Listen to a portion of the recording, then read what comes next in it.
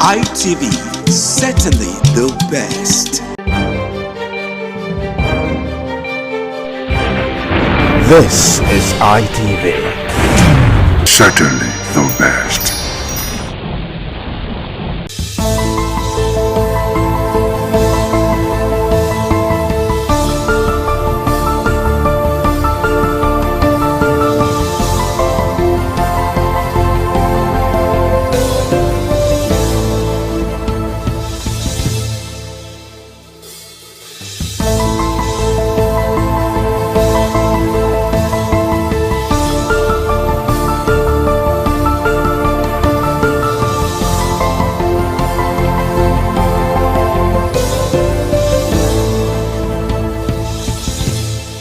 It's such another lovely day, and it's always a delight to bring you the program Icons.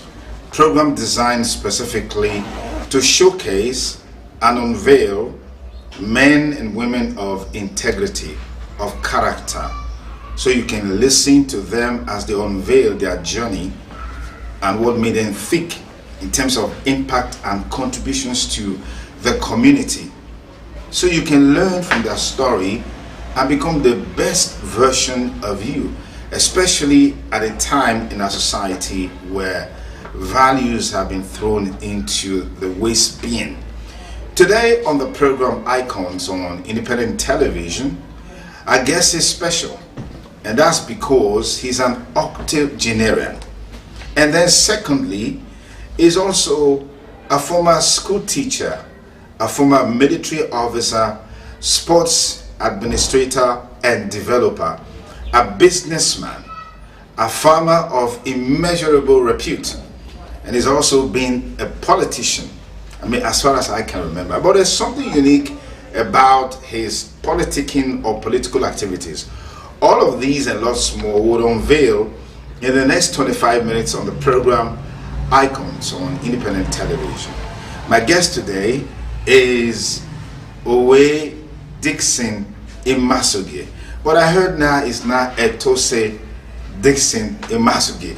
I'm sure he's going to let us into what all of this means. Pardon, sir.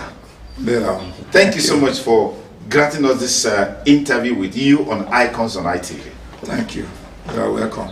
Okay, let's begin from the basic. Tell us, what was it like growing up as a child? I mean, today you're very successful in very many ways. Time will fail us to unveil all of that. But how was it like growing up? Were you born with silver spoon, diamond spoon, or golden spoon? What kind of spoon were you born with? And what was life like growing up?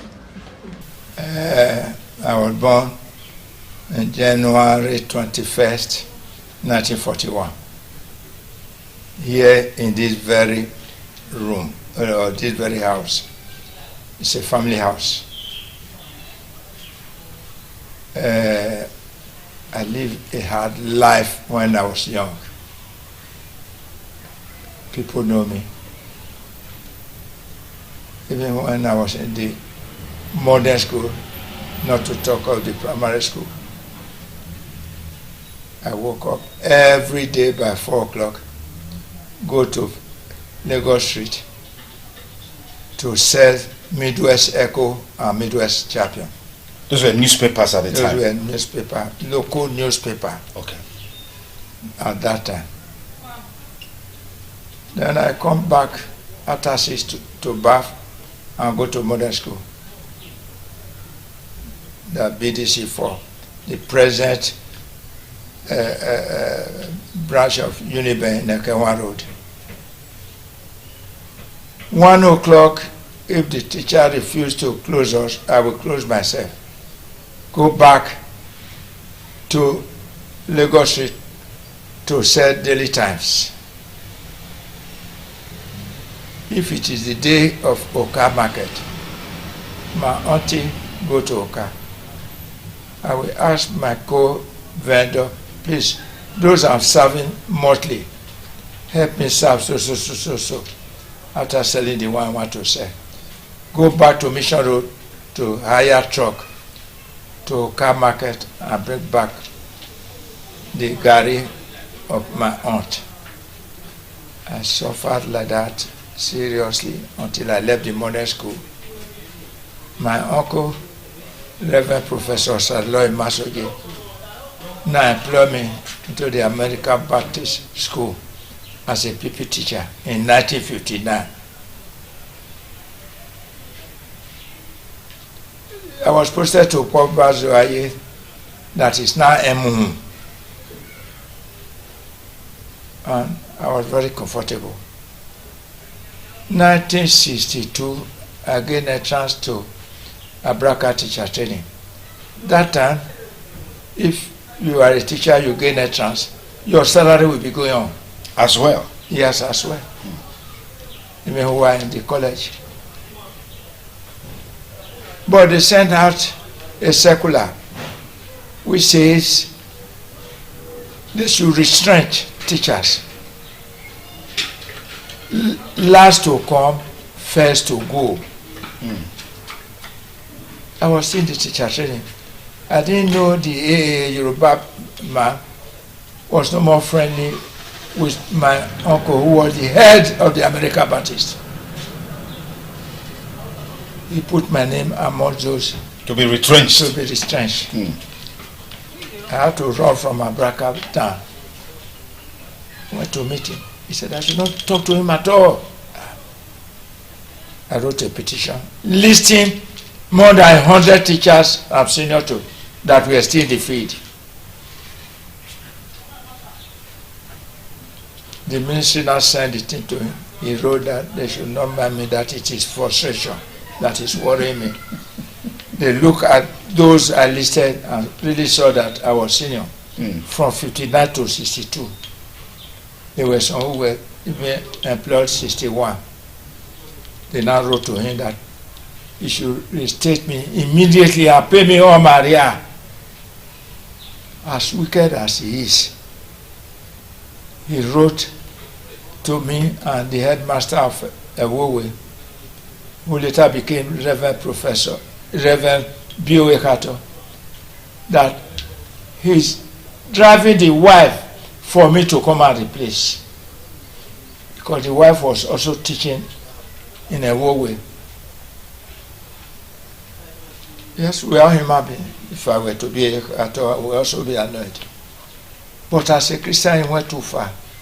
It's a pity he's no more alive. So anything I'm saying, it will look as if I want to spoil his name. But he went to a society that do not have anything with Christianity. If you want to know, 1951, when I was in Okoro Primary School, I got baptized under the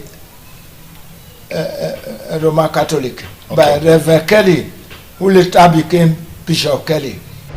Was that how Bishop Kelly Pastoral Center came from? Is that the history behind Bishop Kelly? Okay. No. Okay. That time he was in Holy Arosa, Okay. in Mission Road here. And when I started teaching under the American Baptist, you must belong to their religion. You got baptized there too again? I got baptized in 1959 again under the American Baptist. So, will you want to say I'm not a Christian if I got baptized 2 times? Even Christ didn't do so. So, unfortunately for B.O.A. Kato, the people he reported me to Owewe have their ways of doing things. They follow the right line. They wanted to know if I'm their member. And if I'm their member, they will not do me anything. But if you are not their member, They can't say, yes, you wrong this man. They drove the wife because of you. that was the allegation against you. Yes. Was it that Reverend Ekato, blessed memory now, he didn't know all that transpired to get to that point? First and foremost, when the AA administrative assistant wrote, I am driving your wife for this man to come and replace. We are human beings. Yeah. I said just now that He has a right to be annoyed with me. Absolutely. Absolutely. But not to the extent as a Christian that he went. So you're saying he took your name to Oh, wait. to harm you? Yes. Because according to him, you And that not only to harm me, that I should not spend more than a night alive in a way. But fortunately to me, I was staying in the captain's house in Okpobazoye, that's Naimo. The man know me as small teacher. He know me anything that concerns native thing or not religious, you don't see me in it.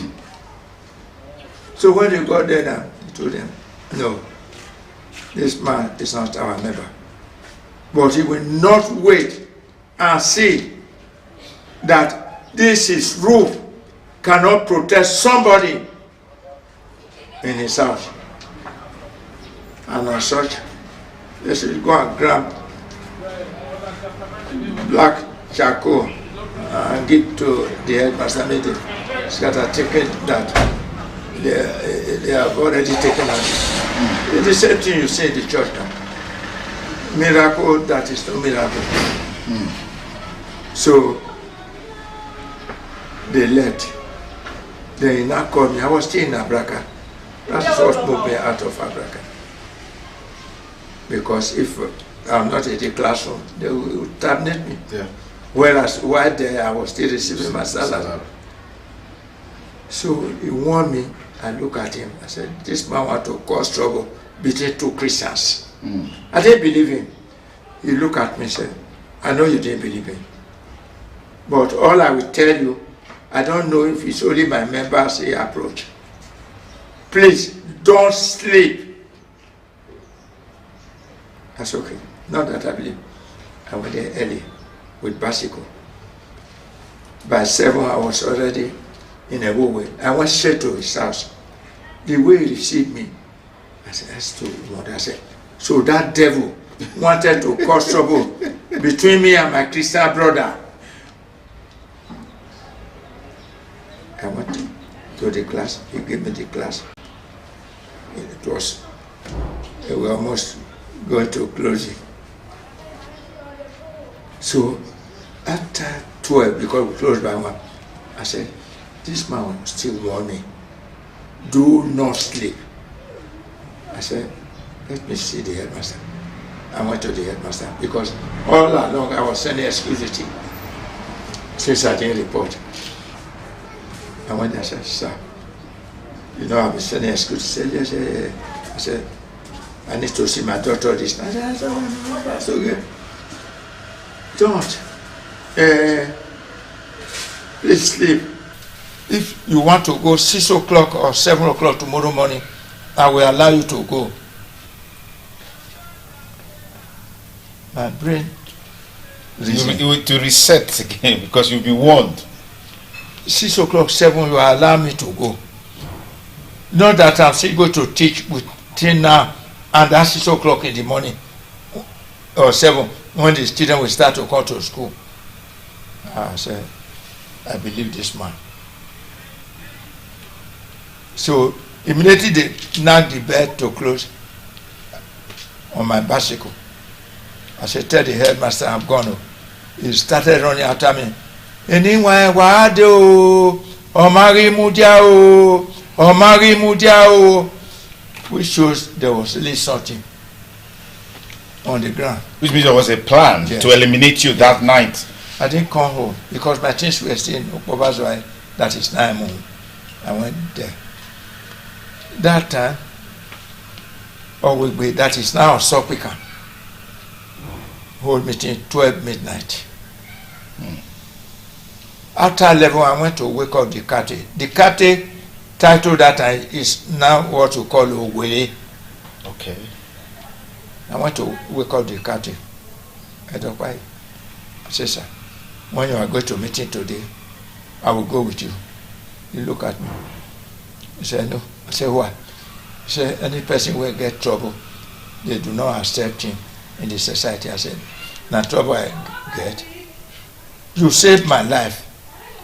you are telling me how to be a good Christian, and I want to join you in what you are worshiping. You are saying I have trouble. I said, I don't have trouble. So I said, you don't want to go. I want to stay outside. Immediately he came out with the oil lamp where they take a escorter. I followed him. When he got there, he went inside to call the elders. Say, see the trouble when you get to. He tell this man or small teacher, say, somebody will get trouble, they know they accept. When I now say, the people say they will initiate me. So that's how you became I became member. a with man in 1962. Okay, I'll come to that point much later. You've also been a military officer. You've been a sports developer. Thank you. You've been Yes, a businessman. yes. Yes. So what were the values that helped you to be able to function at this level? Thank you. Since I left Abraka, I had photographic brain, and I started buying books that I read, ROSA books and so on, and I got my advance in bookkeeping and accountancy. So in 1966, March 66, and I joined the police. Later, Bayagon, who was assistant commissioner here from Hussein, was my squad leader. I was their father. This man who was in charge of security, he was commissioner or deputy commissioner under AIG, Ishaman, was also my squad mate. I got the best batting in 66 squad or 22 squad in police. When the war broke out, they asked for accountants. Because of my certificate, I applied. I was not even a lance corporal in the police. They look at the certificate, they value it, and they gave me a warrant officer class 2 In the army. in the army. So that's how you moved from police to the army. army. Interesting. Warrant officer class 2, class 1. If you are getting promotion, you go to full lieutenant straight. It will not take you 2 years, you go to captain. So I was employed. I served under Lieutenant Bello as the paymaster 2 div. When they now saw my intelligence, they made me officer in charge 2 div traveling claim. That is, any other rank going on leave, his paper Must pass must through. pass through me. From Asaba to Sokoto, like this. I made me name. Do you know why I left so sorry? I've not told you about my family life. Let me just brush it. That in the end, 7 women born for me. 6 were under this roof. So that means you are a polygamist. Serious one. even with our Baba, when I left him when he was in South Africa, I talk. I said, see waiting, I see waiting. He said, they did not they play. I said, Baba, I thought I will learn From you. Polygamous things. I don't know you are the one to learn from me.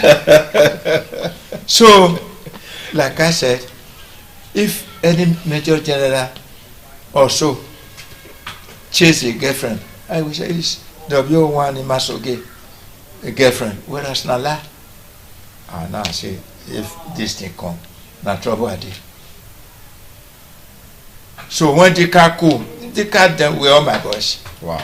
Happened, I say, the senior officers who don't like me can Set you up with this set now. me up. Now right. They didn't even allow me to go. My boss went to take my paper away from Army headquarters. Like this former senator, for, Ali Mekena. He was my corporal. Wow. I sent him to Auchi, where in Auchi I was paying salary. When he came, I promoted him a sergeant. He was already a staff sergeant before I left. Wow. So, or DVD Papa That's one. was under me, So at what rank did you, leave the army? W1. Wow. Wow. That's the father of the army. Wow. But if it's in real military, not tradesmen, Yeah. it will be called Regimental Sergeant Major, Okay. RSM. RSM. But as a tradesman, Yes. warrant officer class 1.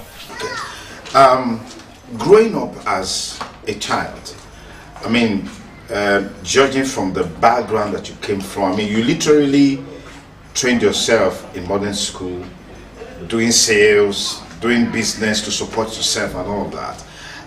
What would you say are the values, the virtues, the principles of life that you imbibed? And you also didn't talk about your parents, because hearing you say you have to work your way to go to school, do trades and stuff like that. Can you give us insight into that? Thank you. My mother left me and the other 2 children in 1946. When you say left you, what do you mean by Left my father Okay. to marry another person. Okay. But the children, she gave birth to another 7 children. I trained all. Interesting. If you were in my birthday that day, you will see the person who prayed, Jesoba Agona. I trained him in Arewele, which is now Western Boys. From there, when I moved to Ibadan posting in 1971, I took him along to do HSC in Loyola College. When he left there, I looked for chance for him in UI. You know what UI is that time? Yeah. He ran home and wrote me a nasty letter. Those who are not as rich as yourself, send their brothers to overseas. You are sending me to UI. I said, okay, go and bring paper. You want to bring. And I trained in Florida State University, full time for 4 years.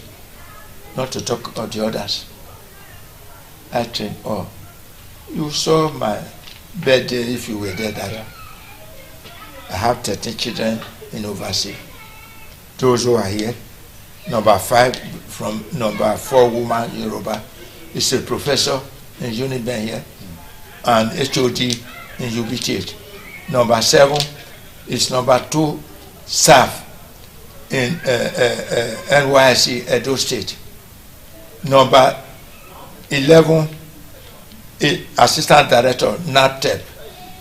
Number 13 is a CEO in one of the Elumelu establishment.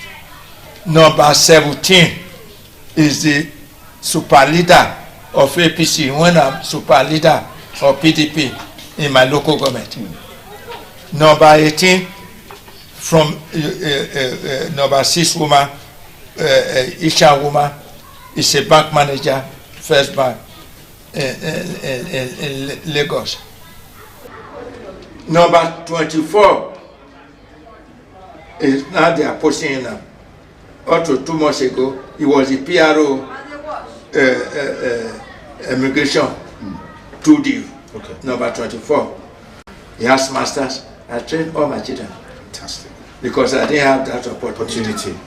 And in short, what motivated me to be training people close to me and to be friendly is that I took oath, personal oath, that as I suffer, if I see any person suffer and not help him, may God punish me. So I'm like that. If you ask people, even Christmas, I do Christmas for more than 600 people every year. Not that I'm too rich. but I vow that I must help you. All right, thank you very much. It's been a very, very interesting conversation today on the program Icons with our guest, with Dixon Imasoge, who incidentally is a community leader, a party leader, a businessman, a philanthropist, a former teacher, and a former police and army officer. Interestingly, I've seen a lot of people in this category who actually started out their life as a teacher.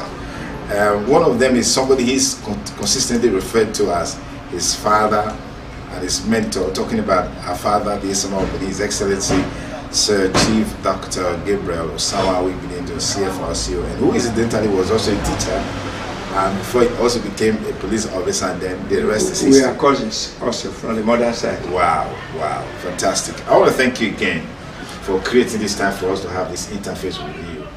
And we wish you the very, very best, particularly with your new age. It's a prayer that you continue to age in grace and with grace. Thank you very much. Thank you for thanking me. That's our package for today on the program Icons. We hope you enjoyed the program. Be sure to join us. We'll bring you a fresh episode of the program. And I'm Sonny Duke Okosun, thanking you for staying with us. Have a lovely day ahead. Bye for now.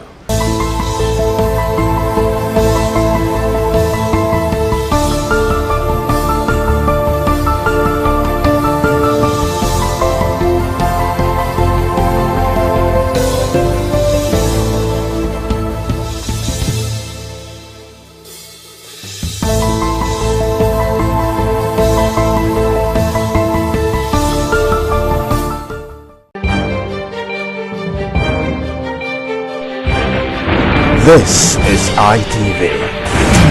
Certainly the best.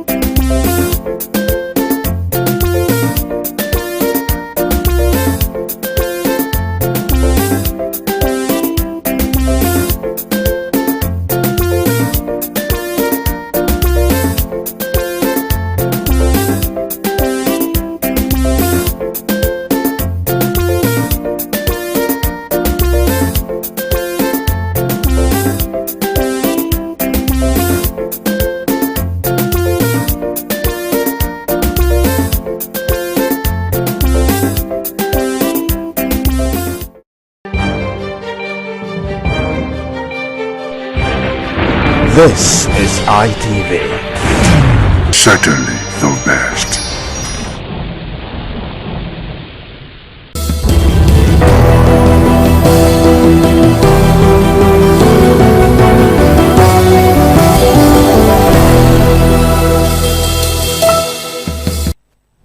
Thank you so much for staying tuned. Welcome to This Morning on ITV. I am Wilson Omasha. Well, I'm not alone. I have Anoluwapo Stevens with me here in the studio on a beautiful Wednesday morning. Good morning. Good morning to you, Wilson. How about the rain? It rained like, something else last night. I was like, scared because of the wind that accompanied the rain. Are we truly, definitely in the rainy season right now? Well, it seems so because I did ask and I was told that the rainy season usually kickstarts from April. Yeah. But yesterday, the wind, should I call it windstorm right now? It was really Seems like warm, intense. and I was like scared. It was so like, intense. But right now, we're experiencing a bit of cool, beautiful weather and I totally love it. It's like you love cold weather. Well, not too cold, but good enough cold. Yeah. All right, it's okay. And of course, from Lagos, we have Marcelina Unko. Mercy, how you doing this beautiful Wednesday morning? How's the weather in Lagos? The weather is good. Good morning, Wilson. Good morning, Anu. Lagos is beautiful. Cold, normal weather. Lagos is good. All right, the morning from Lagos, it would be looking at 2027 right. Federal government budget 135 billion naira for elections. I mean, it is not election yet, and they're already budgeting ahead of the lawsuit. Whatever comes their election year, any lawsuit that comes, they've budgeted for it. As the opposition party are not in support of it. The ADC says, okay, it's fine to budget for lawsuits, but I mean the amount is too much. Budgeting 135 billion naira for lawsuits. Okay, that is actually much. While other opposition parties, are against this particular situation. So we're going to have a UN ambassador, of course, Dr. Victor Ohai, that would help us talk about this topic today. 135 or thereabout for lawsuit. That means that's like, is it the federal government that is prepared right now, the ruling party that is prepared for any form of lawsuits? 135 billion. Can the opposition cough out this kind of money? Well, yes, anything is possible in Nigeria, but I feel like we're talking 135 billion for lawsuits. It's possible in Nigeria. We are wealthy enough. But then again, I feel like this is the first time in a while I'm hearing something proactive come out from the federal government. Because the usual saying during electioneering period or after election, they'll tell you if you're not satisfied, head to the court, go to court. So we are seeing the preparation being laid down already, and it's really quite interesting to behold.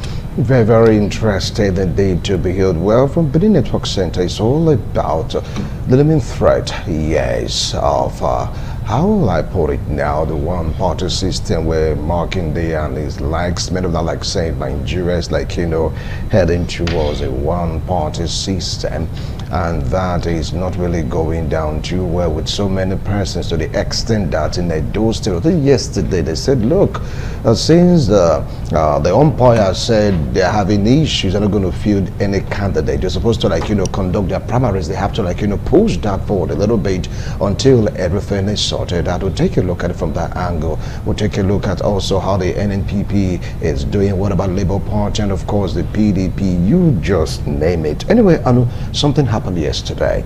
The number one man in the world, Donald Trump. Who named him the number one? He's the number one. Whether you take it or leave it, really? He's the number one man in the world right now.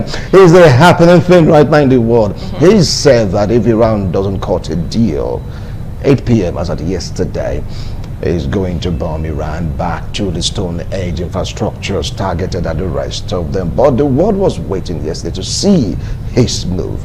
2 hours to the deadline, he told the world that he has, consulted and all that, is giving Iran 2 weeks 2 weeks for them to really pull their hearts in order, for them to negotiate, as long as they don't block the Strait of Hormuz. Now, this is like the third, fourth time Donald Trump has shifted ground, because he keeps saying that, look, Iran, you have to do this. You must release the particular strait. The world must come back again to normal and all that. Now, what do you feel about this? Well, it says a lot about his diplomatic side, but I don't know if you expected that he was going to actually, do what he did. Yeah, because really the man was angry, was like, give you guys enough time. 8 p.m. That's the deadline. All of a sudden. Anyway, let's even scale through some of the benefits that we've gotten from what happened yesterday. So, in less than 2 hours before a deadline, he said for Tehran to capitulate, or else the whole civilization will die. Trump said he was holding off on his threatened attacks on Iranian bridges, power plants, and other civilian targets. Now, so the subjects to Iran agreeing to a 2-week ceasefire and reopening of the Strait of Hormuz. So apparently, it seems he won. Seems it's now a victory for him, because Iran has agreed to 2-week ceasefires on both parties, and they said that the Strait of Hormuz is going to be open for 2 weeks, with Iranian government being in charge of anything that passes through that strait. So it's a win-win for both parties. But then, on the other hand, the world is actually asking and waiting, when would this eventually end? Because I think it's over a month now that we've been having the crisis, the Middle East crisis between Israel, Iran, and of course America, and we've seen how it has affected every single part of the world. With us here in Nigeria, even though there are those who say we shouldn't be affected because we have refineries, we have Dangote, but we're also having our own fair share here. So it's interesting. Quite interesting, win-win for everyone in the world, to agree. But as it stands, rather, the world would really on a standstill yesterday. Is Trump going to do it? He's going to push the button. What's he going to do? 3 hours, okay, now 2 hours, all of a sudden, come on, let's get to talk. Anyway, in diplomacy, definitely you have to give and of course take. Striking a balance is the most important thing of all. Right now, let's see how all these will pan out. Well, Abuja is ready. How are you doing this morning? Dulokbe Oguntume, good morning. What are we expecting from you this morning? Also to keep you clapping. Yeah, before we surely look at the crisis, the brain right there, talking about what is happening with parties and trying to find a lasting solution. So many Muslims going here and there with people, acquisition and counter acquisition right there, trying to find a lasting solution to the current impasse rocking the political landscape right there, and also the slave of the ruling party in the scheme of things is also generating a whole lot of reaction right there, trying to find it. But that's what we'll be looking at in the from the Abuja studio right there, to talk about these recent issues happening right there in the political landscape, and also finding a lasting solution.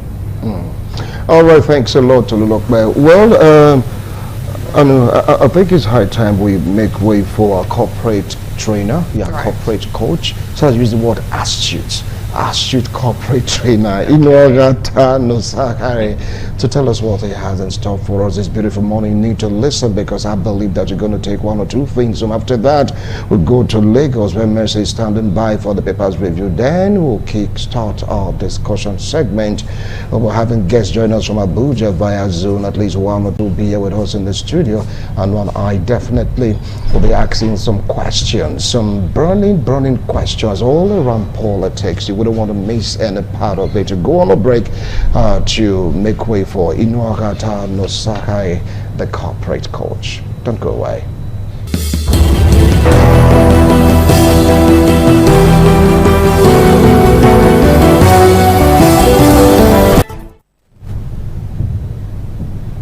Inuagata Nosahai is my amiable name, and I'm so delighted to come your way this morning and make your day a premium value one. Now, I've been on the series of driving team productivity, workplace effectiveness with emotional intelligence, and I'm presently on the 4th pillar or component of emotional intelligence, which is the emotional intelligence component of empathy. And empathy is the ability to sense the needs of others. Empathy is the ability to sense the concerns of other people Empathy is the ability to see things from the perspectives of other people. And now, one way that we can use to bring back public confidence, public trust to many of our institutions as a nation is to integrate empathy into this institution. And one institution that the personnel urgently need to integrate empathy into its interface with citizens, is the police institution. And that is why this morning I'm teaching on policing with empathy. Policing with empathy. Remember, I said just that empathy is your ability to sense the needs of others. Empathy is the ability to sense the concerns of others. And if there is any time to integrate empathy into policing in our society today, it is this time in our nation whereby there is so much economic pressure on the citizens of the country, or the citizens of the people. We have people out there who are seriously under the pressure of feeding themselves and their family. There is the economic pressure of they need to sort out their accommodation, pay school fees, attend to medical bills, and even battling with the pressure of literally no electricity supply.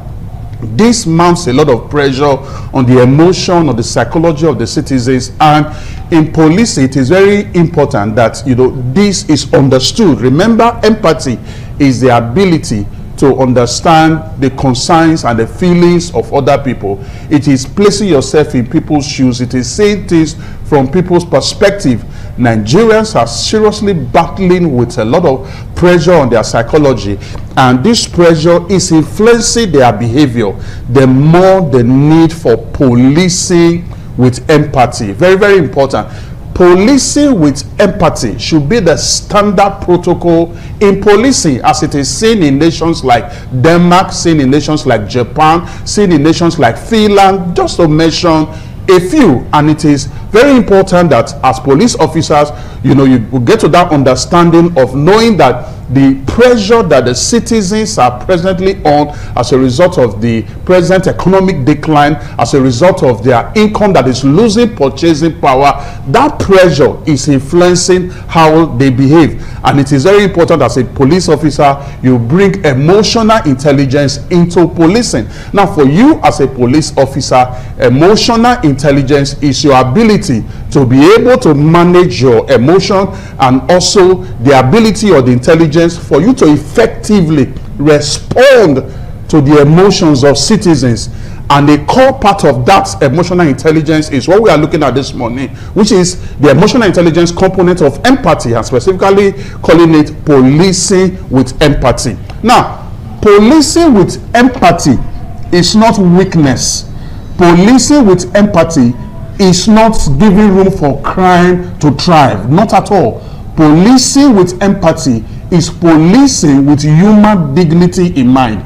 Policing with empathy is policing with value for the human life, value for the human being, respect for the human life, while still ensuring that crimes are prevented, while still ensuring professionalism, while still ensuring accountability. This is very important. I'm going to give you a proper definition of policing with empathy from my training slide here, on my device. And I believe maybe one or two police officers may be watching out there across the country, and you want to document this down so that you can begin to integrate this into your policing. Very, very important, because policing is beyond just a preventing crime, which is a core part of policing, but policing is also managing people and managing emotions. And that is where emotional intelligence come into the equation. You will be unable to effectively manage people and manage emotions if you don't have emotional intelligence, and especially the emotional intelligence component of empathy. And like I said, policing with emotional intelligence is not weakness. Policing with emotional intelligence is not excusing crime, it's not abandoning discipline. Policing with emotional intelligence is policing with human dignity in mind. Now, a definition I have here for policing with empathy, goes thus. Policing with empathy is the ability of a police officer to apply the law firmly while showing understanding, respect, and emotional awareness in his or her interactions with the public. Now, we are going to look at this definition together. I will read it again. Policing with empathy is the ability of a police officer to apply the law firmly while showing understanding, respect, and emotional awareness in his or her interactions with the public. Now, look at the first thing that was said. Apply the law firmly. Now, that means that policing with empathy does not support compromising the law. You must uphold the law. You must prevent the crime. Apply the law firmly. That means that policing with empathy, like I said before, is not tolerating crime. It's not tolerating indiscipline. It is ensuring that the law is upheld. Then you look at the other line. It said, apply the law firmly while showing understanding and respect. This means in doing your job of enforcing the law, you do it with human dignity in mind. You do it with value for the human being. You do it with value for the human life. Then the next line in the definition says, emotional awareness in interaction with the public. You do your law enforcement job bearing in mind the present emotional pressures and economic burden the citizens are presently going through. This is very, very important, because when you stop somebody on the road, when you stop somebody on the way, these people you are stopping on the road, you are stopping on the way to interface and interact with them, which is your law enforcement job. These people, most of them are frustrations and depressions, emotions. Many of them have been frustrated with the economy. Many of them have been frustrated, with these current economic challenges. Price of fuel just skyrocketing every day. Looking for house rent, school fees. Somebody that used to pay 150,000 naira for a room and parlor, self-contained. Today they are telling him 800,000 naira, 1.2 million. All these pressures are already stressing the people out, and that's why I said just now, many of them are frustrations and depressions, emotion, and that is why it is very important you bring empathy into your policing. Like I said, policing goes beyond just enforcing law, which is a critical part of it. Policing is also managing people, managing emotions, and it is important you take this very, very seriously.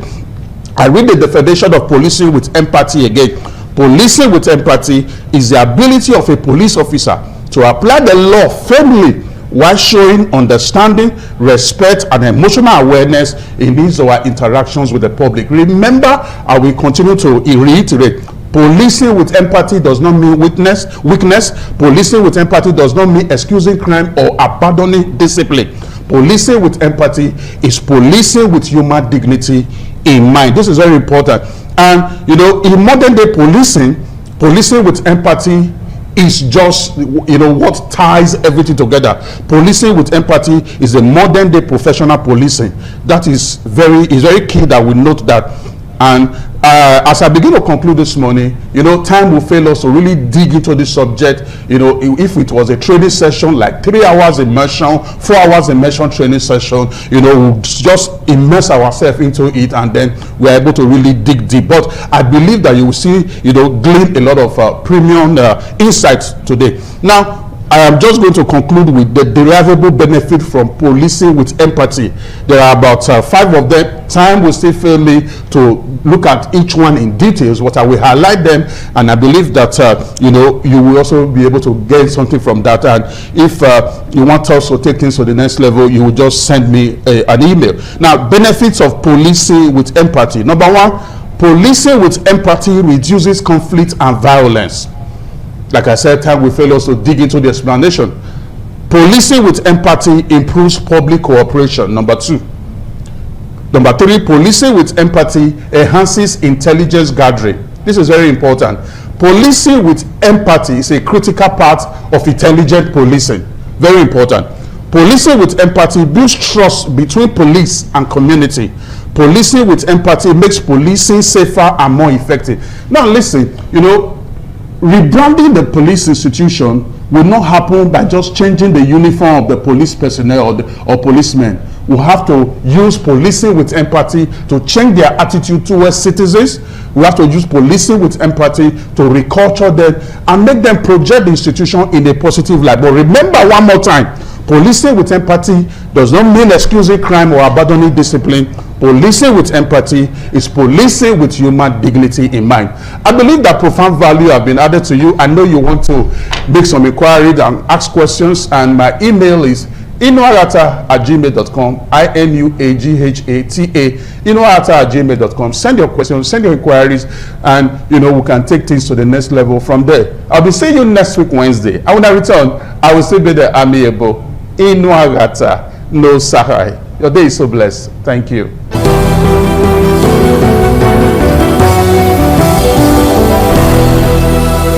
Many words that has been on wait more on Marcelina Unko. And I guess that would be helping us review those papers is Dr. Victor Ohai, a UN Humanitarian Ambassador. Hello, Doctor. Good morning. Good morning. How are you today? I'm very well, thank you. Thank you so much for coming. Yeah.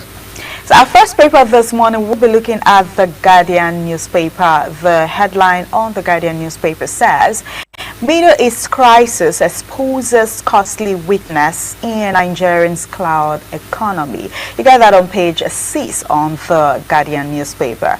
Another headline there says, angry women halt mass burial in Angwarukuba as death toll rises. You get that on page 3 on the Guardian newspaper. Another one says, CSO, the cry worsening poverty despite over 100 true budgets into to get that on 3. Also, Guardian newspaper. Another one that says UN chief injures gets food security goods on that global partnership. You get that on page 5. Also on the papers. ADC crisis deepens as new factions around parties leadership backs INEC. You get that on page 6 on the paper. Chaos as a rainstorm damages Abuja transport project. You get that on the Metro page on page 8. Also on the Guardian newspaper. National Police Day. Tinubu on this intelligence gathering as IGP salutes fallen.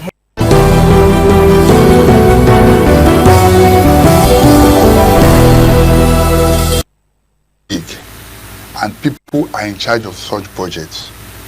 Honestly, it's going to be difficult because the more insecurity there is, the more you can draw onto such votes. There is no reason why. I will keep repeating, the ordinary soldiers, the rank and file, have always said that if we want this thing to end in one day, that they have the capability. Question is, why? And it continues. In spite of what the Americans have done, it persists, and it is sad. It is sad. Let's take a look at the next papers. Thank you so much for that. Let's take a look at the Daily Sun's paper. The headline, the big headline on the Daily Sun newspaper says, federal government begins mass trial of terrorists. A writer says, over 227 prosecuted by 10 judges. You get that on page 4 on the Daily Sun papers. Another headline there says, as Southeast governance back Tinubu. You get that on page 29 on the Daily Sun papers. 2027 stakeholders back ex Nasemi EVC as next Nasarawa governor. You get that on page 6 on the papers. Another one says just killings, angry women halt mass burial. You get that on page 6 also on the paper. While on page 25, Zenith Bank posts 1.26 trillion stakeholders to receive 100% increase in dividend. You get that on page 25 on the Daily Sun newspaper. 2027, heaven won't fall if PDP ADC don't field candidates. Lagos APC. You get that on page 6.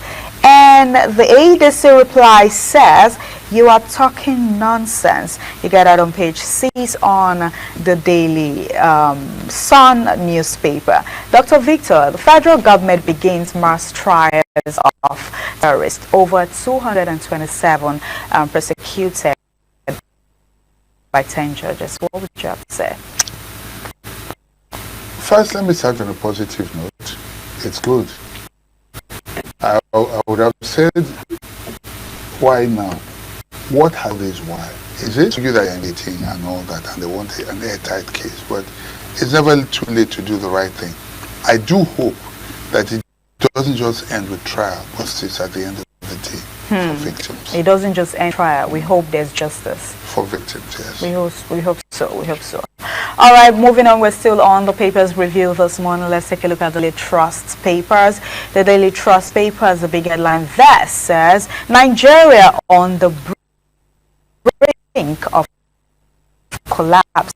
CSOs, riders flames, rising poverty. And one says, ask governments to protect democracy from a jack, rebuild trust in judiciary. You get that on page 1, on page 3 and page 4 on the Daily Trust papers.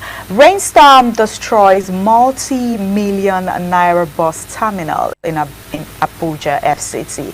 You get it on page 16 on the papers. Another headline there says, Boko Haram suppliers jailed as federal government begins trial of terror suspect. You get that also on the Daily Trust papers. You get that on page 8. Another headline that says, bandits kill Abuja businessman's daughter despite 12 million naira ransom payment. You get that on page 17. Another one says, your actions bad for Nigerians' democracy. Kwakwansol tells Nafiu Bala. You get that on page 27 on the papers. Another headline there said, what is next after PDP convention? Interesting. Casino residents abandoned roads over attack. You also get that on the papers. Get that on page 5. So let's talk about this all killing stuff. Still on insecurity. I mean, bandits kill Abuja businessman doctor despite 12 million naira ransom payment. I mean, they've paid and they still killed the girl. It's happening all the time. Breaks my heart. Payment of ransom is not necessarily a guarantee. They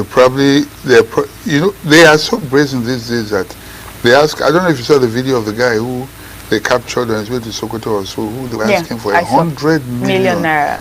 And I'm wondering, is 100 million naira so easy to come by this day? Is it 100,000 naira? Exactly. How many people can ever afford 100,000 in reality? You know? And so it's unfortunate. It is unfortunate. I don't know what else to say. It is unfortunate. But I hope government prioritizes security. We hope the issue of insecurity ends in Nigeria. All right, let's take a look at the Vanguard newspaper. The big headline there says, crisis deepens as third faction emerges. You get that on page 5 on the papers. Poverty remains high. 40% of children stunted in Nigeria. Together 19 on the PDP chieftain Benga Ashim resigns from party as reconciliation effort collapses. You get that on page 9. Let's talk about the ADC crisis, Dr. Victor. Yes. ADC crisis deepens as third faction emerges. We've been seeing what has been happening between the ADC and INEC, you know, INEC not recognizing ADC leadership, you know, and the ADC, they're not taking it funny at all. What is happening in ADC is, I mean, that's not the only party. Why ADC? Of course, you can see that PDP has been almost totally decimated. Now it is ADC because in a way it poses an existential threat to the ambitions or to the continuation in power of APC and the current administration. Not without it, however the deniers, you can see that there is an invisible hand that is manipulating things within the party. We just hope that the ADC people can move a step ahead so that they can, but it's tough. Okibaloye talked about the issue, the danger of a one-party state. And Mr. Wike threatened to shoot him. And so that's the reality on ground right now. That's what we're facing. You talk, you stand in short. I mean, Wike came that it was the relationship. You know, said that he didn't mean it. No. If he said relationship, I don't know what he means by that. we are chummy. You can't say that on public television. If Sheung took it lightly, he would not have come out with the statement that he made. And there are things you don't take lightly. The reason, and Sheung said, let me just say this quickly because of time. If somebody says, your friend says, I will shoot you.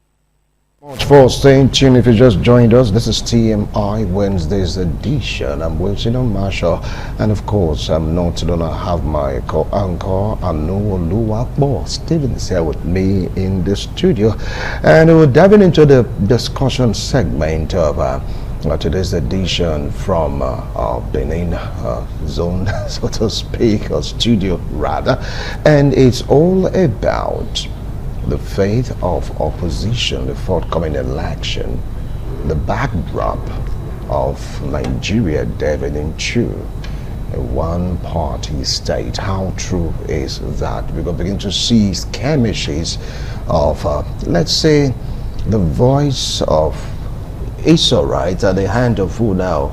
Is it Jacob? The way the Jacob, I mean, it's like, people like saying, what is really going? This is like abracadabra. We don't understand what is happening right now. So talking about what is going on in PDP, Labour Party, and of course NNPP, all of a sudden there's this banger on the ADC, thinking that it was just two factions fighting. Right now there are three. They were like asking, what in the world is going on? Is it true that the All Progressives Congress allegedly is playing its masterpiece to make sure that we don't have an opposition come 2027? That's going to be the cross of our discussion this morning. With us here in the studio, he is a political analyst, political affairs commentator on this platform. He is a member of the APC and, of course, an academia, right? Join me to welcome Ahmed Iwaike. Thank you so much for making our time to join us. Thank you so much, Mr. Wixing. Good morning, viewers at home. It's been a while. It's been a while, really. And joining us all the way from Abuja via Zoom, he is the chairman of ADC Edo State Chapter.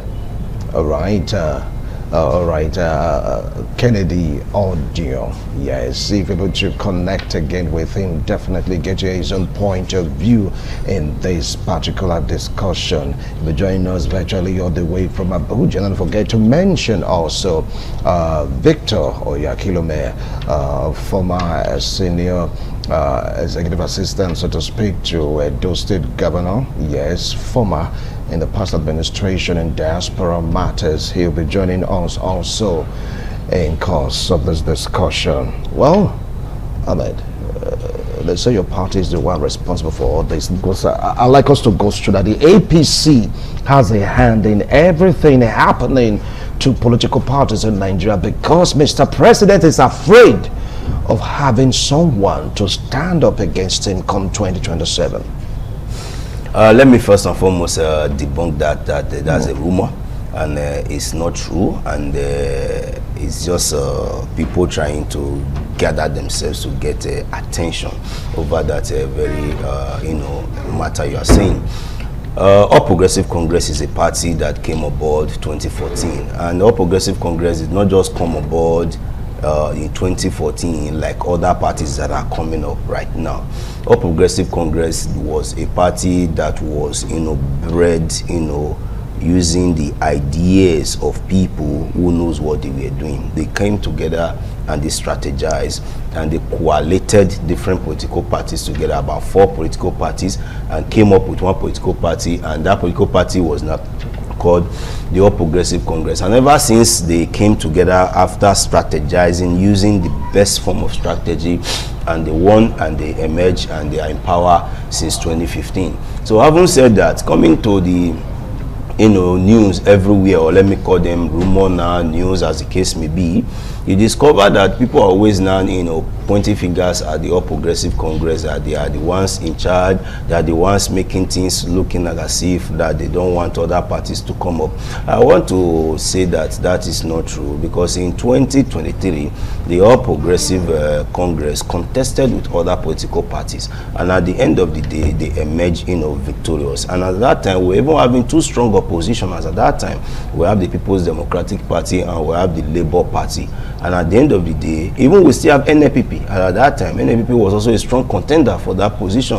And Mr. President, as at that time, wasn't yet a sitting president, and he was still able to, find his way, into power by winning the election. Now that he's in power, why will you now think that he just want to have a one-party system?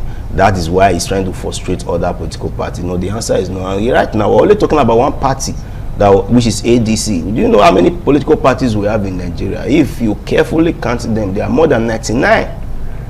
They are more than 99 if you carefully count the political parties we have in Nigeria. But ADC just, they are just on air just because of the fact that so many persons decided to use that umbrella to look for what they are looking for. And today, if you look at the group of persons that are coming up together today on the platform of the ADC, these are persons who have exploited other different political parties. They have exploited the PDP, they have exploited even the APC, some have even exploited even the LP, and some have even exploited even the NNPP. They are all the people who came together that are now in the ADC. And now, why are they now accusing, the APC, trying to frustrate them? The answer is no. APC is not frustrating you. Like I said, ADC now trying to become the new bride. Everybody wants to have a taste of the new bride. Okay. So, since you said ADC is now becoming the new bride, and just to, cross-check what you also said about, is it just the ADC? Now, remember, the PDP was also in the limelight at a point in Nigeria when we saw a bit of shenanigans happen within that party. And now the ADC, as you said, is now the new bride, and all eyes are on the ADC. Let's not forget that there's a new development actually did spring up when Rabiu Kwankwaso joined the ADC. Now, the question is, how would you describe the state of opposition parties in Nigeria, and what do you think is the major problem affecting them in Nigeria? Is it the power that be, or is it that they cannot manage their house properly? Yeah, you've just answered it. They cannot manage their house properly, because when the People's Democratic Party was leading Nigeria, even boasting of the fact that they're going to lead Nigeria for 60 good years. Yeah. Some group of persons who were in different opposition party, like the ACN as at that time, headed by the current president Bola Ahmed Tinubu, then the CPC headed by our late father, late General Muhammadu Buhari, and even the ANPP, even ABGA. These were opposition party who were very strong at different regional level. But they thought it wise that, okay, if we have to wrestle power from this very current, ruling party, we have to come together and strategize, positively.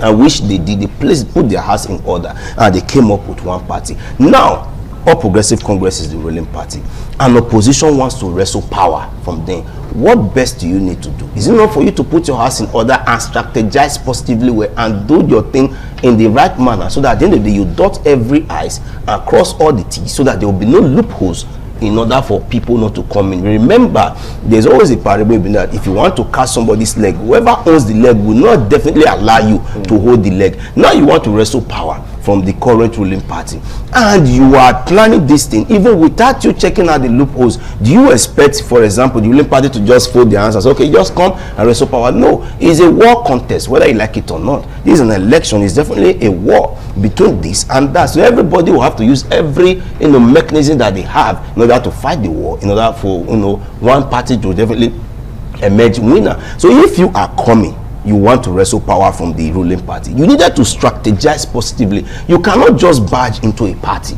and then tell whoever is there to step down, and you came in. Fine, if it works for you, fine. But the other loopholes you needed to have covered, but you failed to cover it. Like a nephew now who is claiming that he didn't resign. If you had done the resignation probably on a visual issue, like on a broadcast like this, those clips would have been flying on air, that on social day like this, even on this press conference, that was recorded by China's TVC, even ITV, for example. This is when you said you resign, and this is a copy. Will Rafiu, do you think Rafiu would have gone to court to say he's still the national chairman? They didn't put their house in order. You just came, you coerced them because one, you were a former military general, which is David Mark. Then the other one is a former governor, or Aregbesola, or a former minister. Or you people just came, okay, it's a money back thing. They just know it's Rafiu, a 35-year-old young man. So you just bully and bully and bully and bully SYs and so. But they have to go back to the drawing board and said, okay, no.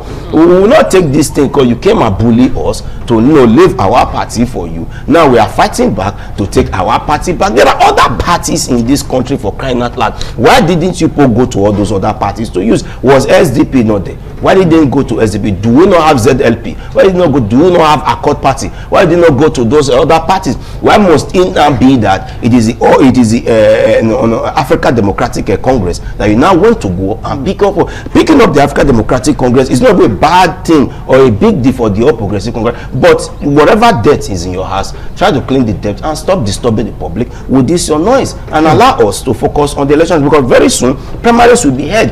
Do this thing and have your candidate, and let's hit the ground rolling. All right, well, I just got a message from the ADC chairman at Edo State chapter. He said he just can't join right now. He has an emergency to attend to even right now. I'm just reading the message right now. He said he can't due to some circumstances beyond his control. Well, we'll come back again to Ahmed. We want to go for a break to make one or two adjustments. Don't go away. We will be right back. Thank you so much for staying tuned. We have to take that break to make one or two adjustments. Joining us right now virtually is Victor Oyakilome, a political analyst, political affairs commentator, and of course a former senior special advisor to the government in Edo State on diaspora matters. Victor, thank you so much for joining us. Okay, well, Victor, we'll come to you later if we were to re-establish contacts. Now, you said in war or love, just to rephrase or paraphrase what you said, all is fair. And you talked about grabbing on someone's foot. You don't really care whose foot you are grabbing as long as you win. Is that not the principle your party is engaging right now? After all, the president was accused of saying, grab it, run with it, do what I need to do to get it. Is that not the same principle your party is applying? Mr. Wixon, if I may ask you, your father's landed property. Yeah. Somebody would just come with the name of whatever name wants to take it. And because you were a gentleman, you want to be a gentleman, you allow the person to just go with your father's landed property. Is the presidency APC's property? Now, I am only making that explanation in the fact that somebody is already sitting as a president and he has plans for the country. And he has not completed his plan, and he believes 4 good years is not sufficient for him to execute this whole plan, and he's begging for another 4 years in order for him to complete this whole plan.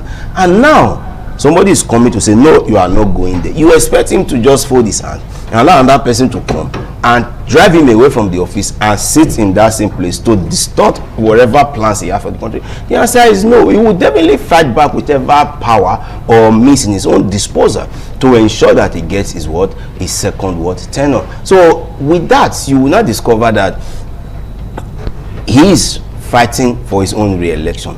The same way the oppositions are also trying to come into power, to grab this power. Now, if we ask, who are these opposition currently? Are they really opposition from these are people from an ideology that this ideology is quite different from what is happening in this country? The answer is no. We once said the People's Democratic Party was not a good political party, XYZ. And here we have David Mark, who did almost 8 years, 12 years as a Senate president. I think 8 years is more specific there as a Senate president under the same People's Democratic Party. Now let's look at my guy, the former governor of Kaduna State, Nasir El-Rufai. Our guy, not quite long here, from the All Progressive Congress, who is also a member of this very place. Then look of the other of our very lovely guy again, Peter Obi, from the LP, then from the PDP, from the APUGA. Now, all of them. What ideology are they telling us they want to bring in? Do we really practice ideology politics? So if we don't practice ideology or politics, then what are they coming to change from the government that this government is not doing? Because it's the same idea. Since we don't have an ideology, then what are they coming to change? Look at the developed world, like the Republican or the Democrat. Everybody knows that this is what Democrats do, this is what the Republicans do. Then if we are saying we want a change, we don't like this policy of the Republican any longer, want that of the Democrat, very good. But now in Nigeria, now tell me the ideology now that David Mark wants to bring in, that we have not experimented in this country. I say 8 good years in a president, what else does he want to change that they couldn't change us at that time? Then look at my guy Nasir El-Rufai. What ideology is he bringing in? A PDP as a minister, APC as a governor. Which ideology does he want to bring? Okay, look at my guy Peter Obi, APGA, LUP, PDP. Of course, ideology. Okay, is he our grandfather Atiku Abubakar? Of which policy is he bringing? Is he of the APC? Is he of the PDP? Is he of the APC? He has tested almost all of them. I think it's only LUP now. From all this big party has not tested now. He's in the APC. Of which ideology are they bringing? My brother, it is selfish interest for crying out loud that they just want to bring power. If Nasir El-Rufai was to be a minister today, do you think he will be fighting this fight? The answer is simply no, he will not be fighting this fight. So my brother, it's just greed, and we are all clapping for them for their own personal greed. I swear they are not coming to change anything. Right. Do you understand what I'm saying? It's a personal greed because there's no ideology, there's nothing they are coming to change. If they still come in, it's the same noise, it's the same thing, it's the same complaint. What's it going to be happening? Because the truth remains the same. Right. Foundation is foundation. Nigeria as a country, we need to have this foundation fixed properly. If all these institutions are not properly fixed, no president comes into this country that will do Eldorado, my brother, nothing. We will still continue to lament, complain for that very duration of time. Oh, the best institution to be fixed. He has another question. Yes, I want to listen to you, please. So whilst you might actually have a point with what you said, there are those Nigerians who will currently say right now, what is the ideology of the current administration? Because this administration came with the renewed hope agenda. Really, has the hope of an average Nigerian man really been renewed? Because we now hear hopelessness and not hope. Now that is one. Number two, what is the role of INEC as a tool in all of this? Because the main opposition party in Nigeria right now, that's the ADC, has accused INEC of sending landmines to ensure that they do not have, representatives or political appointees for the 2027 general election. So what's the role of INEC? Is INEC tilting or playing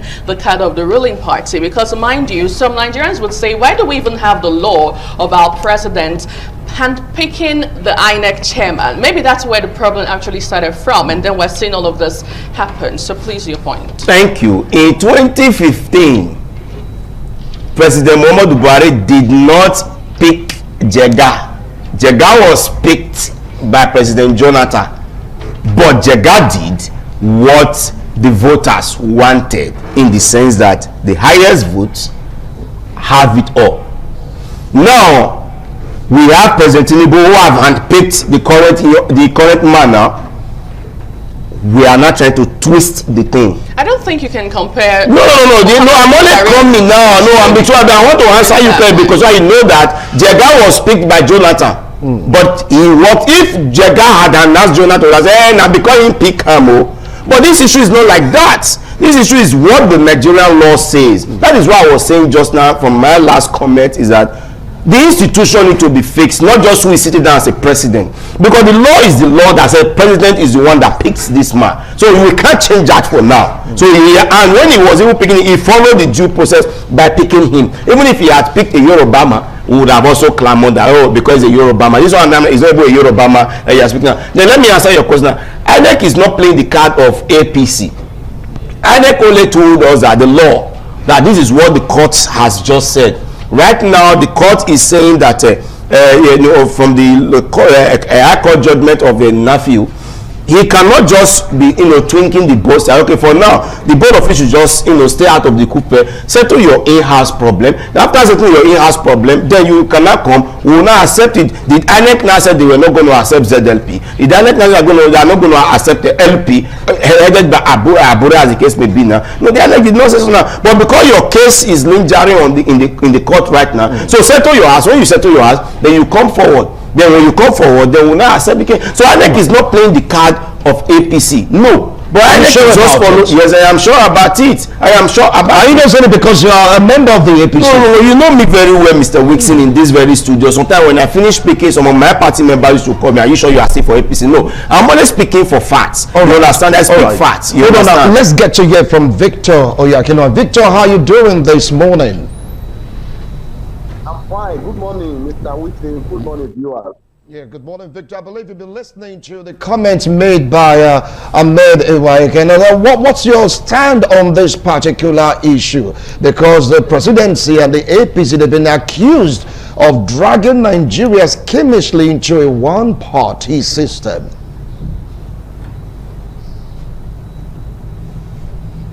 Can you hear me? Oh, it's like we were having some technical issue. Yeah, I can hear you very well. So go ahead. Yeah, so I didn't hear. Come again with your question. I'm talking about the allegation laid by opposition against the presidency and the APC, saying that they want to drag the country into a one-party system. Yeah, that is not just only allegation. The facts are there. Can you hear me? Loud and clear. Please continue. We can hear you. We can hear you. Continue. Okay, the facts are there. The records are there. Like in the state, in a country that we have over 34 states, you have compared over 31 governors to join your party. And PDP, that used to be the major opposition party, you created internal unrest and internal crisis in the party to ensure that they are frustrated to feed any candidate from the State House of Assembly to the presidency. Now, when the various opposition party, when they saw what is going on, so they decide to have a coalition. Now, because the government in power, they have seen the momentum and the strength of the new coalition party. Now you have decided again to be frustrating the only coalition party that Nigerians are yearning to support and to give their total vote come 2027. Now, how can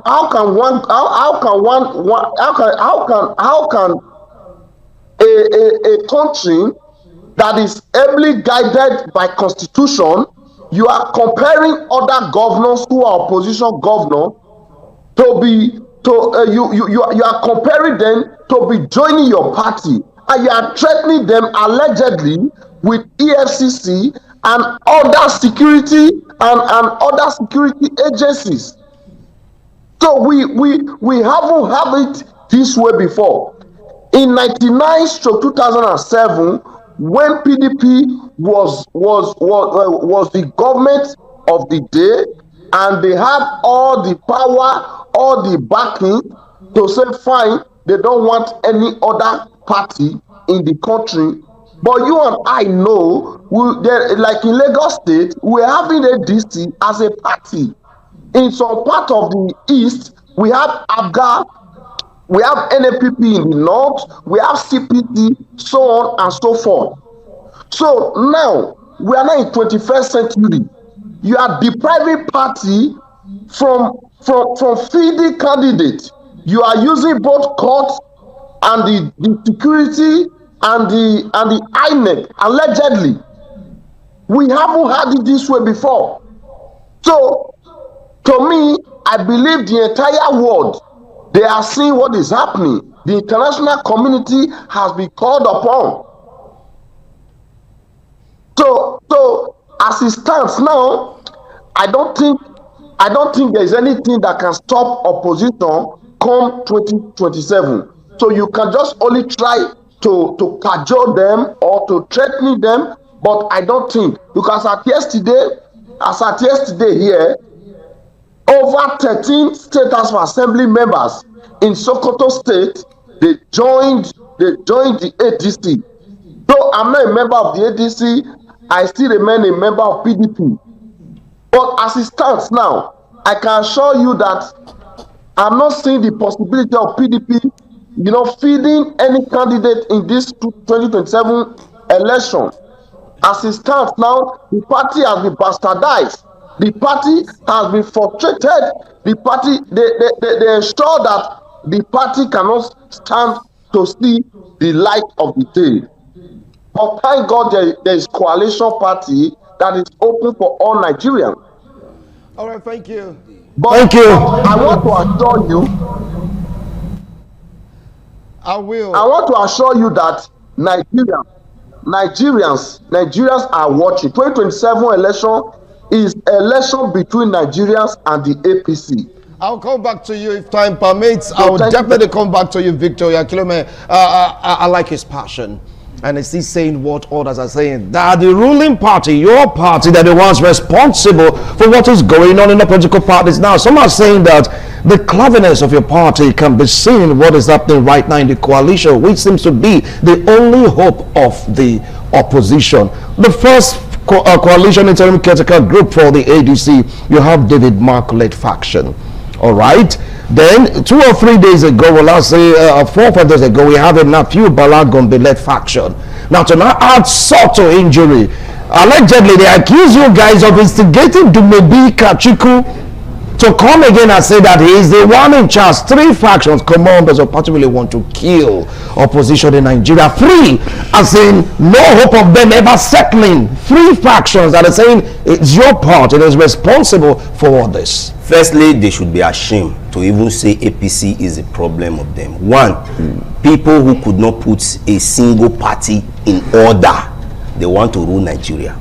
That alone is already a red flag for them that they cannot even fix this country. If they cannot fix a single party, the crisis in a single party, then yet they want to fix the whole entire Nigeria, that means they are deceiving themselves. Like I said, of what legacy do they want to bring in? People, I've mentioned the parties they've tested. Look at Peter Obi, for crying out loud. Only small crisis they have in LP, he ran away. Of what leadership is he going to bring to Nigeria? You cannot even settle a simple leadership problem in LP. You run away, you're not ADC. Now ADC is facing a problem now. They can't even fix the problem. Okay, from Nafiu issue, another one is coming up. If they claim to be a strategist, or people who knows the problem of this country want to fix it, couldn't they be able to foresee that the 3rd faction will come out to quickly block that place? If they cannot even see beyond their nose, how can they fix the problem of this country? For God's sake. Now let me respond to him quickly. I said they are bullying on the governors to come and join their party. They are using EFCC. Nelson Mandela spent 27 good years, if I'm not mistaken, in prison. Why did Nelson Mandela did not fall prey to the white men? But quickly I lied to them. But he stood his ground. All those governors he claimed that joined APC because they were bullied, if they were serious governors as he claimed, why would they stand their ground? But if they could chicken in, mean they themselves has a problem with them. If a governor is being threatened by EFCC, mean that governor himself is not a good governor because you have cobwebs. If you don't have cobwebs, can they threaten you with EFCC? The answer is no. If a governor is saying, okay, I will not, they refuse to give me these billions of naira, that is the reason why I now want to collect that billions of naira. Meaning you were there because of the billions, not because of your people. Or does such people, does some person supposed to become excellency? Or what excellency is that person that will not become a billion? Then you leave your party and go and join him. So tell me, are these people now that want to come up together and say they want to fix Nigeria? The answer is definitely no. When he was saying the PDP was there, do you know that General Olusegun Obasanjo or President Olusegun Obasanjo bullied Bola Ahmed Tinubu? But Ahmed Tinubu remained steadfast in his ADC. What is the result today? APC. Why are these governors not remaining steadfast? Why are they not proving their level of sportsmanship? Why are they not, standing firm to what they believed in? To the extent that Bola Ahmed Tinubu created CDAs and he refused to pay them. He said, no problem. He generated funds and paid his own people. Today, go and look at Lagos State. What kind of governors do we have today? Then who are those forming the coalition that we are talking about? That they are saying they want to coerce them, they want to kill them. My brother, nobody is pushing you. Prove to us, this is the litmus test. Prove to us that you can actually solve problems. Solve your internal crisis first. And if you cannot solve the internal crisis, I don't see how you're going to solve a complex country called Nigeria. You cannot. Let them prove to us that they can solve the DC crisis first. And once they're able to solve the DC crisis, then we will know that yes, these people are ready. And then people cannot begin to see that these people can solve. But with the duration, they be able to solve that is why if you are a politician or a smart entity, you should be able to know that time is part of exam. Because once they said exam start now, click, you are ability to know the 60 questions to 60 minutes. The ability for you to maneuver them and say, I'm going to use 45 seconds per word matters most. If not, if you are giving me 4 hours for a 2 hours paper, I would have gotten an A. But because you said 2 hours is for this paper and I could not measure up, that's why I got a B. So now you know that time frame is part of the exam. So they should not and work it out by themselves. And I know that these people, if they are serious, prove to us that you can make Nigeria a better country and fix your party. Not running from one party to another. They should be ashamed of themselves. Thank you, Amen. Thank you. Well, Victor, we have so much to say, but we are pressed for time. And please, your last round quickly. Right, Abuja is standing by. I want to direct the question to Victor because it seems it's the voice of the opposition party in this conversation. What do you think should be that strategy that opposition parties in Nigeria should adopt to remain irrelevant and to see that they even have a stand in the forthcoming election come 2027? Ambassador Victor, please. Okay, thank you very much. I hope you can hear me clearly. Can you hear me? We can hear you, Victor. Go ahead. Please go ahead. Okay. Fine. Firstly, as it stands just now, the opposition coalition has come to stay. So whatever that you see that is happening now is just a tool to destabilize the opposition coalition, just the way they destroyed the PDP.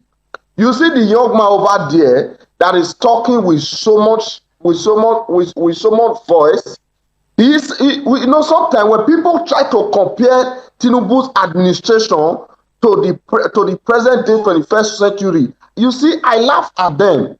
Even in this 21st century, because the Osun State governor allegedly refused to chicken out, I can tell you for free that is a government that is being run by an Accord party, and the council chairman and the councillors we have over there, they are APC chairman and APC councillors, and be aware that the government in power, the government of the day in Osun State, Victor, they got judgment, but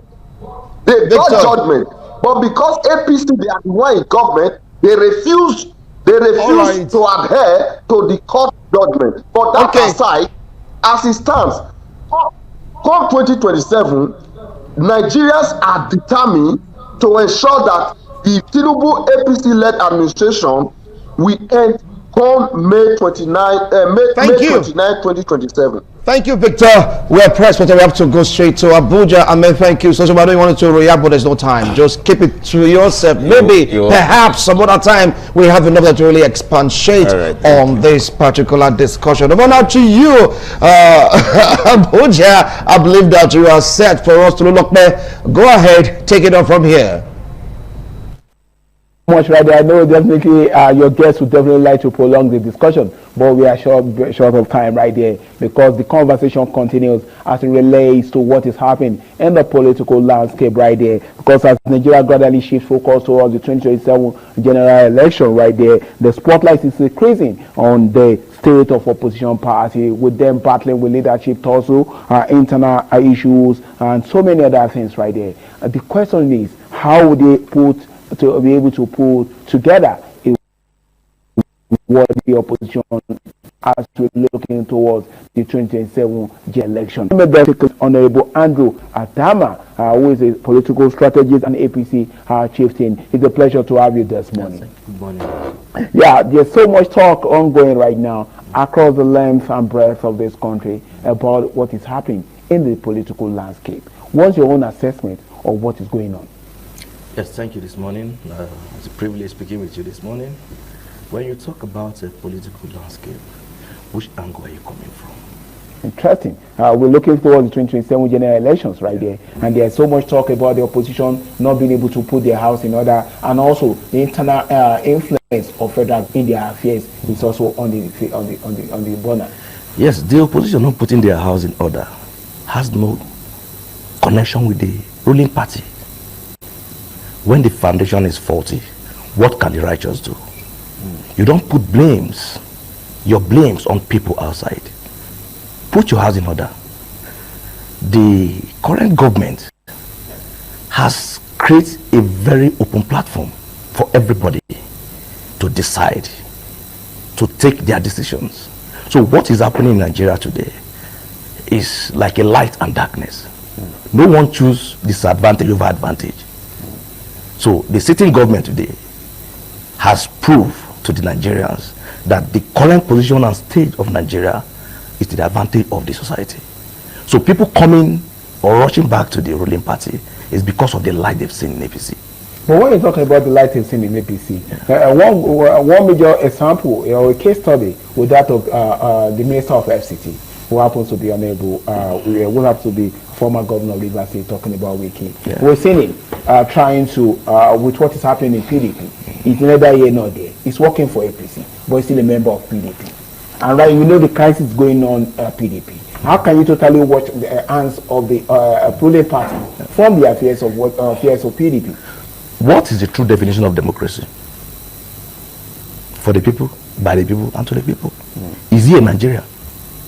Yes. Most of the work he's doing in Nigeria today, is it for only APC? You know, sometimes we fail to accept the truth. And that's the reason why Nigeria is where we are today. Let's embrace the truth. The infrastructural development that is happening today in Nigeria at large, is it for only APC? You know, when the previous government choose the pocket infrastructure and the current APC administration has choose infrastructural development, there are two different things. You can't compare what is happening today in Nigeria to what has been happening in the past previous government. So let's embrace and let's even give it a space by thanking the current government for where Nigeria is today. When you're talking about thanking the current government, we know the economic challenges that people are facing. We talked about the revenue base of the IGR increasing, but we also know the economic challenges people are facing, trying to survive day by day, and the purchasing power of Naira. And when you put into consideration the fact that we have about 21 political parties, but you know definitely the man that finished second, third and fourth happens to be in a major opposition, which is the ADC. And right now they are battling to survive. With that opposition not being there, it's quite difficult for us to stop the current ruling party from emerging winner and 2027 election. And that's why he led the opposition. So ask God have been organized by NF. Are you accusing APC of playing a role about? Just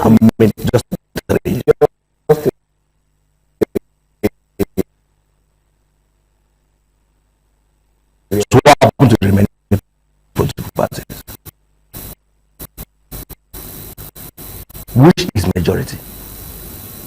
You know, Nigeria don't will quick and complaining today.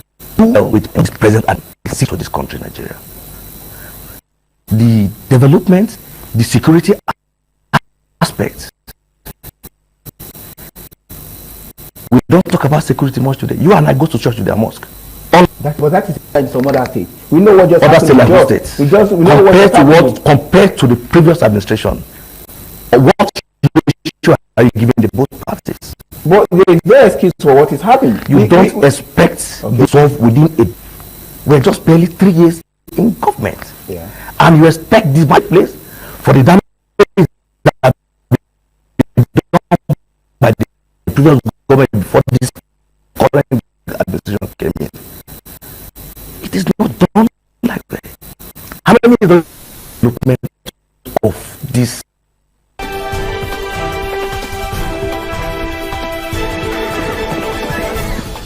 Okay. And the impact is being felt. People are struggling to survive. People are struggling to move from one place to the other. The cost of transportation is skyrocketing. A lot of things, the price of things in the market went higher. Is that what we should be thankful for? Let me be very plain to you. Okay. Let's start from the civil servants. Okay. Are they not being paid? They are being paid. The businessmen that are working in Nigeria, are they not succeeding? Let me ask you. Okay.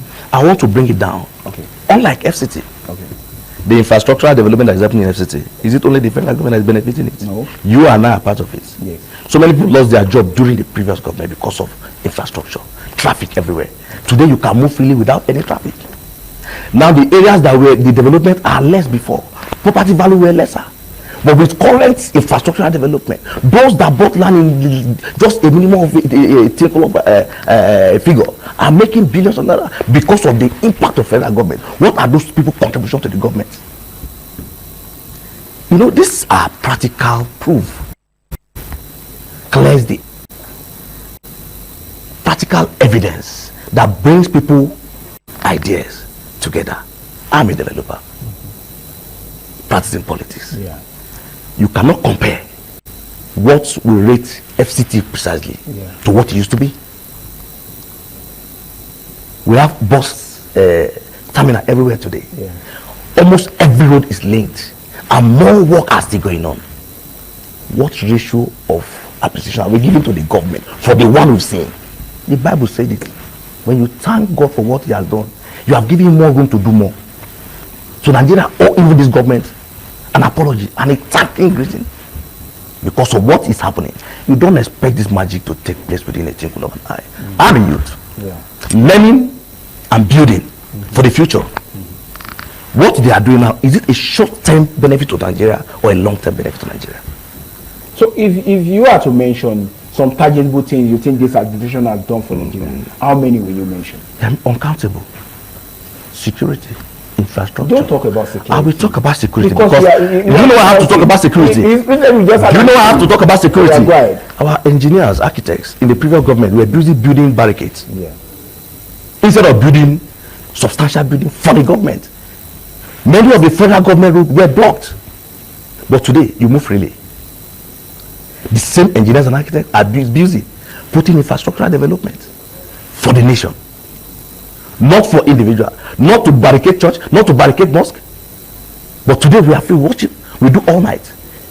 So all of these things are things we should put together. If you are talking about stomach hungry, there are many ways individually, collectively can come to aid and support the federal government. I have over 5,000 widows at Fideli. We have so many successful businessmen in Nigeria who can as well embrace that policy in supporting Nigeria, in supporting the government, not just to enrich ourselves, gather millions. The then leaders we were talking about, the opposition party we were talking about, are crying today because the looting they have before cannot sustain the current value of what is happening in the world now. So they have to find a way to come back to the power. So in all of this, let's give credit to whom credit is due. APC is heading somewhere. Renew Hope is heading somewhere. Nigeria is heading somewhere. You don't expect this to happen within Itikudamana. When the opposition are battling with internal issues, and we are heading towards 2027, we're already in 2026. If they cannot be able to put order, so a lot of people have accused the federal government of influences of that. If they can't put their house in order, are we not heading towards a one-party state where we only have one candidate? Because I don't see any other candidate. If the likes of Peter Obi, Afiko, can't run on any platform. There is no other candidate that you can talk about that can be able to hold a candle to Bola Ahmed. How do you link a problem of opposition party to APC? Because do you expect APC members, government, to tell you how to put your house in order? Must it be PDP? Must it be ADC? If your house is in order, do I need to tell you to fix your car before you fix it this morning? You need to put your house in order. If truly you have the calling, if truly you are ordained to lead, as as a Christian, we don't just do things. We do things based on divine direction. The president we have today did not jump into the system. The ordination has been given before today. And that was the reason why his election was very free and fair. Seamless to every accusation that is happening. So if the opposition does not put their house in order, that does not have any effect on the APC. It's a plus for us. Yes, it's a plus for the APC. Making things easy for the 2027 coming election. Is that good for democracy? It's good for democracy because if you have a good result, people follows you. And good results cancel bad results. So people that are coming to illustrate, therefore, that's one thing. When you hear in a hospital that the medical doctor is good in his field, you see people travel all over the world to visit that person because they know he knows what he's doing. The same thing applies to APC. So people that are rushing back, some are still begging to come in. In fact, we have to accept them because of the mercy of God. So all of this that is happening is because of the evidence. When you talk about it, let's assume that we have a worthy opposition going to 2027. Do you think it is not enough to win the enough? Not in because no, we do it if we don't start it. And he has started it. He has held the bull by the. So paying a price does not. We're paying a price. So results, evidence, they are saying is a clear sign that Nigeria is heading to its promised land. You talked about the fact that if the opposition cannot put their house to 2027, it's good for that. But put some people, we've never had the kind of like all the major opposition parties are grappling with one internal issues or the other. From Labour Party to PDP to the new form coalition ADC. This are happening for the first time in the history of Nigeria. What kind of democracy are we practicing in this country? The issue you are mentioning from ADC and other parties, what are the foundation of the problem? Because they were on a wrong foundation. They were on need to hold of plans before now. When you have a state that is not doing well to your mind, is either you are that what is happening in opposition parties because they have not put their house in order before now. It is too late for them now to put it because all of this was supposed to have been done knowing that they are going to contest for 2027. So you don't expect this magic to happen now because they all know most of the lapses that are on ground today. Or let's take it, they don't know what was happening in Nigeria. Or they don't know what the lapses of the party before they embrace the party for 2027. We are too big for that.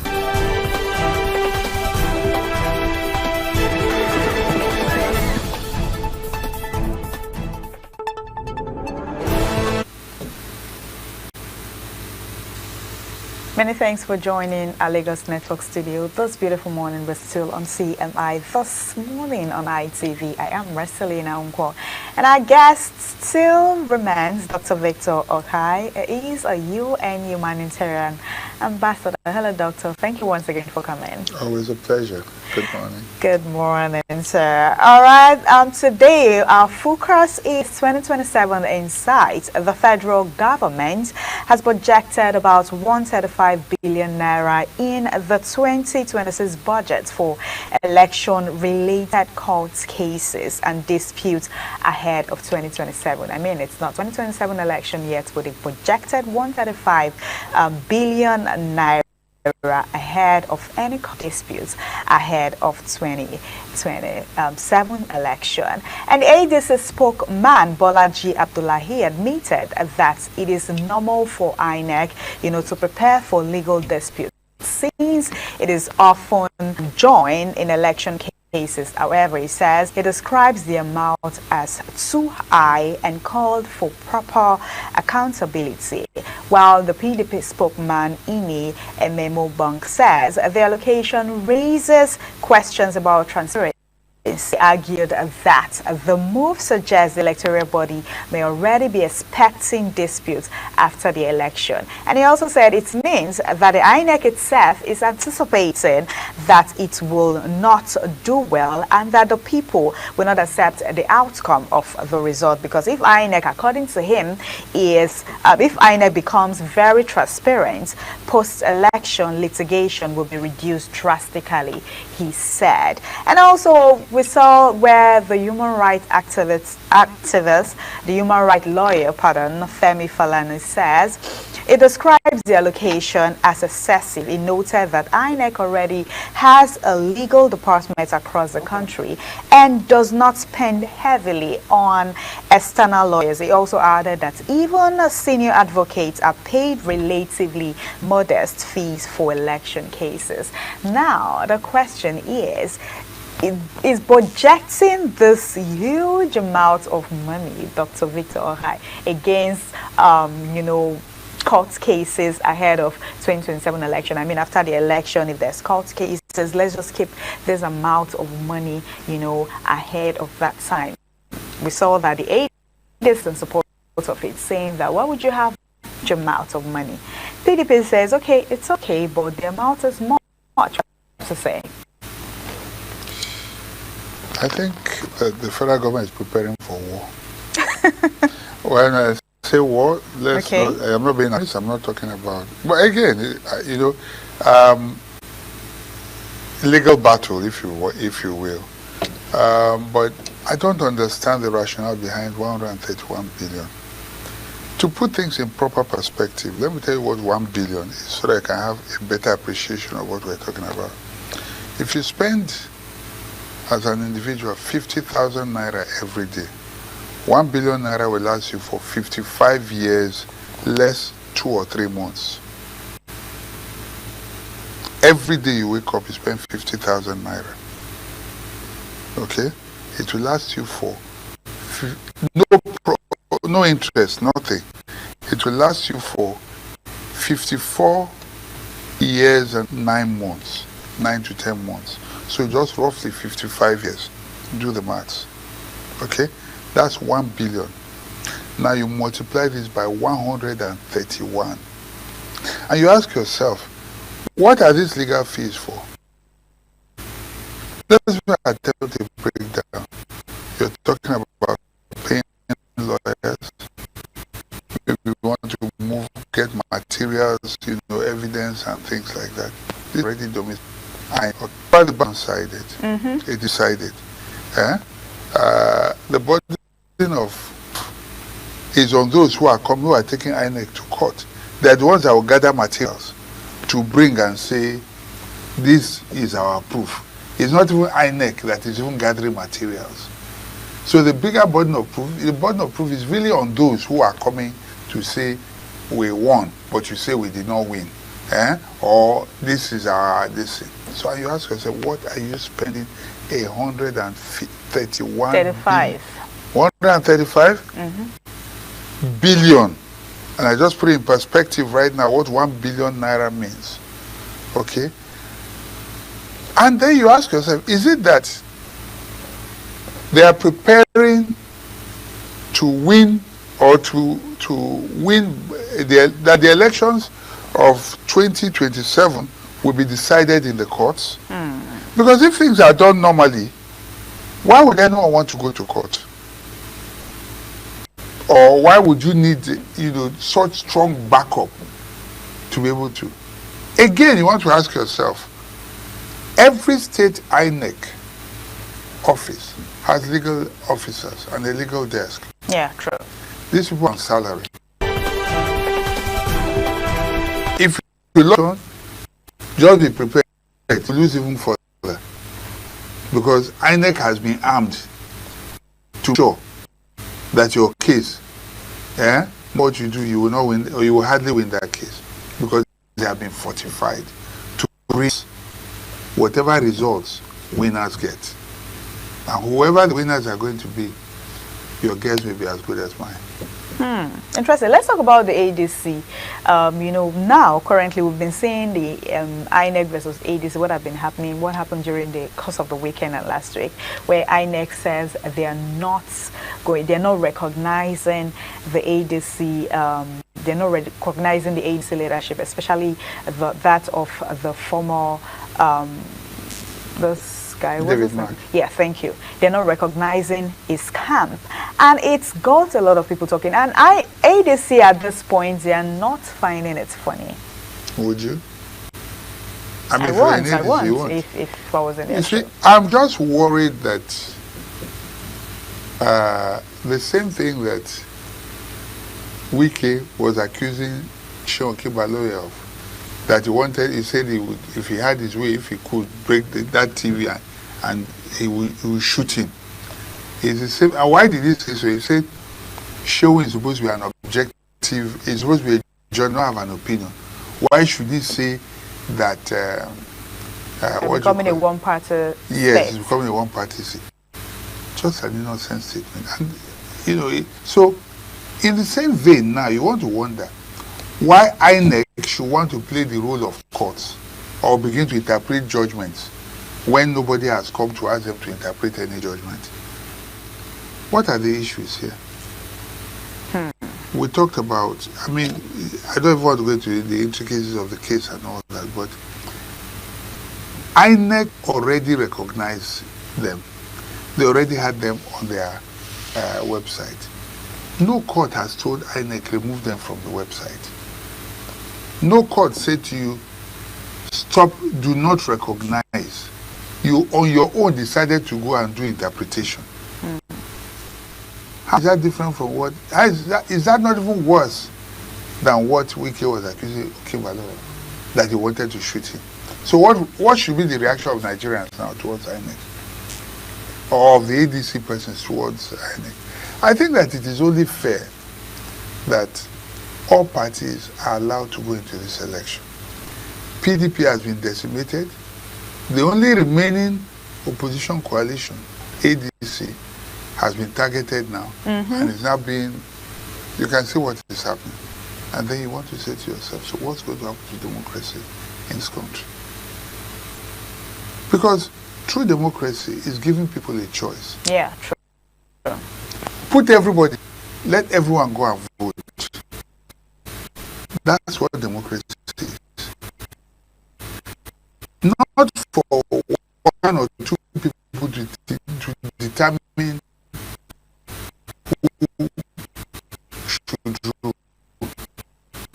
Thank you so much for staying tuned. If you just joined us, this is TMI. Sincere apologies for not being able to bring TMI socials from our Lagos studio due to some technical hitches. Not to worry, tomorrow Anolu Akbo Stevens will definitely be on the ground to give you a fresh episode of TMI social. But I know you are here with us right now today, and you're hinting me on the police. Is it Police Day celebration or the National Police Day celebration? The National Police Day celebration. Yeah. I mean, it's like they need to be celebrated, though. Of course, in a way, even though most Nigerians would in a way, in what ways? Even though the sector of Nigerians who would say, what really are we celebrating them for, really? When we look at their tradition and some of the activities that we get to see an average policeman on the road portray, it's nothing to write home about. But there's this usual saying that says police is your friend, but is the policeman truly your friend? So I feel like yesterday was the climax of the National Police Day, and do not forget that we have a new IGP in the person of Tunji Disu. And prior to yesterday, we've been seeing a lot of activities online and also offline, with them showing a bit of the humanitarian part, I would say, of the activities, where we saw a couple of them washing clothes. And then I asked the question, are you going to continue that even after this whole week of activities is done? Whose clothes were they washing? Right, I honestly do not know. And then they also had like the walk parade. We saw most of them dancing. We saw some of the policewomen dancing and showing us what they've got, and a lot of persons were actually shocked by some of the moves. But the thing right. is, aside celebrating the Nigerian police force, if you take a look at the complaints, though most of them don't want to come out to say this is what we are going through, you should understand one thing, that they are going through a lot. Yes, they complain about their pay park. End of the month, what do they get? I'm talking about the uniform, their boots and all that. So do they purchase them? Do they pay? They talked about armors, talked about ammunition, talked about training and retraining. How come the police force is being fingered most of the time? Okay, let me say what allegedly. When we talk about corruption, you get to see them standing out there in the rain, sun, you just be trying to do their job, and of course trying to feed their families. You know what I'm talking about? The 20 naira. No. I think it has increased. The 500 naira, 1,000 naira, 200 naira. I mean, it's like, people like, I said they've painted Nigerian police force in such a bad coloration that people don't want to even hear that particular phrase, Nigerian police or Nigerian police force. But what do you think can be done to really change the mentality of Nigerians towards the police force?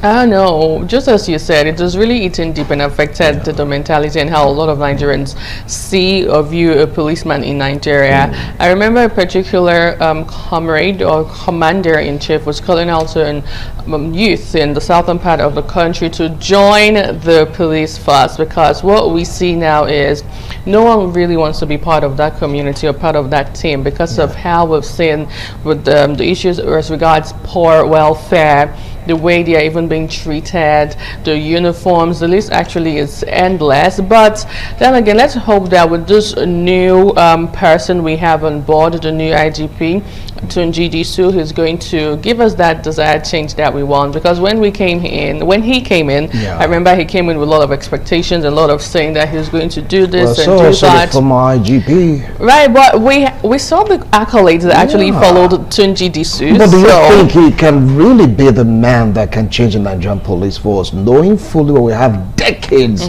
of rot in that particular force? How's he going to mop it up? We'll never say never. You get to hear, after all, IGPs there, we are here, do what we're asking you to do right now, else thunder will blow. Have you heard some policemen acting in such a manner? I keep on wondering what kind of training been given to this set of persons. Are they really representing Nigeria? Are they really protecting the citizens? Like what you rightly asked, are they really our friends? Right, but thanks to social media, interestingly, it's still my social spirit. So thanks to social media has actually exposed some of the lacunas and the bad side of the Nigeria policemen, where we get to see them assault young persons. I saw a particular video that trended online where they stopped a particular young guy with his car and we're trying to check his things in his bag, and instead of doing it right there in the car, that particular policeman carried the man and the bag, and they were just walking, trying to take him to another corner to do whatever it is. But with social media power as a tool, Nigerians have the opportunity of calling out to the right authorities and saying, hey, IGP Tunji Disu, can you look at what your man is doing there and get him to do the needful and perhaps flush him out of the system. But let's not forget that we also have the good guys who get to do their job dutifully, but it's just that the bad has actually override the good, and this is where we are. Too many bad eggs and too few eggs, so what can you make out of it? Well, this you have a lot of job before you to clean up the Nigerian police force. We can do that, definitely the be the signage of all eyes. Well, I know this will call it to wrap up today's edition of This Morning on ITV. You'll be on tomorrow morning, right? Yes, by the grace of God. All right, from all the studios, Berlin, Lagos, and of course Abuja, we are saying have a wonderful Wednesday ahead. Bye for now. This is ITV. Certainly the best.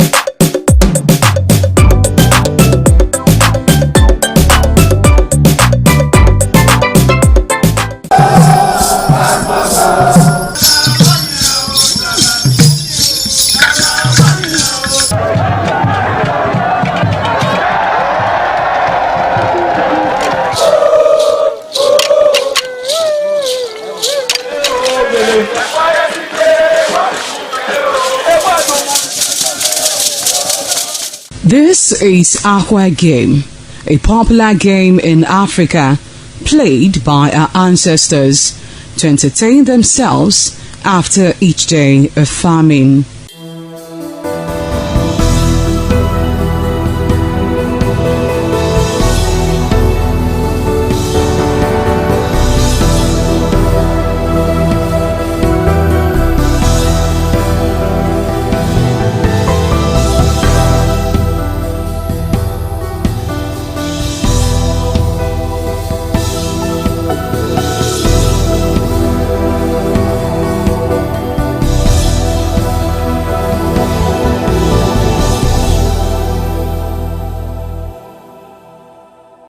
It is also relevant in our coronation in Africa.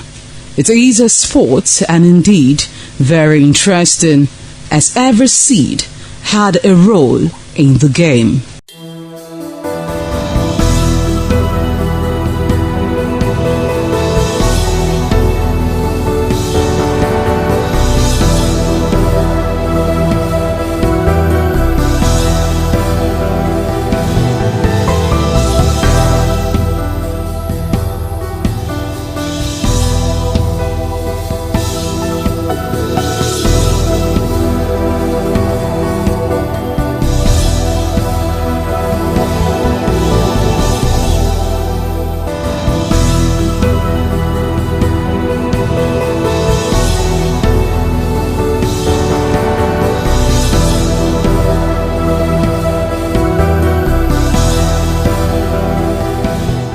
Playtime is 45 minutes per set. There is no age limit as long as you can spin aqua seed. Ayo or aqua game, known as the game of intellectual. This game requires a lot of mathematical skills. Aqua game is played with carved wooden box containing 12 holes.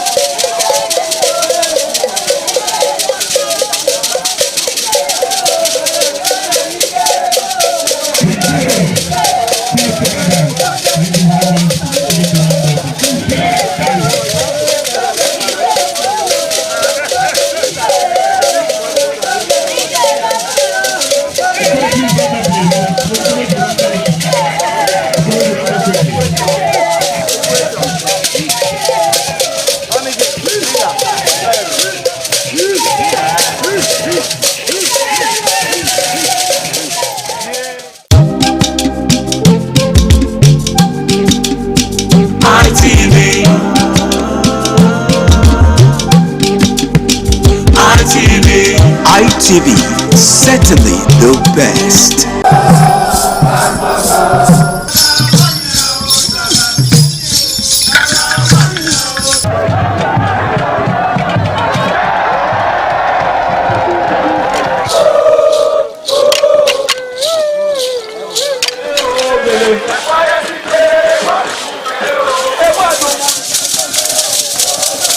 The new Ejong expressed excitement as he danced and rejoiced before the Esama of Benin, Sir Chief Dr. Gabriel Osawori Benedion, who also joined in the dance.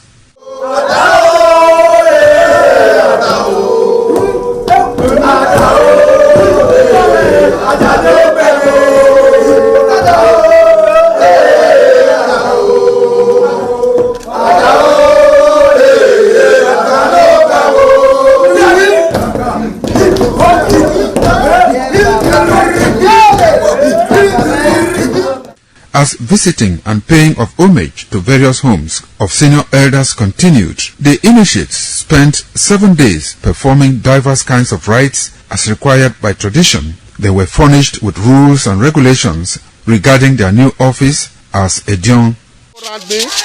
That I grew up in this community to the point that they have now also chosen me as an elder in this community. It's a thing of great joy. All thanks to the Esama of Benin, my people, my family, everybody, all Okada community for this great honor. I am very, very grateful. Well, this is my brother. I'll call him my uncle because he grew up with my father. I'm so proud of him because we are doing the same rituals as the Edions of the Okada. It is our duty for us to make this place a greater place, for outsiders to come and see the goodness of God in Okada. And I'm proud of every one of us here. So shall it be to each and every one of us in Jesus' name.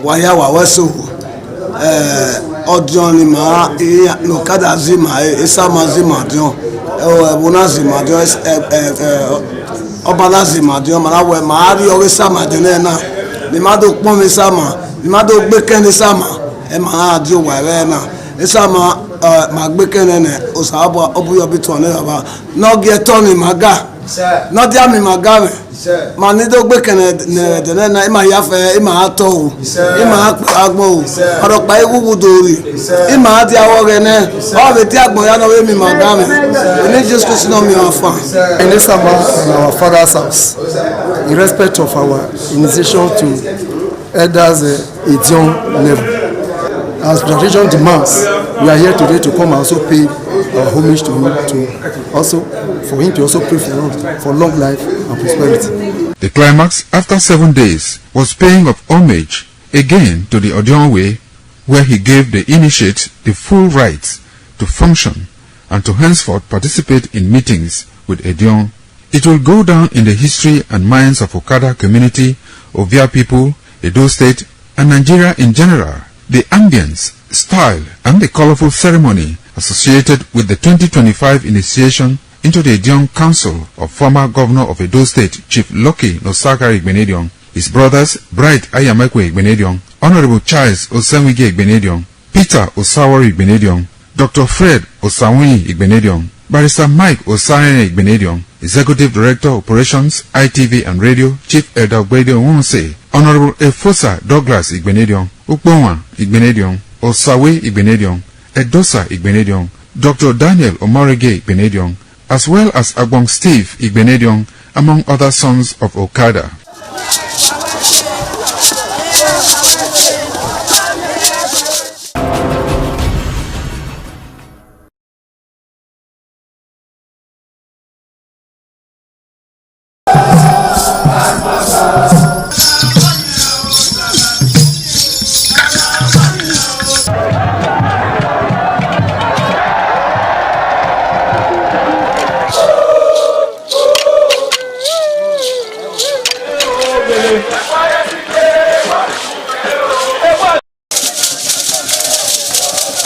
In the evening of the initiation day, all the newly initiated Edion danced to the residents of the Odion way and also visited some homes of the various senior elders, where Chief Elder Ogbedio Wonse was very conspicuous, especially at the country home of Sir Chief Dr. Gabriel Osawori Igbenedion with his family on the night of the initiation.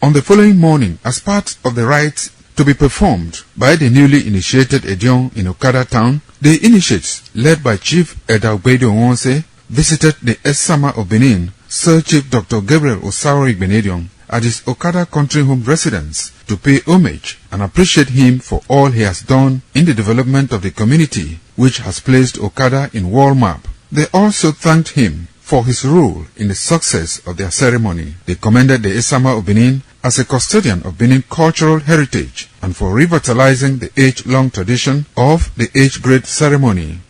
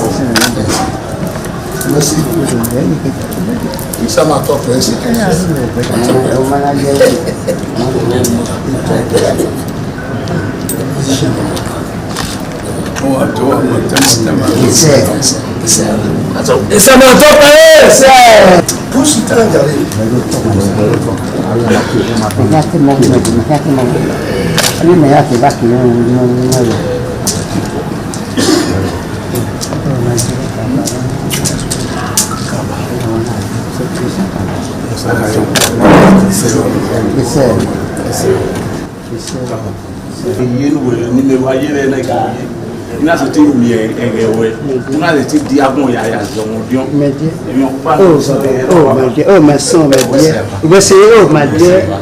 Oh, where are you? Is that where you are? Yes. Yes, where's it happening? Where's it happening? Oh, where's my dear? He said,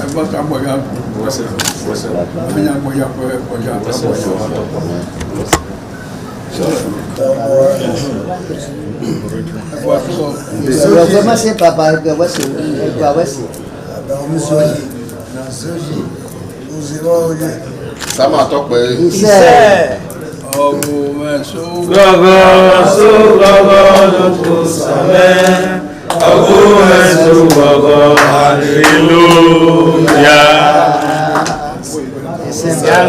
Sama tope. Isa. Wayaki makpome sama ne. Ina rowe.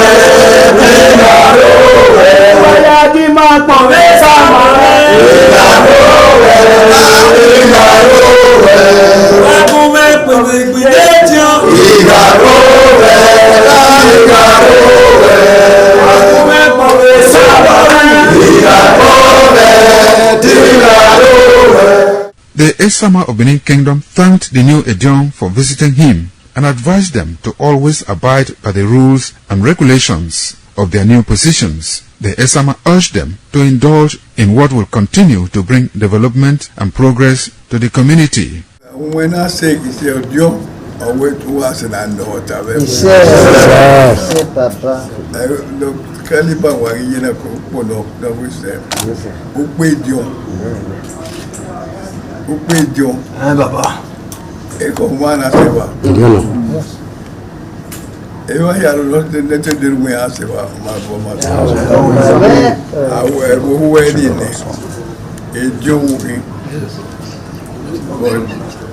E Dion na we. E Dion na polo pe. E Dion na nuri akwa e wa ki wala.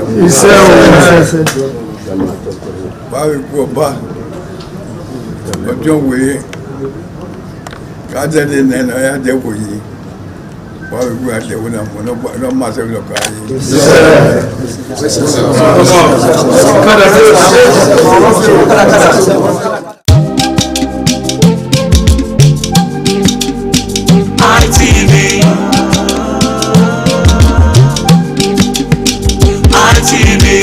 ITV, certainly the best.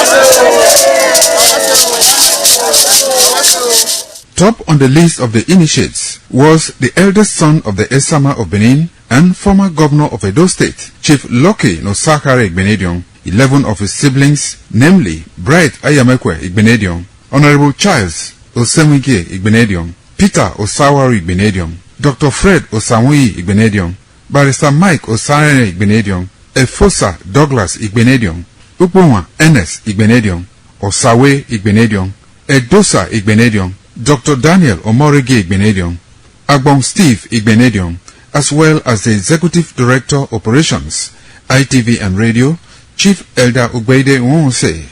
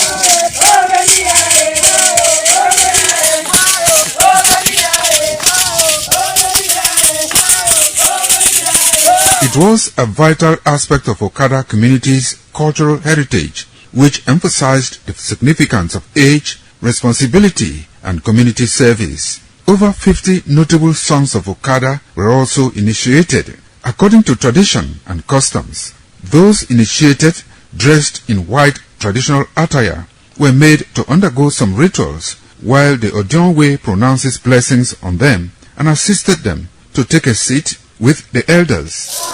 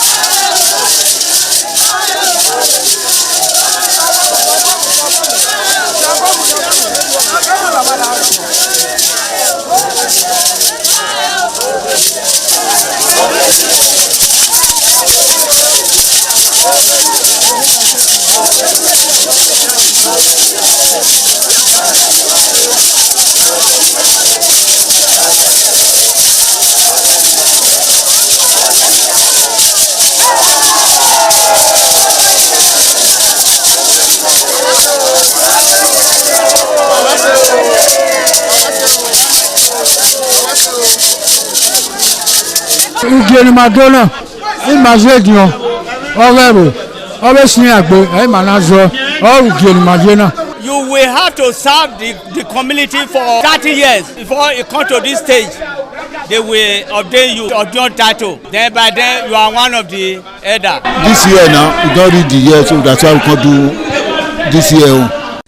Historically, joining the Elders Council, an individual must have reached a certain age and must have made significant contributions to the community through leadership, service, or other meaningful ways. There was jubilation in the community as sons and daughters of Okada, both at home and in the diaspora, trooped out to be part of the ceremony with various homes of the initiates agog with festivities. Friends and well-wishers of those initiated into the Elders Council jubilated at the Ogwedion after performing all traditional rites. The elders, known as Edion, in company with their loved ones, danced to their various homes where guests and family members were entertained.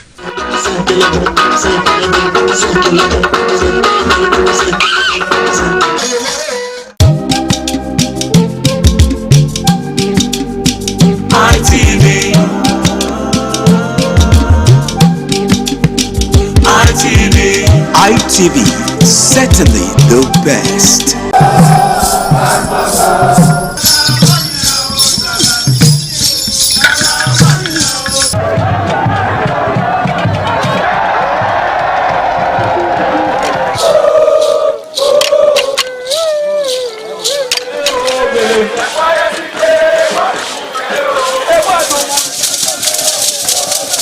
This is Anegbete community situated in Isako Central Local Government Area of Edo State. It is an agrarian community with united people that promotes unity and oneness for peaceful coexistence. The inhabitants of the community migrated from Benin, the cradle of black civilization, a kingdom where king is truly king. The ancestors of Anegbete saw that age was the main determinant of leadership in the rural setting, and the eldest man in the settlement was regarded as the leader who presided over meetings, and his authority is held in high esteem. To further strengthen this unique system of leadership, age group evolved in Anegbete.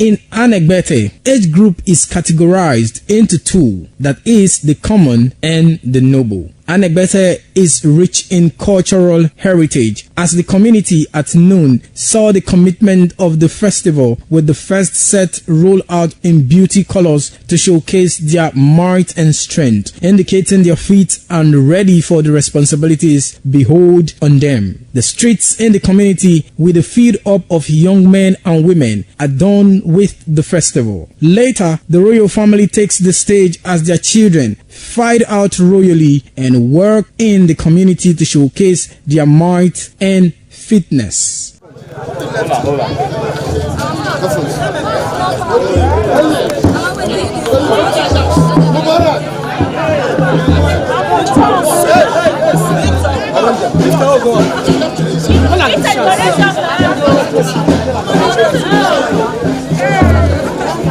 My leader.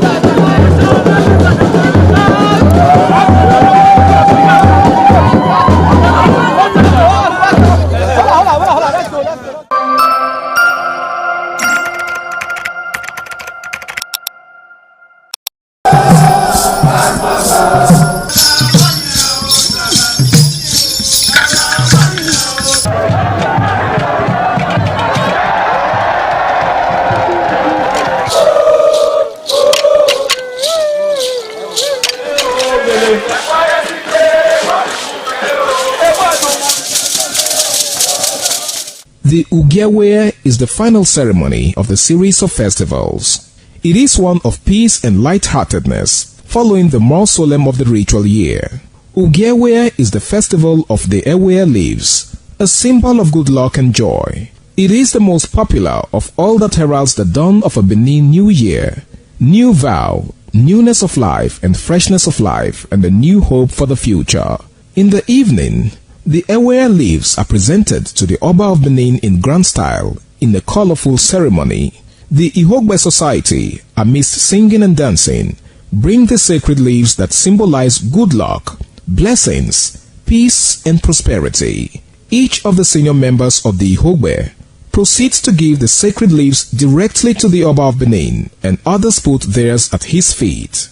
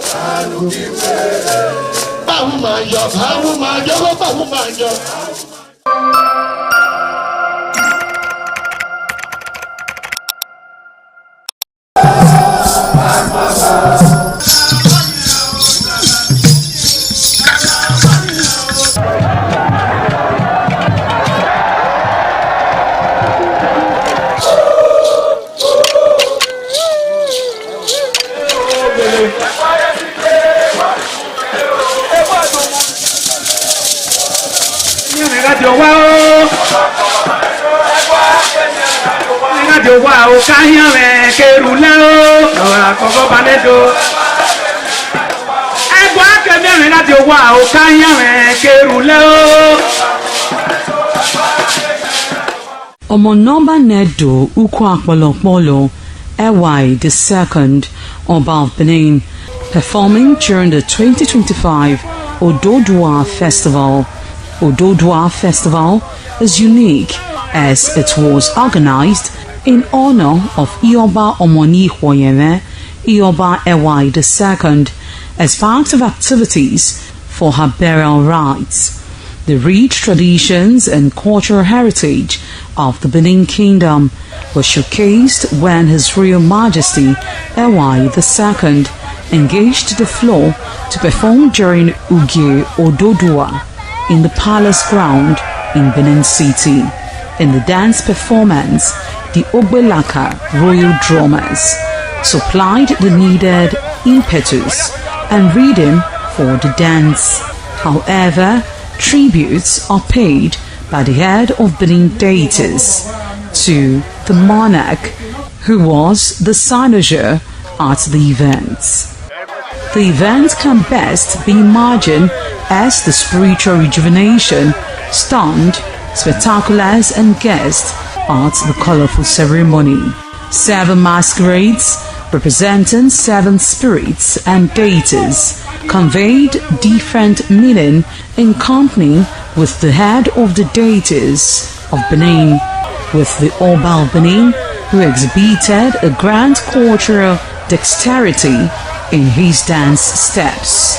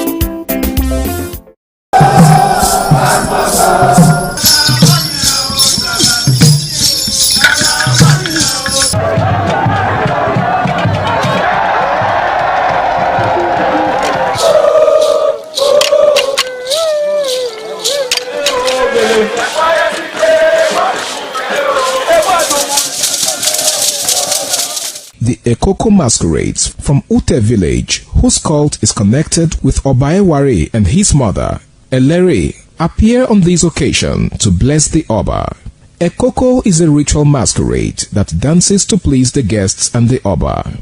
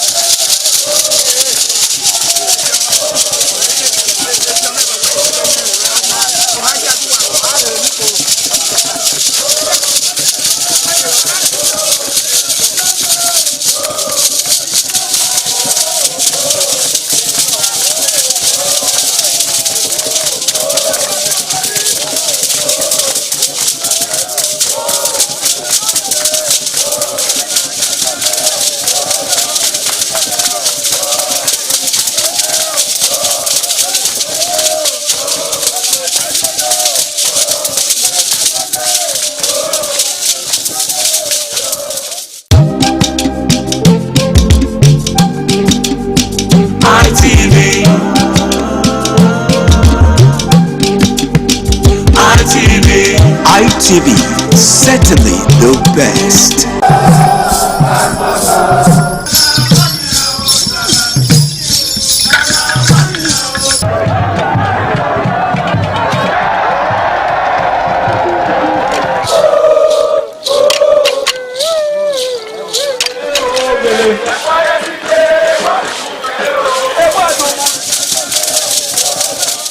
Omonyoba Nedu Ukwakolopolo, Ewai II, Oba of Benin, stepped out majestically with loud crowd to perform the Soton rites of his late mother, Queen Mother Ioba Omoni Ikoyeme, Ioba Ewai II, who departed this world 49 years ago.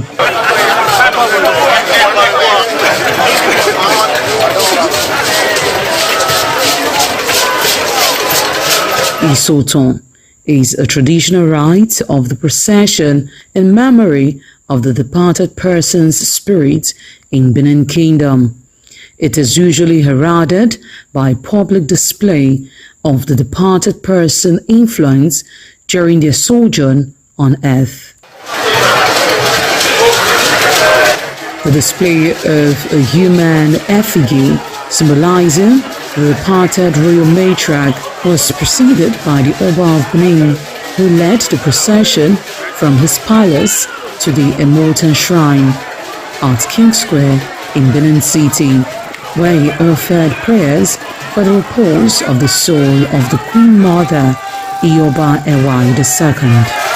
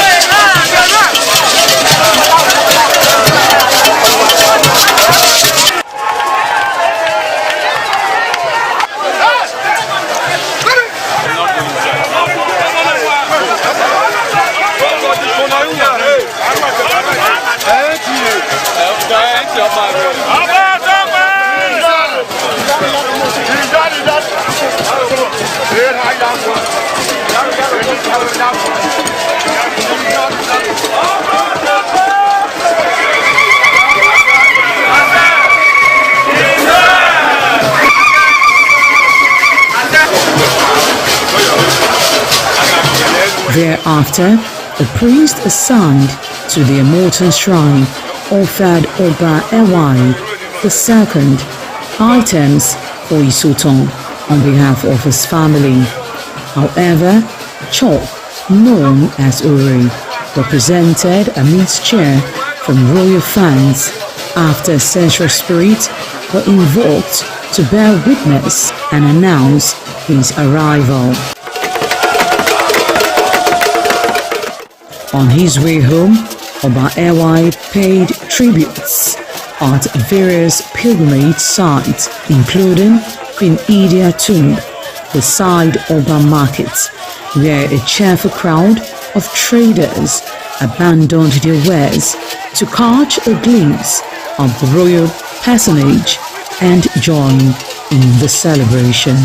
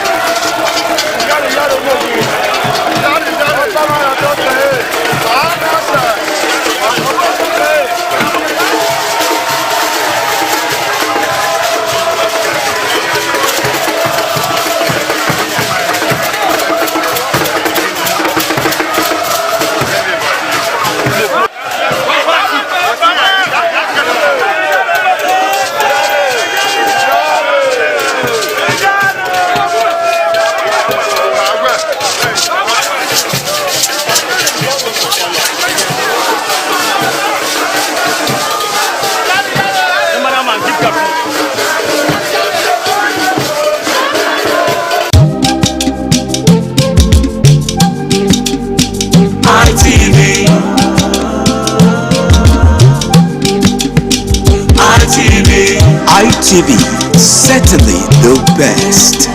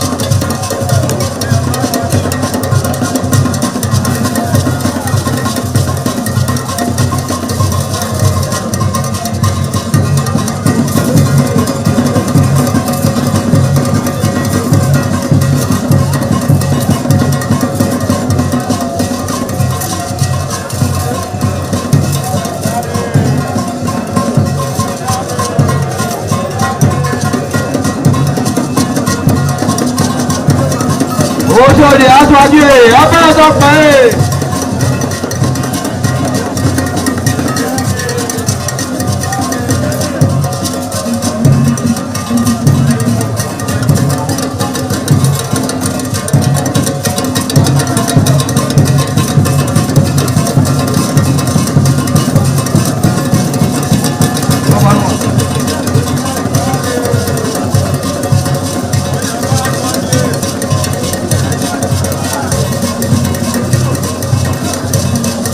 Ayaba aṣáájú abẹ́rẹ́ pẹ́.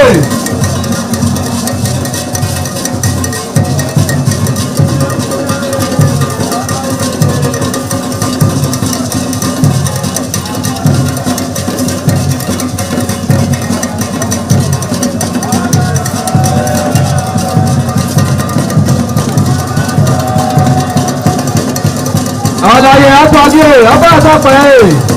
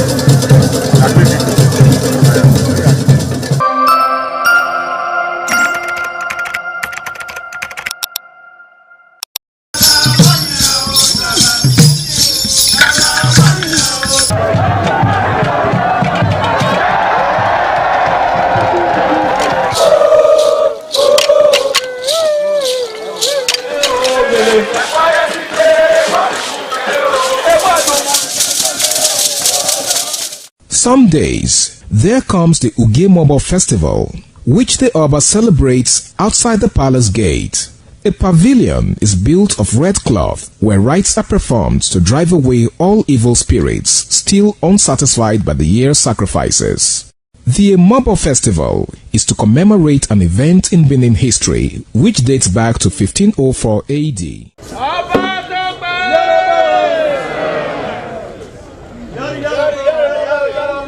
Yari yari, Ọba Àtọ́pẹ́. Yari yari, Ọba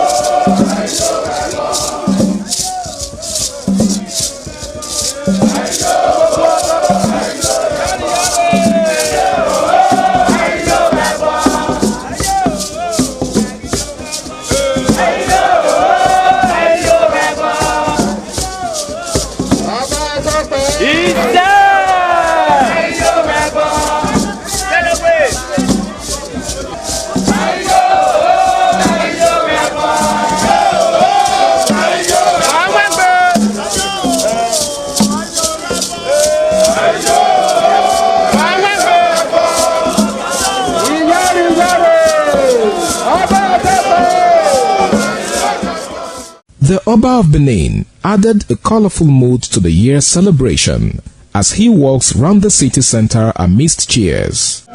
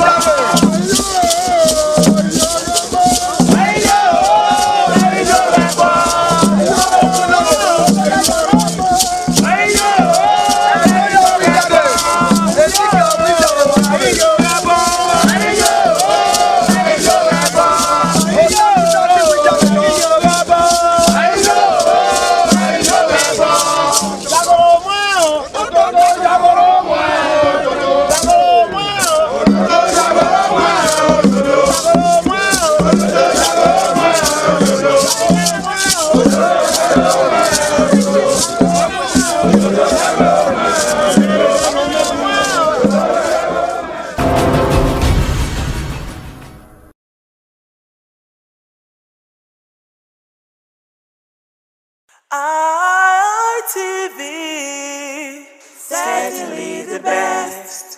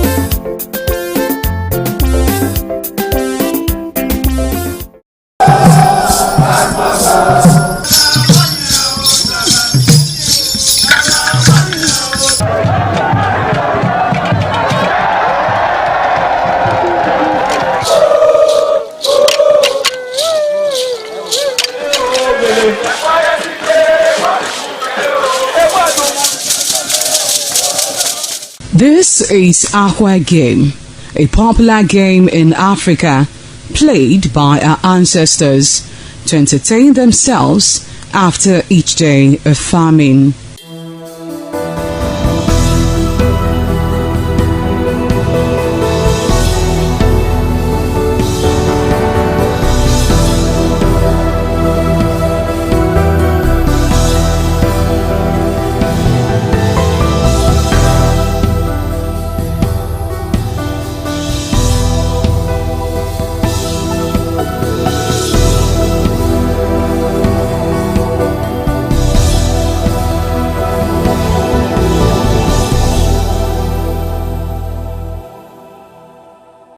It is also relevant in our coronation in Africa.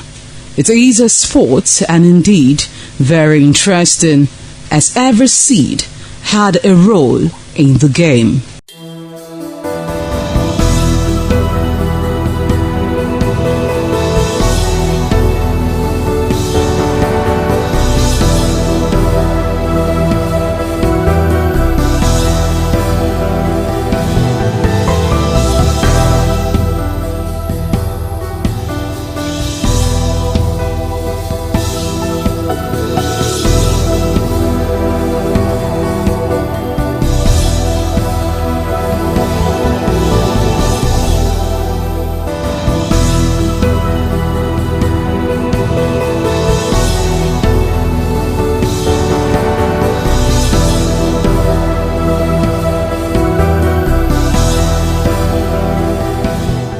Playtime is 45 minutes per set.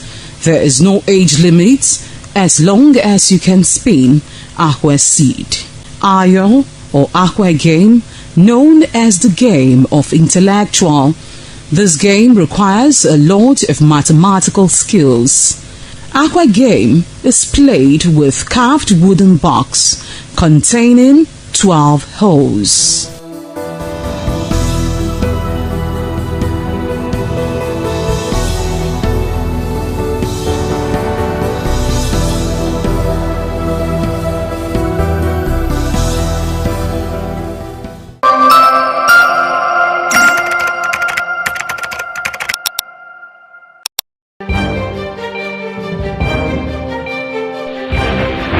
This is ITV.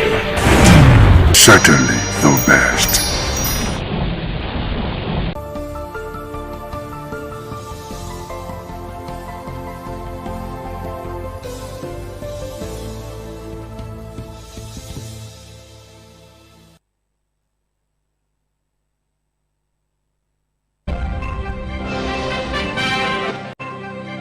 On the news tonight, Atiku, Peter Obi, Amechi led protest against INEC derecognition of ADC leadership.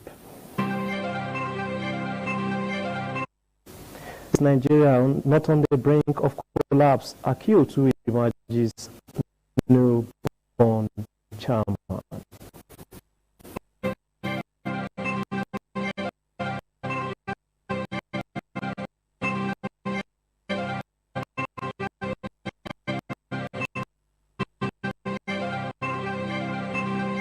Tinubu opens Ojota Okwebi Link Bridge in Lagos for use.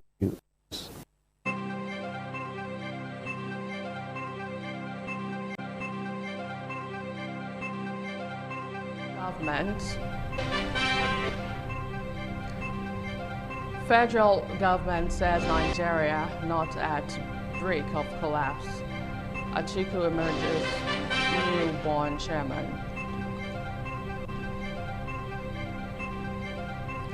President Tinubu opens Ojota Okwebi Link Bridge in Lagos for use.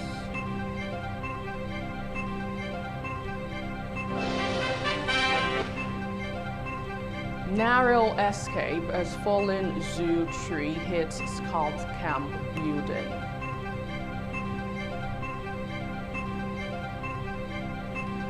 Prominent politician Honorable Ehiozuwa Abonaima resigns from APC.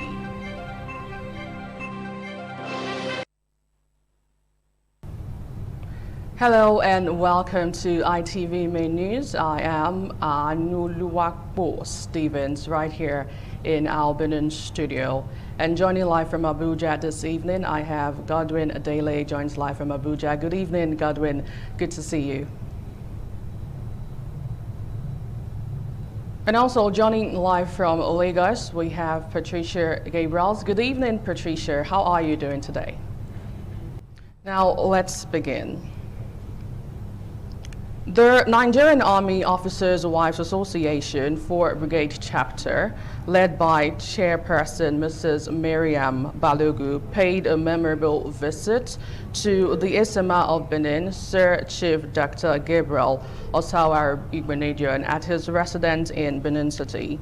Pius Usogo reports that the visit was a gesture of appreciation to a man described by the delegation as timeless icon and pillar of support. Thank you, Daddy. The house of Igbenedion was alive with activity as the Esama personally welcomed the Naowa delegation with his signature warmth and hospitality. The Iyase of Benin, Chief Sam Igbe, was also present at the residence of the Esama. The women, resplendent in their Naowa attire, expressed admiration for the patriarch's enduring legacy of generosity, leadership, and service. Mrs. Miriam Balogun, chairperson of Naowa 4 Brigade, praised the Esama, describing him as a father figure whose contributions to society span generations. She noted that the Esama is not only a leader but also a source of inspiration whose fatherly guidance and support have positively impacted many lives, including those of army officers' wives. The purpose of our visit, sir, is to pay our utmost respect to you as our father, a pillar of the Edo State, and to formally introduce myself and seek fatherly blessings as we embark on our upcoming welfare project within the 4 Brigade area of responsibility. This project are as follows: renovation of Naowa School, refurbishing of furniture and desks, training and empowering of widows within the barracks, widows outreaches within 4 Brigade area of responsibility. Mrs. Balogun further highlighted the Esama's role in fostering unity and his exceptional contributions to the welfare of military families. She emphasized that his kindness and philanthropy have left an indelible mark on the Nigerian Army community. We believe that by aligning with your spirit of philanthropy, we can further enhance our reach in providing support to the families of those who put their lives on the line for the peace of the nation. In his response, the Esama of Benin thanked the Naowa delegation for the visit, praising their dedication to supporting their spouses and contributing to societal development. He expressed joy at their visit, noting that army officers' wives embody strength, resilience, and the heart of the Nigerian army. The Esama added that he was honored to support their noble endeavors. From Benin, Pius Nsogo, ITV News.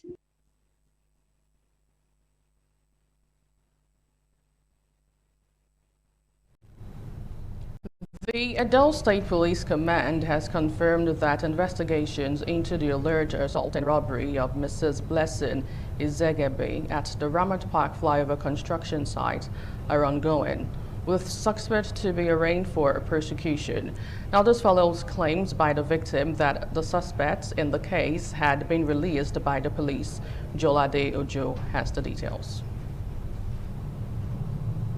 It would be recalled that Mrs. Blessing Izegagbe reported being assaulted and robbed by some workers at the ongoing flyover project shortly after receiving a monetary gift from an aide to the Edo State Governor, Senator Monday Ukpewulu. They begin to drag me for ground like goats. They put me for ground, they press me, they used it, finish me. In a recent development, the victim alleged that the suspect involved in the incident had been released by the police. Reacting to the allegation, the Police Public Relations Officer of the Edo State Command, ASP Eno Ikoedem, confirmed that the case was reported as assault occasioning harm and that a suspect identified as Monday was promptly arrested. She explained that in line with standard police procedure, the suspect was granted bail after preliminary investigation as the offense is bailable under the law. We received a report from one Blessing Benjamin on the 1st of April 2026 that she was assaulted at Ramat Park, where we have the ongoing construction sites of the flyover. The case incidented was a case of assault occasioning harm, and it's a bailable offense. The suspect was granted bail to a reliable surety who was asked to produce the suspect upon demand from the police. And like I said, the case is still under investigation and will be charged to court upon conclusion. ASP Koedem reiterated the command's commitment to fairness, due process, and ensuring the safety of all residents in the state. She assured that investigations are ongoing and all suspects will be duly charged to court. From Benin, Jola Diojo, ITV News.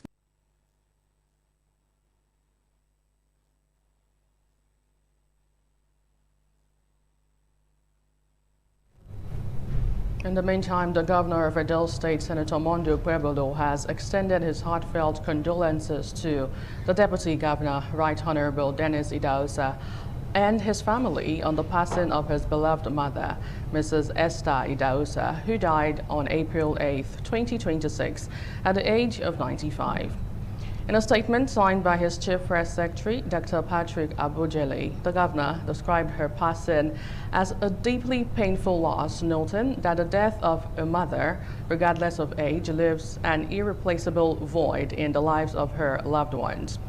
Governor Ukpewulu acknowledged the remarkable life she lived, marked by love, sacrifice, and devotion to family, adding that her legacy will continue to inspire all who knew her. He prayed that Almighty God grants the Deputy Governor and the entire Idahosa family the strength, courage, and fortitude to bear this great loss, while also praying for the peaceful repose of her soul. The governor reaffirmed that the thoughts and prayers of the government and the good people of Edo State are with the Deputy Governor and his family during this period of mourning.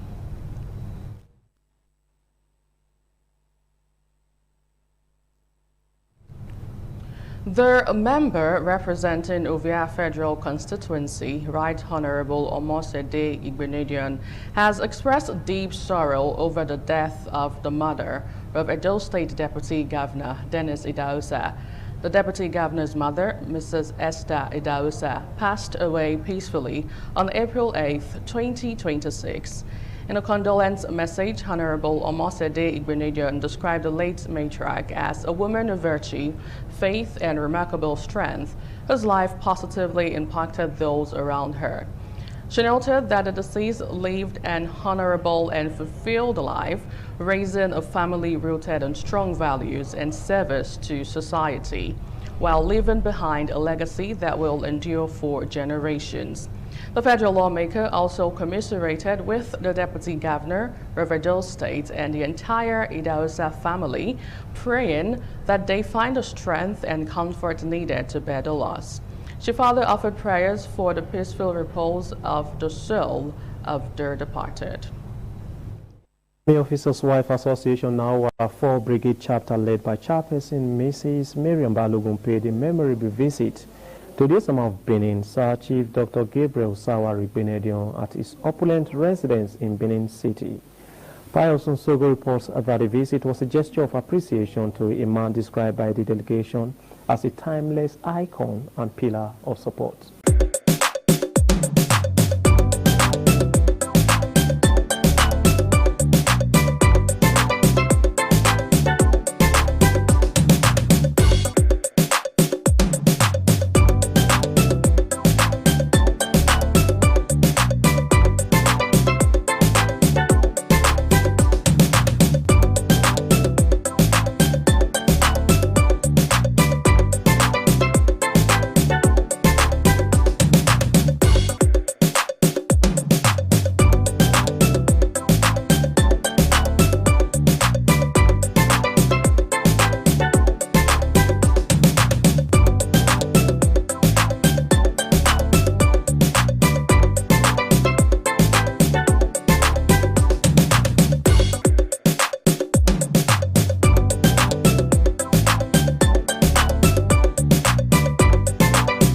Sincerely apologize for the technical glitch we are currently experiencing. Well, moving on back here in Edo State, Nigeria, where tragedy was narrowly averted Wednesday morning when a windstorm brought down a large tree from the Ogbazu premises, landing on a section of a building at the Edo State Scout Camp along Airport Road in Benin City. Joel Adeojo reports that fortunately no lives were lost, but the Scouts Association is now urging the Edo State government to take urgent action to address the persistent risk posed by trees within the Ogbazu located close to the Scout camp. What you're looking at is the remains of a section at the Edo State Scouts Camp after a heavy downpour on Tuesday night brought down a tree from the neighboring Ogbazu compound, causing it to crash directly into this building. The incident at the Edo State Scouts Camp reportedly occurred around 11 p.m. on Tuesday night, but the extent of the damage was only discovered the following morning. Speaking on the incident, Edo State Scouts Commissioner Mr. Emmanuel Ezene described the situation as a recurring threat. He noted that trees from the Ogbazu have repeatedly posed dangers to lives and property. This building was also fixed last year when a mighty tree fell on it. And this year again, we are repeating the same thing. Our fears is that what if it comes to we counting loss of lives? The trees, you can look at them, they are too close to us. Because if it's a building, it's a different tree. Building will not just fall on the other. But when it's a tall tree, 20, 30 feet away from your fence, it's not bad. You have enough trees inside. Edo State Scouts Commissioner said, despite previous discussions and efforts to address the issue, certain restrictions have prevented the complete removal of trees considered hazardous. But we have insisted that a considerable distance, those ones too close to us, should be removed. And one time we all agreed and came to a compromise. But when we were about to do it, directives came also again that this one don't touch this one, that one don't touch that one. So our life is at risk here. Government should also intervene in issues like this, because when it concerns life, then government comes in.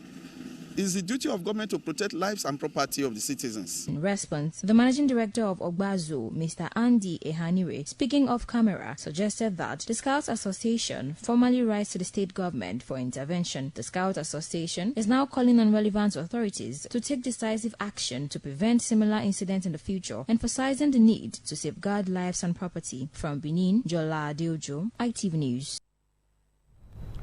And on the political front, a chieftain of the All Progressive Congress APC and former member of the House of Representatives for Ego, Ikpuba-Oka Federal Constituency, Honorable Eyozua Agbonaima, has resigned his membership from the party. He disclosed his resignation to journalists at his residence in Benin City. Jonah Omorua tells us more. Addressing journalists in Benin City, the Edo State capital, the former lawmaker Honorable Eyozua Agbonaima said it is distressing to witness the All Progressive Congress in his constituency gradually becoming the property of one or few individuals who are unnecessarily and undemocratically interfering in the political affairs of the party in Ikpoba-Oka local government area. After a careful evaluation of recent development within the party APC, and having observed a series of anti-democratic tendencies and activities, I regret to inform you of my decision to resign my membership of All Progressive Congress APC with immediate effect. He added that leadership requires honest reassessment at every stage in a person's life. At this critical point in my political journey, and in alignment with my personal conviction, principle, and evolving vision for purposeful service, I have come to the solemn conclusion that it is necessary to take this difficult but inevitable step. While I may be stepping away from the party, my respect for the institution and for the many sincere and hard-working individuals within it remains unwavering. I still have some wonderful friends, brothers and sisters in APC. I remain committed, as always, to the service of my people, the strengthening of democracy and the pursuit of a better future for Edo State and Nigeria in general. Honorable Agbonaima assured his supporters that he remains active in the political space but did not disclose his decision to join another political party. From Benin, Jonah Omowa, ITV News. Meanwhile, over 12 political parties are to participate in the Edo State local government election scheduled for 11th of July this year.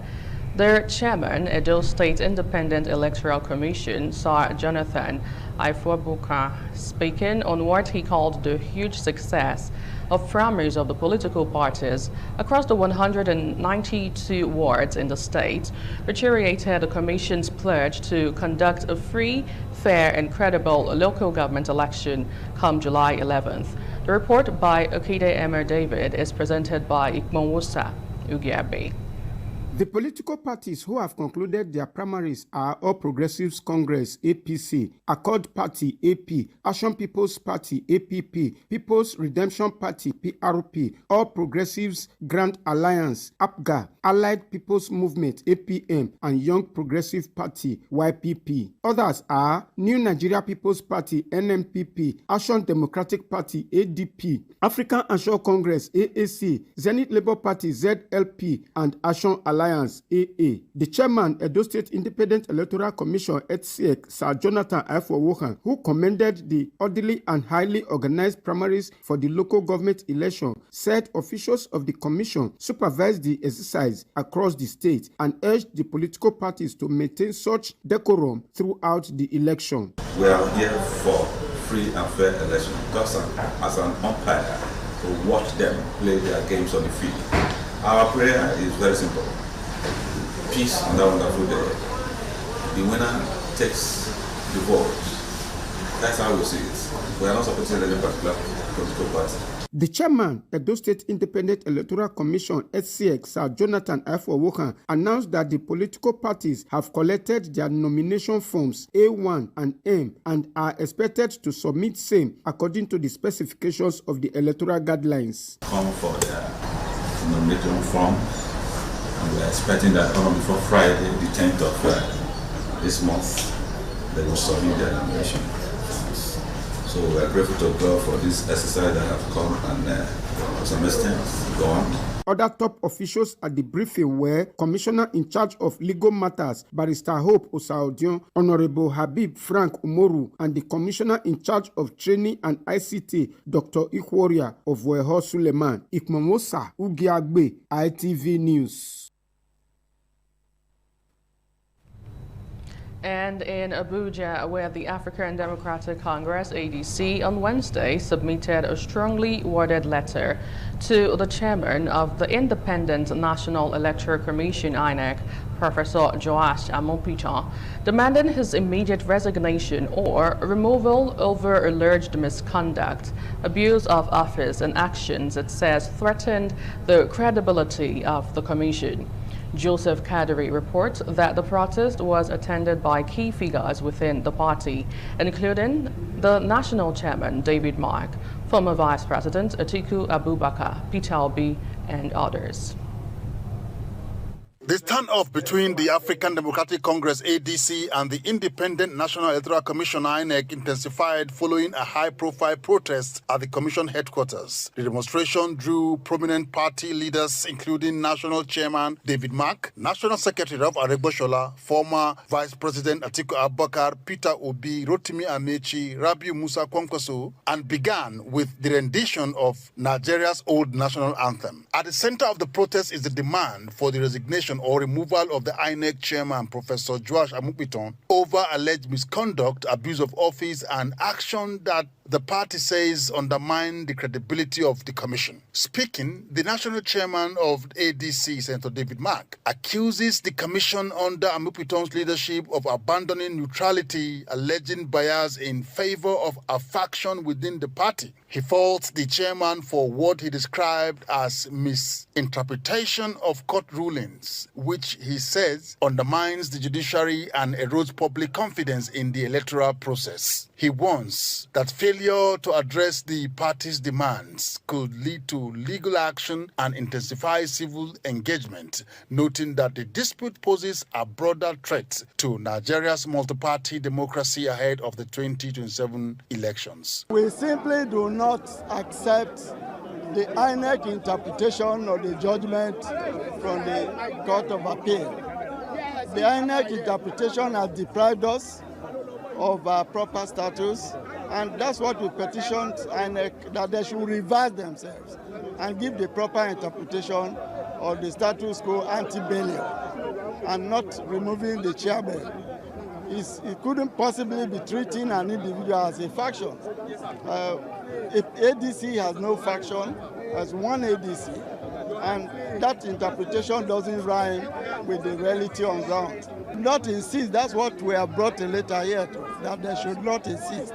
They should revert themselves, and you can see it from the public opinion. The high-capacity buses, Hummer buses, as well as Sharon cars and other vehicles that convey mammoth crowd to the Maitama district of the FCT housing INEC headquarters is for just one purpose, which is to call on the INEC as well as the president to steer clear from leadership crisis in the ADC. From Abuja, Joseph Kadri, ITV News. The Minister of the FCT, Nyesom Wike, has challenged media practitioners in the territory to prioritize evidence-based, non-partisan reporting, urging them to avoid stories that lack factual depth and could mislead the public. ITV's Wisdom Obakemi reports that the minister gave the charge during a courtesy visit by the management of Dar Communications, led by its chairman, Chief Raymond Dokpersi. Speaking during the meeting, the minister expressed concern over the growing prevalence of report lacking adequate research and factual depth, noting that such half-baked stories often lead to misinterpretation among citizens.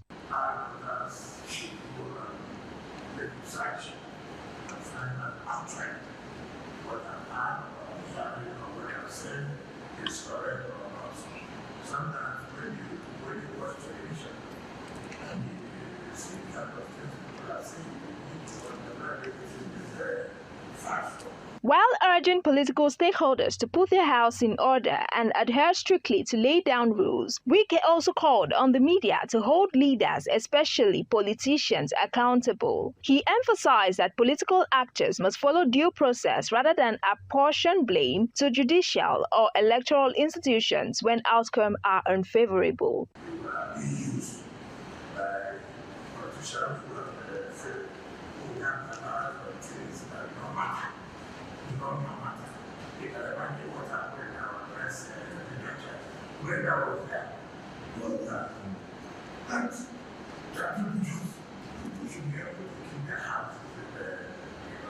In his remarks, the chairman of Dar Communications, Chief Raymond Dokpersi Jr., expressed appreciation to the minister for his support and ongoing projects in the FCT. He pledged continued working to ensure the success of the administration's initiatives in the capital. From Abuja, Wisdom Obakemi, ITV News. You're still on to the main news on ITV. We'll take a breather now. Please stay with us.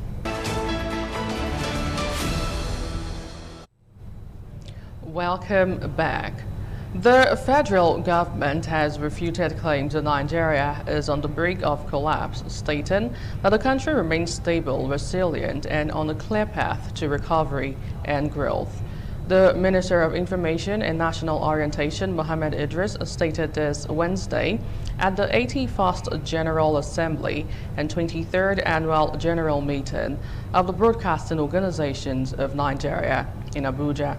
As ITV's Victoria Lawal reports, the chairman of the Independent National Electoral Commission, Professor Joash Amobita, says the broadcast media remain the most influential platforms for shaping public opinion and influencing voter behavior. This is the 81st General Election and 23rd Annual General Meeting of the Broadcasting Organizations of Nigeria, BON. Gathered here are the who is who in Nigerian's broadcasting industry, as well as top government officials. INEC's chairman, Professor Joash Amopiton, spoke on the theme, the management of the airwaves and assessment of the 2026 Nigerian Electoral Act on broadcast media coverage of the elections. He reiterated that the broadcast airwaves have become the primary infrastructure of the Nigerian's democracy and as such be treated with all diligence. Your airwaves have become the primary infrastructure of our democracy. If they are clear, the nation sees the truth. If they are beclouded by misinformation, the sovereign will of the people is threatened.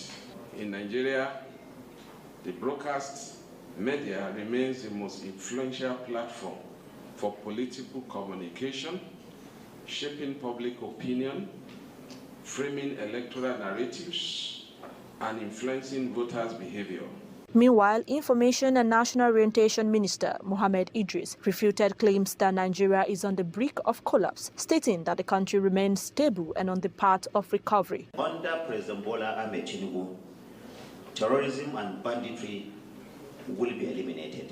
While we recognize that there are indeed existing challenges, especially in security, it is very important to state clearly that Nigeria remains stable, Nigeria is functional, and it is firmly on the path to recovery and growth.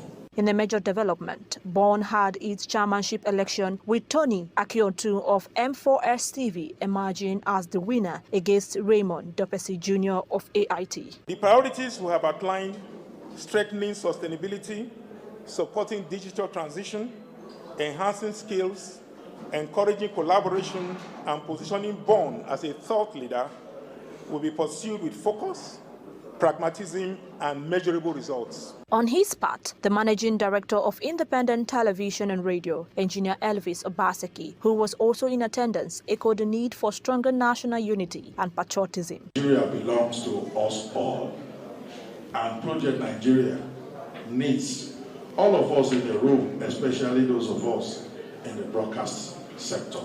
The Broadcasting Organizations of Nigeria, BON, was established in 1973 as the umbrella association of all private, commercial, and community electronic media houses in Nigeria.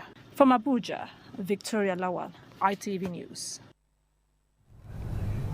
Honorable Pius Alile, APC aspirant for Eagle and Ikpobo-Oka Federal Constituency, has officially declared his intention to represent the people of Eagle and Ikpobo-Oka at the Federal House of Representatives in Abuja.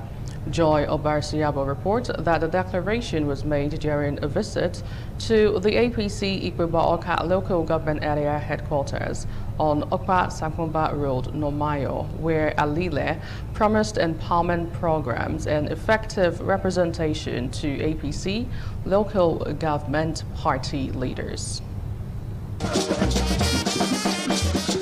The aspirant, Honorable Pius Alile, received a warm reception as he arrived at the APC Ikpobo-Oka local government area headquarters at Nomayo Junction, Benin City. Addressing party leaders, Honorable Alile officially declared his intention to contest, assuring supporters that he would not disappoint if elected. He cited his non-discriminatory scholarship and empowerment initiatives as evidence of his commitment to the people. I'm not just coming. I have been in this game for a very long time. If Ikpobo-Oka is me,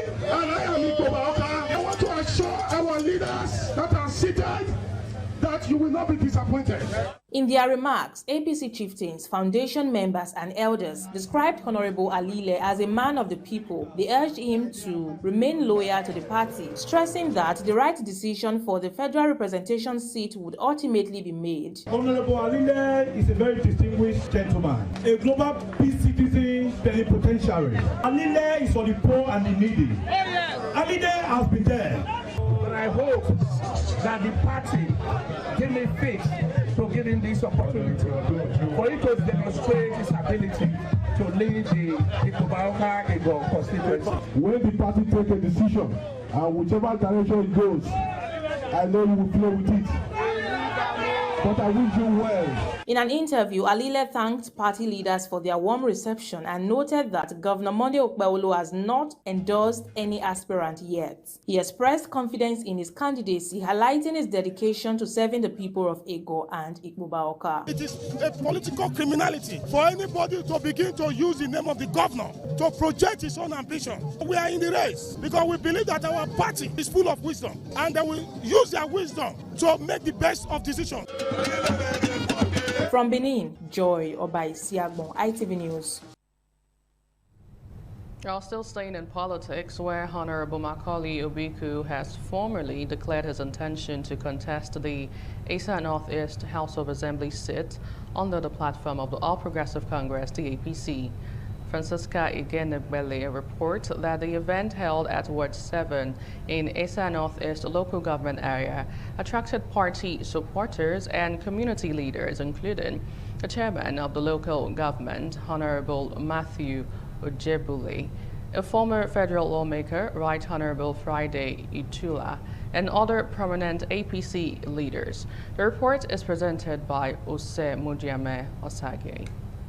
Addressing the gathering, the State House of Assembly aspirant, Honorable Macaulay Obiku, said his ambition to represent Asa Northeast Constituency 2 is driven by a genuine desire to serve the people and protect the best interests of both the APC and the constituency. He described himself as a committed grassroots mobilizer, ready to work tirelessly to strengthen the party and deliver victory in future elections, including the next presidential poll. He appealed to party members, leaders and supporters in Ward 7 to support his aspiration. I am a grassroots, mobilizer.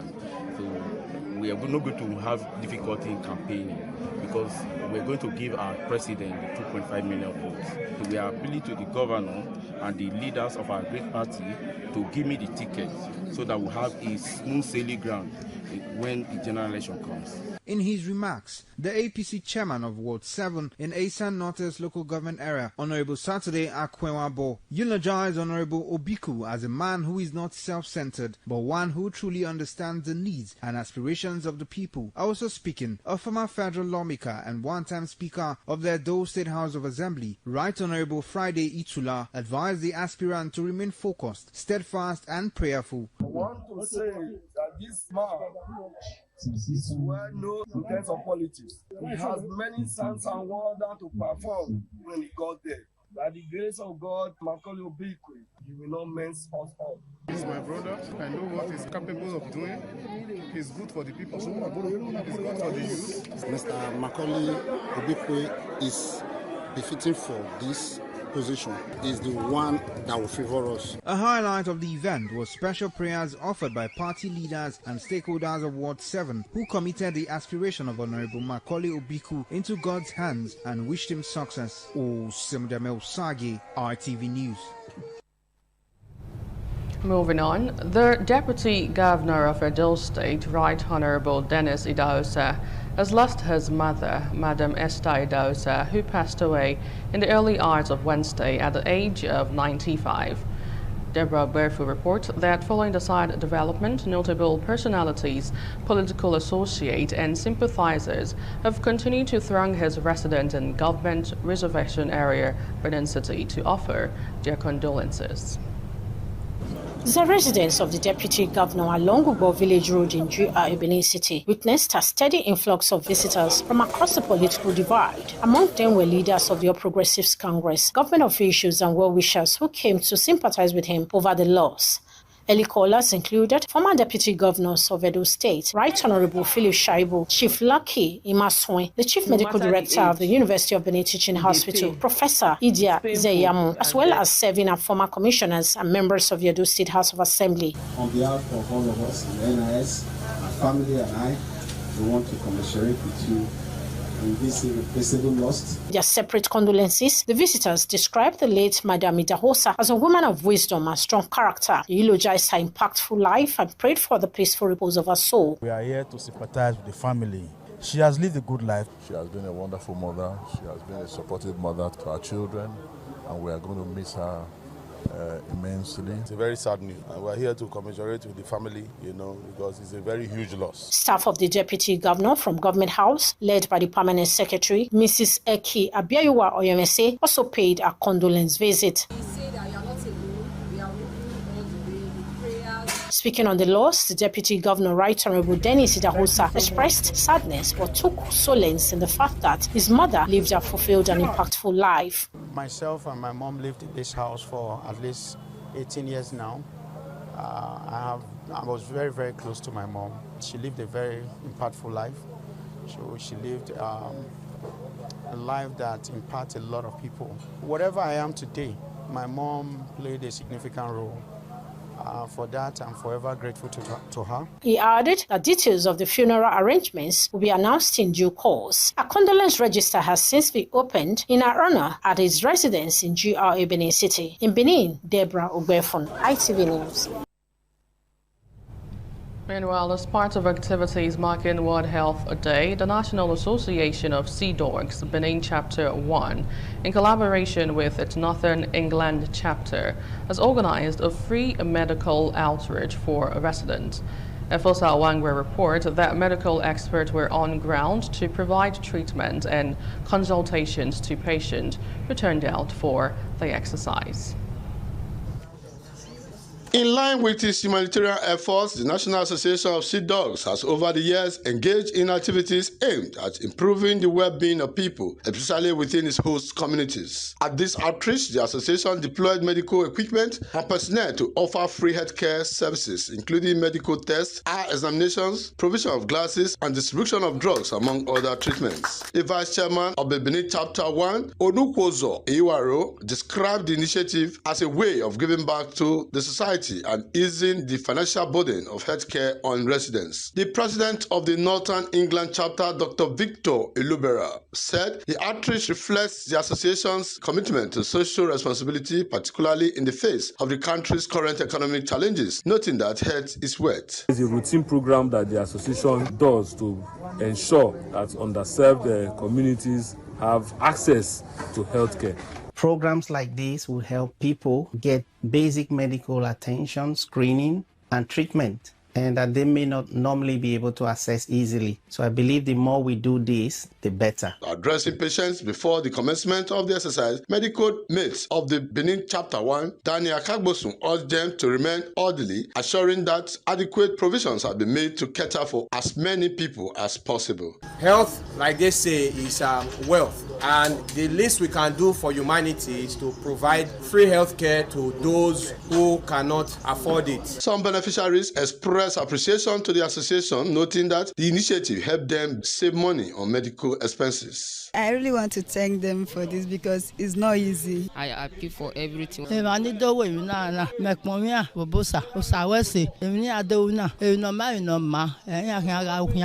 the program has ended, residents say they look forward to more of such philanthropic gestures from the association. From Benin, Efosa Wangwe, ITV News. For updates in the world of sport, Tolulokwe Ogutime is on. The 2026 unit corporate runs to the Valley in London from May 26 to 30, featuring 4 nations: Nigeria National Football Team, Jamaica National Football Team, Zimbabwe National Football Team, and Indian National Football Team in a compact high-stakes tournament. The action begins with a blockbuster semi-final clash on May 26 as Nigeria faced Zimbabwe in a rematch of their recent World Cup qualifying battle, setting the tone for a fiercely competitive tournament. A day later, Jamaica take on India in the second semi-final on May 27, with both sides aiming to book a place in the final. The tournament wraps up on May 30 with a double headers, starting with the top place playoff, followed by the grand final to determine the 2026 Unity Cup champions. Meanwhile, the countdown to the Unity Cup has gathered momentum, with football leaders across participating nations expressing confidence and excitement ahead of the tournament in London. President of Nigeria Football Federation Ibrahim Musa Gusau believes the Nigeria national football team have what it takes to defend their title, describing the competition as one that suits their attacking and competitive style. However, one that Nigeria will not estimate fellow contenders Jamaica national football team and Zimbabwe national football team. From Asia, the All India Football Federation sees the tournament as a landmark opportunity, with its men's national team set to return to the United Kingdom after 24 years. The federation noted that facing established football nations will provide valuable exposure and aid the team's long-term development. Jamaica is equally upbeat, with Michael Rickett, president of Jamaica Football Federation, highlighting the team's strong showing in the previous edition as motivation to go even further this year. He also called on fans across the diaspora to create a vibrant atmosphere in support of the Reggae Boys. For Zimbabwe, the tournament represents a historic milestone. Ngobile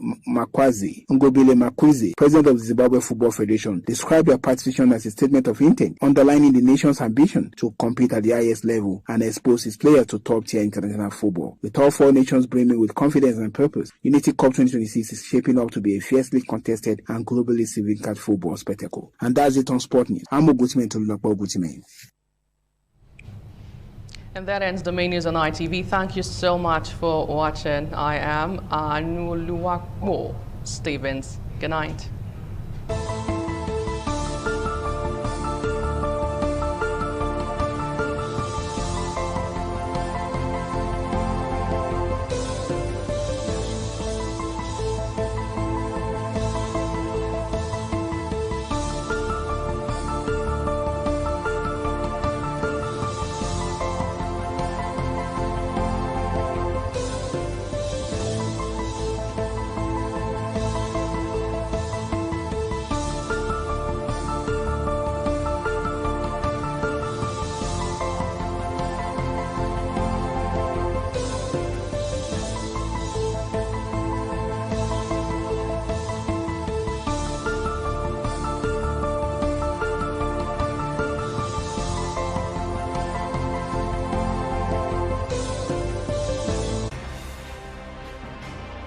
ITV, certainly the best. ITV, certainly the best.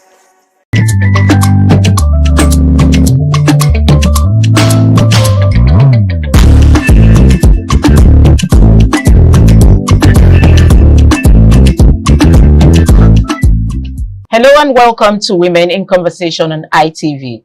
You're live from our Lagos Network studio. I am Patricia Uremu Gabriels, and today I have seated with me some beautiful women that will be looking at domestic violence. But before we go into the program properly, I'm going to be introducing my guests who are seated here looking very pretty. Of course, I have on my right Princess Edith Madejomo. She is an entrepreneur and the CEO of Freedit Global Limited. Edith, you're welcome. Thanks for having me. And then on the far right, I have Abiodun, who is a registered welfare worker in the UK, and she's a women's speaker. Abiodun, you're welcome. Welcome. And then to the left, of course, I have Barrister Chisom Agbafo. Chisom is a legal practitioner. You're welcome, Chisom. Thank you very much. Okay, ladies, we're going to be looking at domestic violence. Can I just say something? Yes, please. With this particular situation, she was not, it was in the, when they were courting or dating, that he was in drugs and had all this, and she went ahead to marry. They're getting married in November. I would advise, with all the red flag. With all the red flags, I do not believe that she should have. She should go ahead with that. You know my and then the man is also now complaining. Yeah. After with his own issues. Yes. And she has accepted That's why him. She said and she's complaining that he has fibroids and he has, you know. To me, I just feel that, you know, she probably was not even looking, and she's looking, you know, obviously love so or whatever that brings me to what Chisom said. Chisom said the shame is the number one for women. That's if I leave him, who will marry me? I'm married to a pastor. How would I come out and say this? I just got married. Oh, I mean, she's not married yet. She's not married yet. She has a chance to she has been for years. Yes. So I'm getting older and all that. Who else would want some people just want that name. So Mrs. But anyway, not everybody. No, some people just want that name, Mrs. Exactly. Mrs. They want Somebody that some people just want relationship, and I don't even think, because some people used to say, I think most people say, oh, the man has money. The man has money. But if you check, in this case, the man does not have money. Exactly. If you even check marriages going back, dated back to the 80s, those women face a lot of domestic violence, but they won't say anything because they enjoy the money. And there's no money. Was it really money? It was patient endurance. Exactly. So and endurance was the test. Endurance is the test of marriage. If you're now. If you learn to persevere, learn to endure all the that is what prepare you to be a true.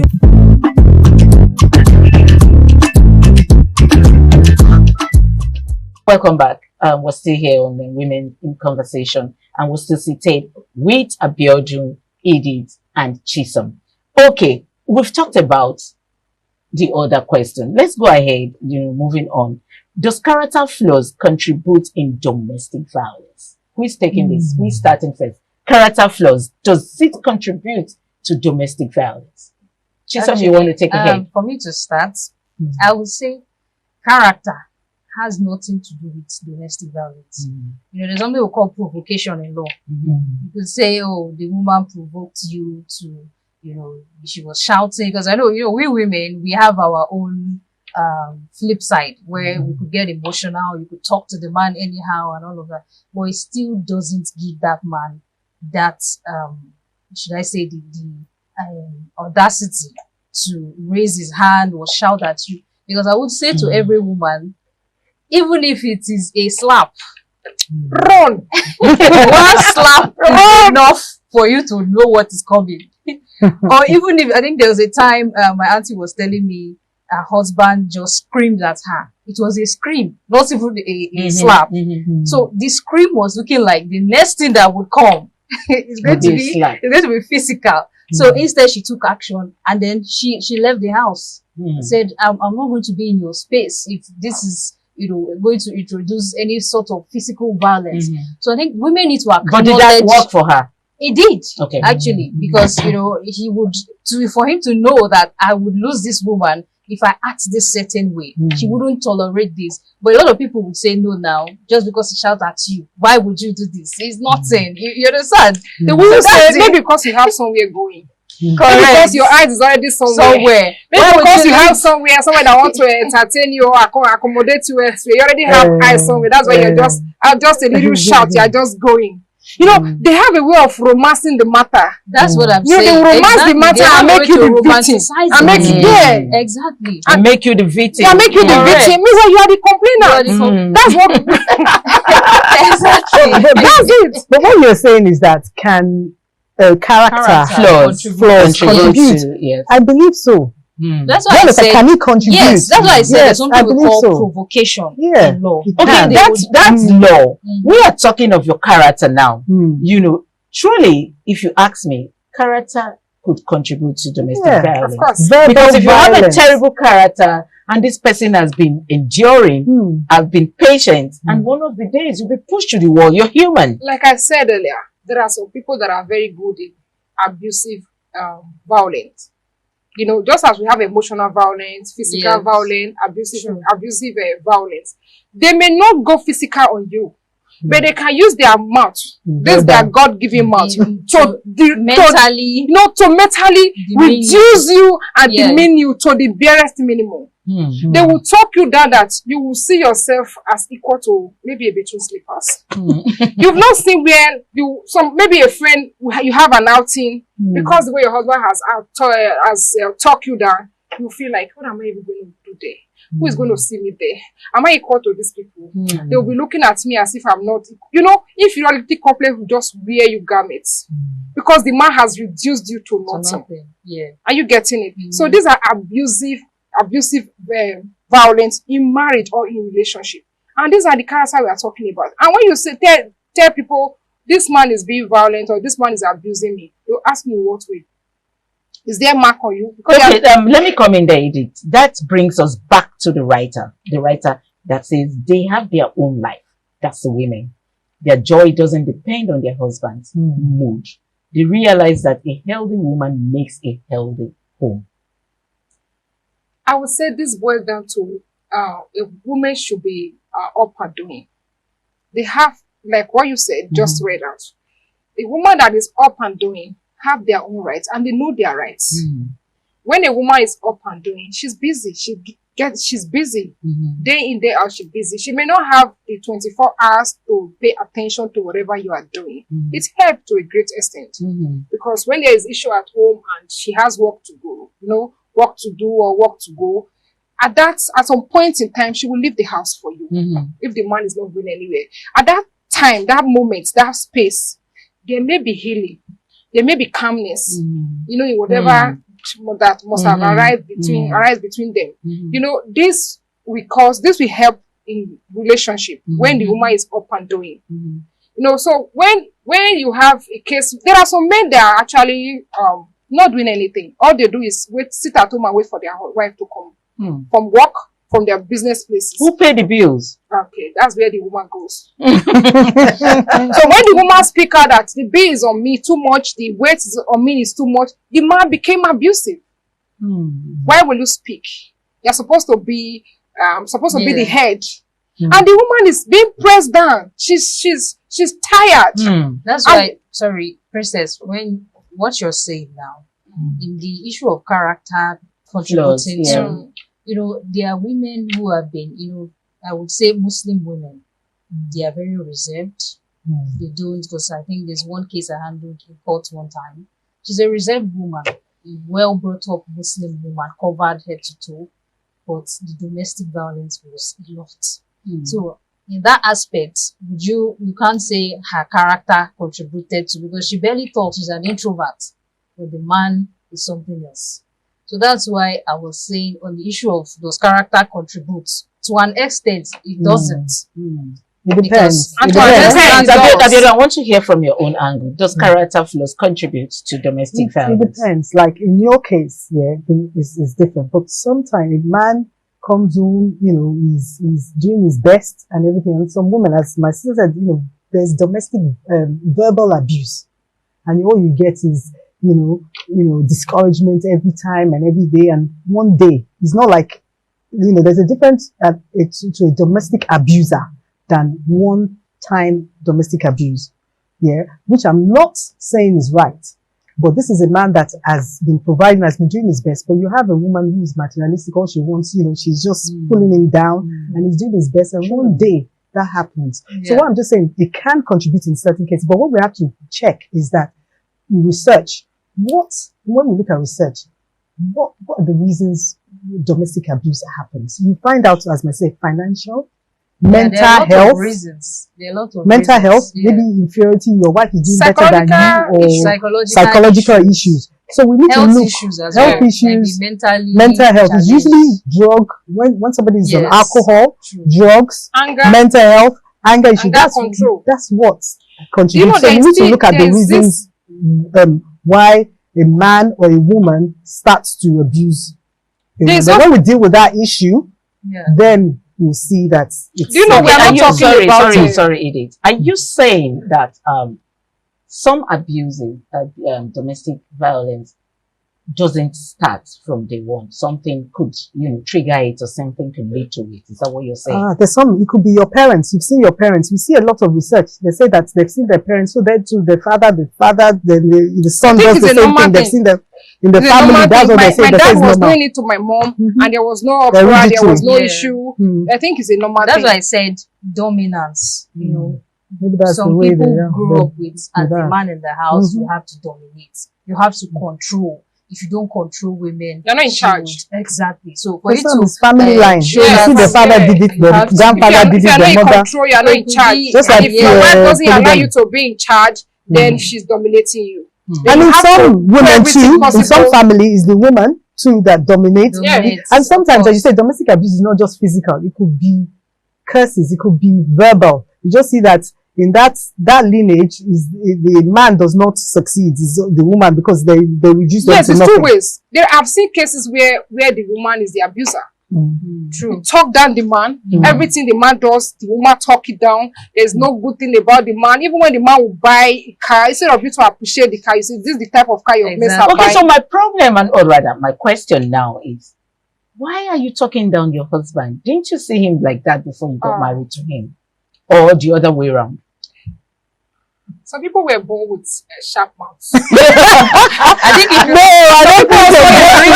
Some people were born with sharp mouths. Some people their parents, or their family. They're loud. I think it's an issue of temperament. They inherited from their family. They've been talking since they were 2-3 months. They just talk. But then you have to. They talk before they train that child. They talk before they reason. And they don't feel bad whenever they utter any wrong statement. The best form of some people don't know how to tell them sorry. Correct. Sorry is just a character. You can't say sorry. Character flaw. Can melt everything. Some people can't say sorry. I'm sorry. Sorry is like asking them to go to the palace and carry king. Pride on top nothing. Just a little sorry. Yeah. Do you know what sorry can do? Sorry can go a long way. Go a long way. You know, just like I said, some women inherited bad mouth from their family. The only inheritance they got from their family is just the bad mouth. Are you getting it? It's not a laughing matter. Are you getting it? And the thing to always say sorry. What is sorry? If I offend a little child of 2 years, oh my darling, I'm so sorry about that. I've taught my daughter how to say sorry in everything, that she even says sorry for nothing. Sorry, it goes a long way. You know, when you realize that, oh, what I said has angered this person or is making this person to feel bad. Please, sorry about that. The person may be angry at that moment. But you know, after a while, you will think it through. Oh, yeah, she even said sorry. She even said sorry. And calm down. But some of us can't say sorry. So what I was going to say, that sorry is very powerful. And I think that's why, you know, when I know domestic violence, it could just be training that man, that woman, in, you know, characters can change. People can change their attitudes. It starts from when you hear, hear the word of God. To me, it's like medicine. And, you know, it changes your mind. No. Seriously.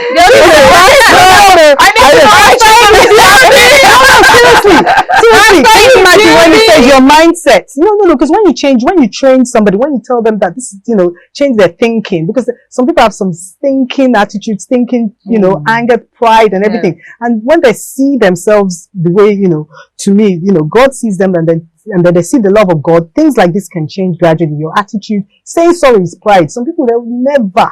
But onto that God, the Spirit of God breaks that hardness from your heart. Then you'll be able to do certain things. Why are we not talking about financial violence? There is financial violence. There's a case where the man is in charge of every penny that goes out of the house. That's a case of Osinachi.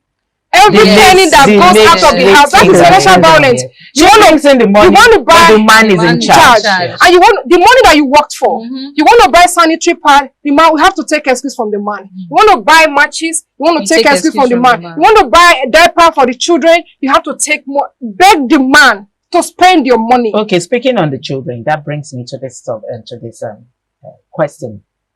For the children in a domestic marriage, how do you think they will behave when they grow? Or how do you think their thoughts while that thing is going on between the mom and the dad? What do you think will be going through their thoughts?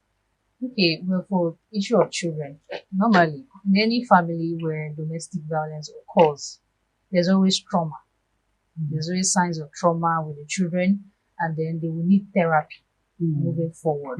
So parents need to know that it affects. I mean, there are a lot of clips you see online where the father and the mother are beating each other while the children or the little child is trying to, you know, separate them and all of that. That sticks with the child for life. So that is the implication of what domestic violence can cause. It makes the children, you know, mentally disturbed. The only way they could, you know, move forward, like, is it through violence? You know, and it also makes them introverted. They hardly say anything. It projects fear in them. Barrister Chisom, thank you so much. We're going to be going on a short break. We'll be right back. Please stay tuned.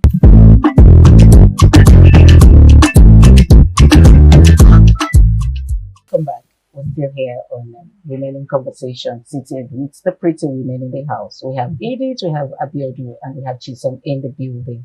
Chisom, you were saying something before we went on the show break.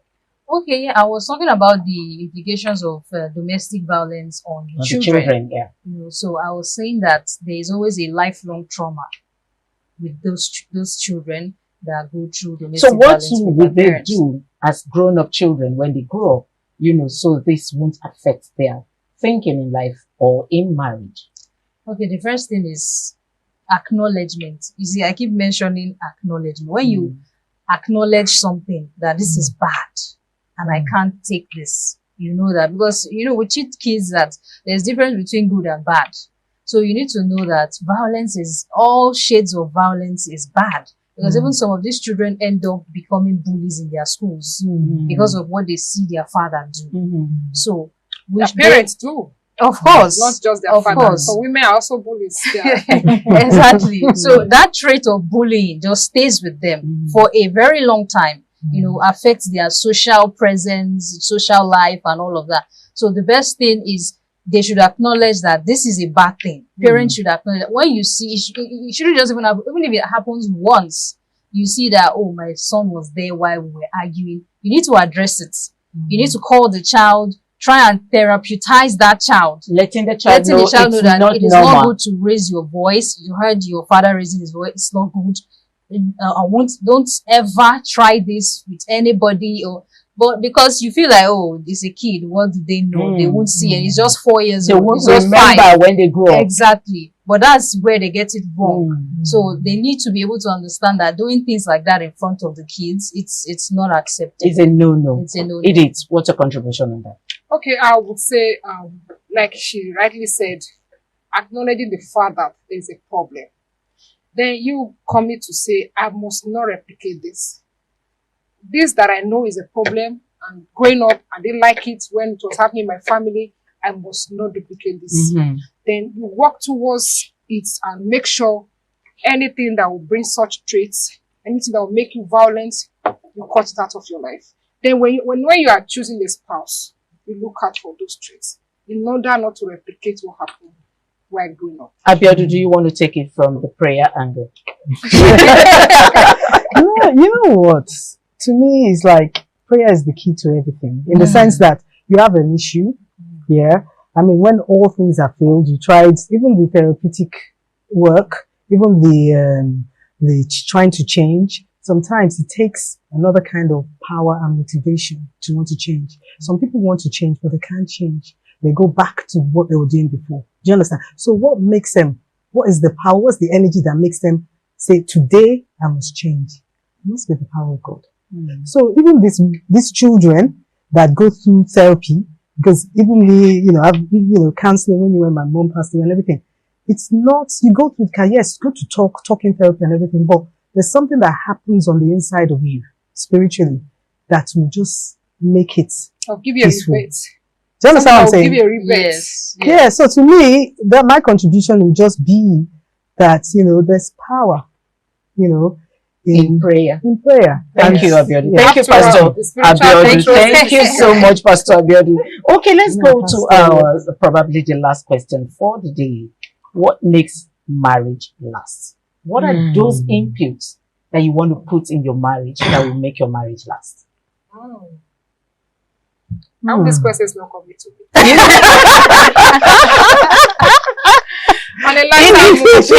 You know, one has been told we do not have much time. On a lighter mode, what are the inputs you want to put in a marriage to make the marriage last? Dedication, love, commitment. We have this in order, I think. Prayers. Yeah. We're coming back to covered. Exactly. I'm going to make you speak last on this. I'm going to make you speak last on this. So, Chisom. Okay, as you know, my angle is different because as a lawyer, let me just say this. As a lawyer, I have handled a lot of divorce cases, even from the most religious couple. So I would not say prayer is the main focal point that keeps a marriage is respect. Respect is the principal thing for me, as well as wisdom. if you want to go through the biblical part. Exactly. Yeah. So respect, once respect goes out of any form of relationship, that's it. If you don't respect this person enough not to raise your hand, you don't see this woman, you don't respect her, that is gone. It goes towards domestic violence. That's the only route it can go, either emotional or psychological. So I would advise a lot of women out there that it is respect that keeps a marriage. You respect the fact that this is my husband, and the husband should also respect the fact that this is my wife. I mean, she's not just an object that I would, throw her around, beat, shout at, or everybody deserves respect. Just like Princess said the other time, that even when you tell a kid, oh, I'm sorry, I did this, there's a level of respect that you need to have in that relationship. Thank you, Chisom. Abiodun, your last one. Okay. Everything that you've said, respect, dedication, commitment, and to me, the one thing sums everything up, and that's love. Yeah? The Bible says that love covers the multitude of sins. So to me, when you love your husband, to me, before I get married, I must know that I can respect this man, and I'll love and make that commitment that regardless of what happens, the circumstances, I will continue to love this man with all my heart and do my best to be the best wife, to be submissive, to be committed. And my top thing is that to be focused, because there must be, before you marry, there must be a purpose that you guys are pursuing, a vision, one vision, not division, so that you know before you marry that this is our purpose. This is where we want to be. This is where God has given us. This is the vision that we want to commit. So we'll commit to that vision until eternity, until we go to be with the Lord. So love for you is love. For me, anyway, we've come to the end of this program, but for me, it's communication. I mean, if you're not communicating rightly, love can never hold water. But anyway, Chisom says respect. And then Abiodun here says love. And then my Edith says commitment. And I say communication. Until we see you same time next week. Thank you for joining us on Women in Conversation. My name is Patricia Uwenu-Gabriels.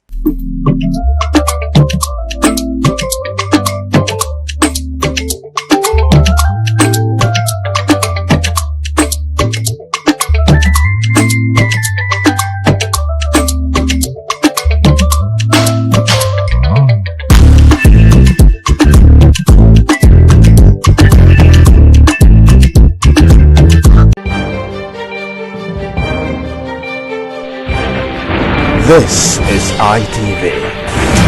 Certainly the best.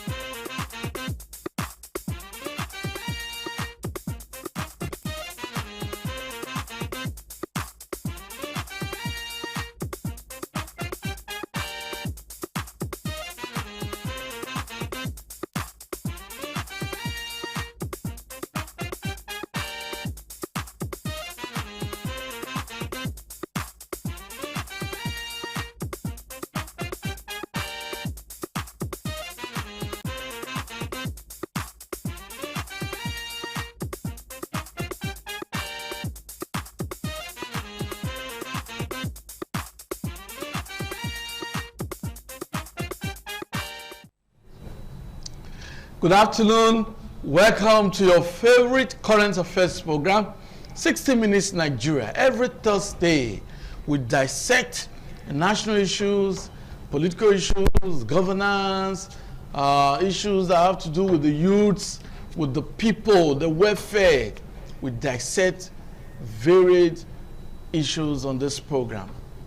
My name is Egosa Agbonlao. Today's program promises to be enlightening, educative, and of course we're looking at something that you will love because it has a telling effect on the people. It has to do with the gale of defections, it has to do with the imposition of candidates. Some persons are of the opinion that President Bola Ahmed Tinubu is ensuring that we have only one political party. And the president has debunked that insinuation. He has debunked that opinion that there is nothing like that. This is a democracy. Nigeria is practicing democratic governance, and the president has said he is not involved in any clandestine plans to make Nigeria a one-party state. But we've seen protests. Some persons, even in those states, protesting that the ruling party is imposing candidates on them ahead of even the forthcoming elections.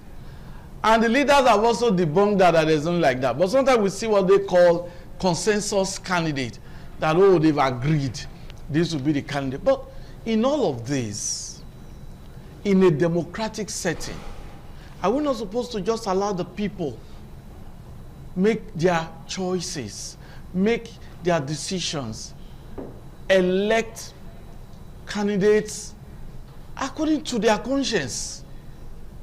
Because if the right man is elected, it is believed that he will do everything possible to improve the welfare of the people. So that's the foundation. I'll give you more details to our discussion, but let me quickly introduce my guests. Very distinguished personalities with us today. I have Comrade Felix Osigwe. He is a very seasoned politician and analyst. Nice to have you on the program today. Thank you very much. Okay, it's always a pleasure to have Dr. Apostle Elvis Agbonaima. He is the deputy chairman in Edo State of the Actors Guild of Nigeria, Edo State chapter, and he's a clergyman and a very renowned analyst. Nice to have you on the program today. Thanks for having me. Viewers, God bless you. Okay, we also have with us His Royal Highness. It's always a delight to have him on our program because he knows tradition. He is a man that has used the pen for years. He is a traditional ruler. He is a grassroots leader. His Royal Highness Bako Dogo. I was almost going to say an ambassador. But you know, some foreign countries are rejecting Nigeria's ambassadors now. So I didn't want to call you that.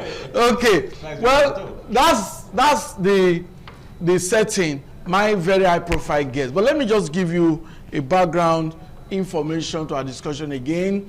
High profile political defections in Nigeria have intensified between year 2023 and early 2026, primarily characterized by massive migration from the People's Democratic Party and the Labour Party into the ruling All Progressive Congress, APC, ahead of the 2027 general elections. Like I said, that has given cause for concern. The motivations often cited include aligning with the federal government, internal party crisis, and all of that.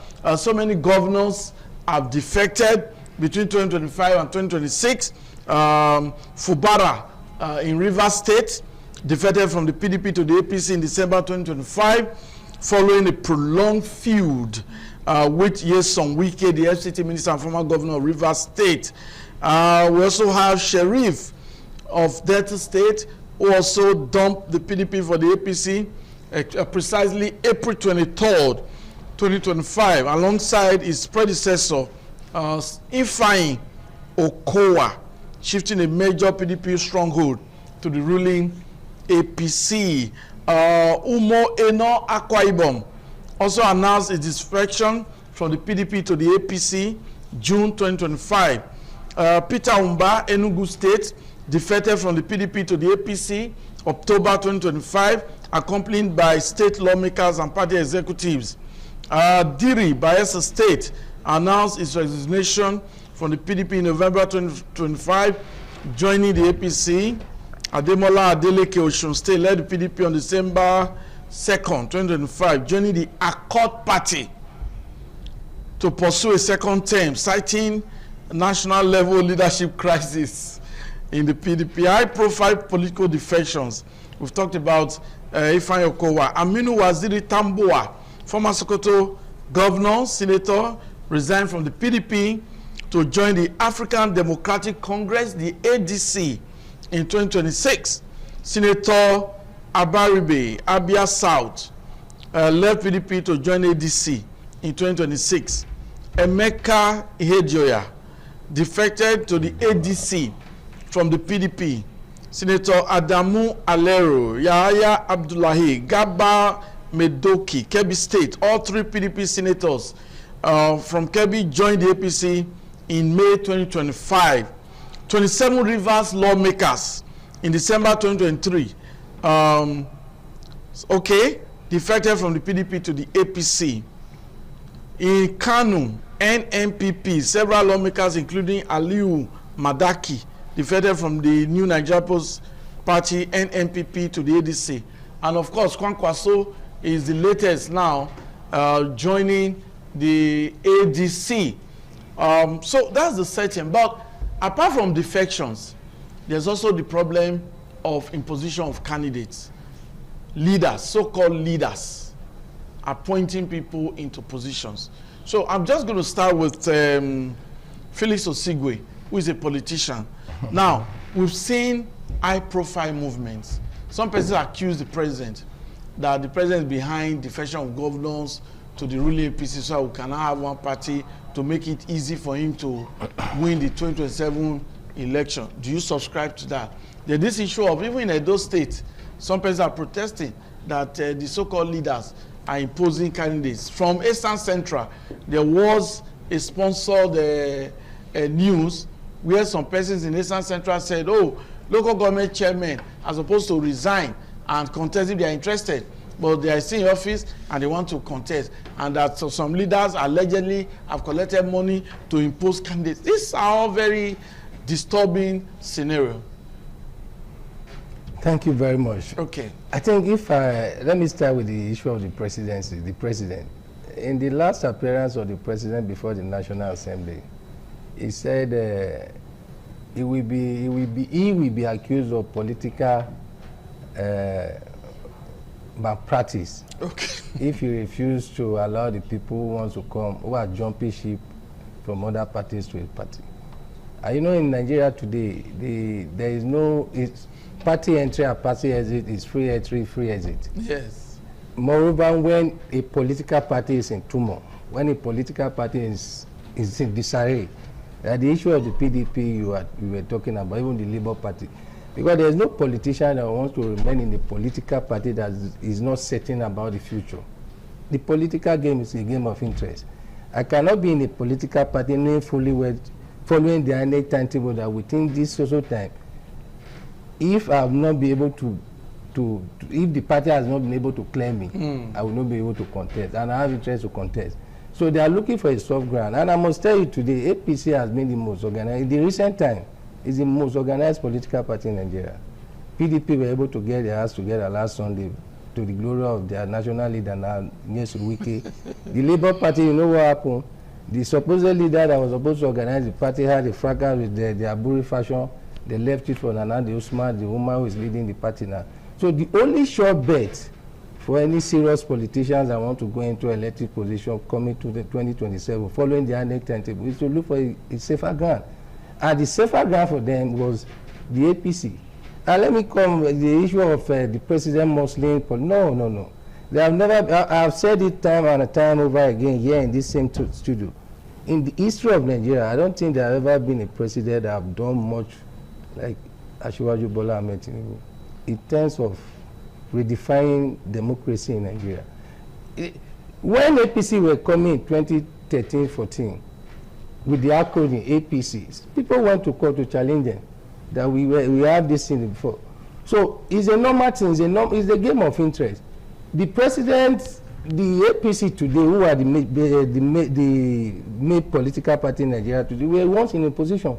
They fought their way, got themselves registered, got themselves organized, followed up. They were opposition party to the ruling party then, the PDP, against Jonathan, and they won. They are here now. There's no way you can stop anybody who wants to join your party from joining your party. It's a free entry, free exit. As long as the cogent reason, is the party divided? Is the party factionalized? Yes. PDP was factionalized, if not to this, their last court ruling to their convention. What of the Labour Party? Today you have ADC.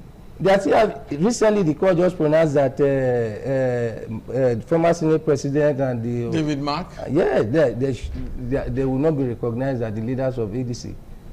Internal party issues. So to me, the president has not done anything well. He will only commit a political suicide by not allowing people to join the party. The merrier, the better. Yes, the merrier, the better. So the president is innocent. Very, very. To me, I want to believe that he's innocent. The opposition should put their hands together. That is why I came through the story of when the APC were coming on board. Some other group came and said, we already registered this party. They went to court, they fought the battle, and they won the battle. The acronym APC, the All Progressive Congress today. So you can, like the president will always say, do you expect me to go and... I will be very happy the party the opposition is disarray. That is it. Because it's his advantage. It's his advantage. So you will be very happy that the party... Then you come into the opposition again.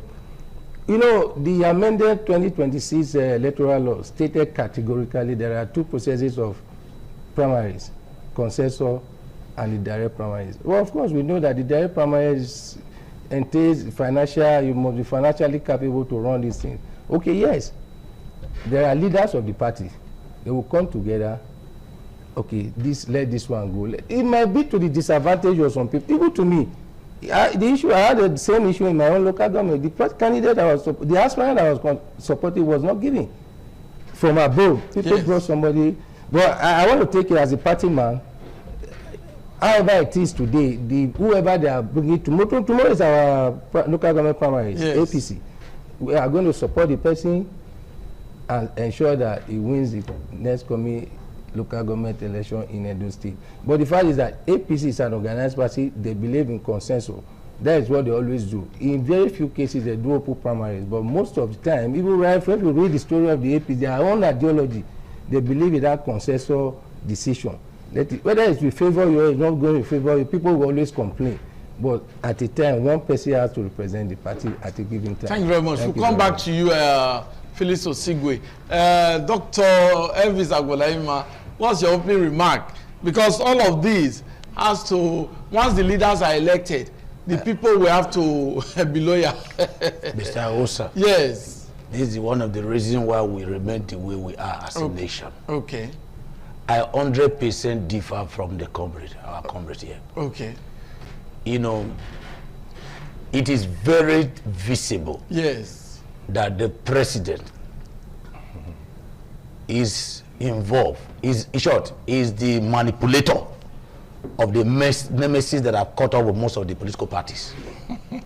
It is just the truth. You know, these are the reasons why you discover, because we refuse to speak the truth, because today is favoring us. We don't care about other persons, and that's why this nation, this lovely nation Nigeria, remain, even with all the blessed, all the gifts, all the blessings God has given to us, natural, everything, we are still crying in the midst of these things. Because those who are supposed to speak the truth to power, because it's favored them now, they don't want to speak. And I want to say this. What has happened, he said the APC is one of the most organized party. Where? You know, the truth of the matter is that one of the challenges we're having in this country is that instead of us to build institutions, we are building persons. You get it now? Yes. Now, because this same problem happened to PDP, instead of them to build a good institution, they were building individuals.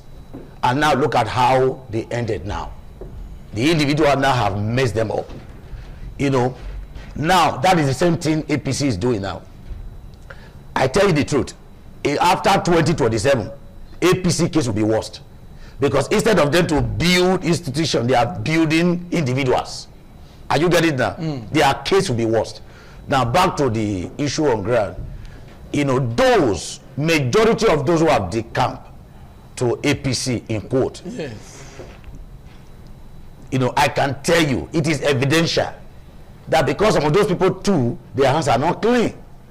Because of what some of them, they know, they know themselves. Are you getting me now? Yes. And they fall into it. And let me tell you, the campaign have not started. All this one you are seeing people entering APC. APC will know themselves few days to election. Because there are people now, some governors now, who ran to APC, for example, now, because they just ran there to cover some files, for some files not to be open against them. Are you getting me now? Even governors, they know what they are doing. They are playing game. And God is watching.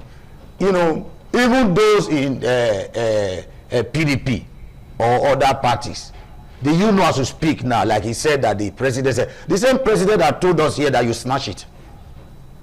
Are you getting that? It's unfortunate that our leaders, they are talking from two sides of their mouth. You get it now? Now, they are talking from the two sides of their mouth. Now, you are using, the institution of government to return, to destabilize other parties, and it is very visible for us to know that APC as a government, I'm not a politician. Yes. I don't belong to any political party, but that does not mean if I see a truth. If I see truth, I should not speak. But this is my nation. I don't have any other country. Nigeria is my country. I am a citizen of Nigeria. Therefore, if I see something wrong, I should say it. Now, the present led government by our own president, that is saying that he doesn't have a hand in it. Himself and his people, we are seeing what is happening. They are trying to make Nigeria a one-party system. That is what they are trying to do. So that by 2027, that other parties will be in a state of dilemma where they cannot be able to do anything. Are you getting that? Could that be a political strategy? Yes. No. Okay. This is no longer politics. Yes. You got it now. If you feel that everybody is coming to your side, the governors are coming to your side, everybody, why are you still doing all these things? They are using the judiciary, because, they are using different tactics just to destabilize other parties so that they cannot be able to stand with their two legs, so that they can face them. That is the thing. If truly you say you have done well, you have worked well, why all these tactics? Because this is no longer politics. This is witch hunting. It's just the truth. We should be but these persons have not cried out. They defended. They have not cried out because some of them are up to game. They are playing game. While some of them too, because of what they have done, their errors, just like they know themselves. Because at this stage now, if those governors begin to start crying out, you see a lot of fights will be flying, a lot of things will be happening. Those that are under them, working with them, their team, they will do everything to destabilize their team. For those governors, some of them now, because they are also cunning like them, that's why some of them just like a woman who is not interested in you, because maybe your money, because the family is mighty pressure on her, she follow you. But meanwhile, she does not love you. You get it now? Anything can happen tomorrow, she can leave you. Now, it will be very sad to me that we are coming on a national TV station like this to be telling people, the Nigerians, the people there, they know the truth. They know that this is how it is, that this government is retorting other political party, is trying to frustrate them, is trying to put them in a state of comatose just for them not to be able to stand. Then we'll now come here and say, we'll come back to you, Doctor. Well, you've made your own opinion, but we must quickly admit here that the opinions expressed here are the opinions of our guests and not of the station. But His Royal Highness, I told you, is one very experienced man, and he has a lot to say. His Royal Highness, Dogo Bago, your comments. Well, I think, you see, as a product of political science. Yes. I read political science in Uniben. Yes. And I'm watching the Cerrero. Okay. I think this is APC time, whether you like it or not. Okay. Politics is a game of number. That's true. And it's a game of lobby. Whether you like, you carry 100 bag of trailer to somebody, say, come and join my party, say, welcome development. That is Shiran in the Nigeria Constitution and the Electoral Act. Let us be frank. It is something that is not in the Electoral Act or the Constitution that we complain about. You understand me so? So now you can see if the president want to go by what he also experienced. You know, when the president was a governor of Lagos State, and the local government fund was stripped away from him, from so many months or years or so. If you remember vividly. Yeah, as governor of Lagos State. As governor of Lagos State. Yeah, local government funds. Yes. And the president suffered dearly when he was governor. When, what they call him, Obasanjo want to tell him that he's in charge. You understand me so? But today, I see a lot of people complaining. What are you complaining about? Defection is a welcome development and that is allowed by the Constitution. It's when a party have a crack, you are free to defect. And well, as you know, if there is no crack in a party, you can create one small crack for you to defect. That is not the truth. Because it is says somebody from Ovia defected from PDP to APC. Today it's in the House of Rep, which is a welcome development for her.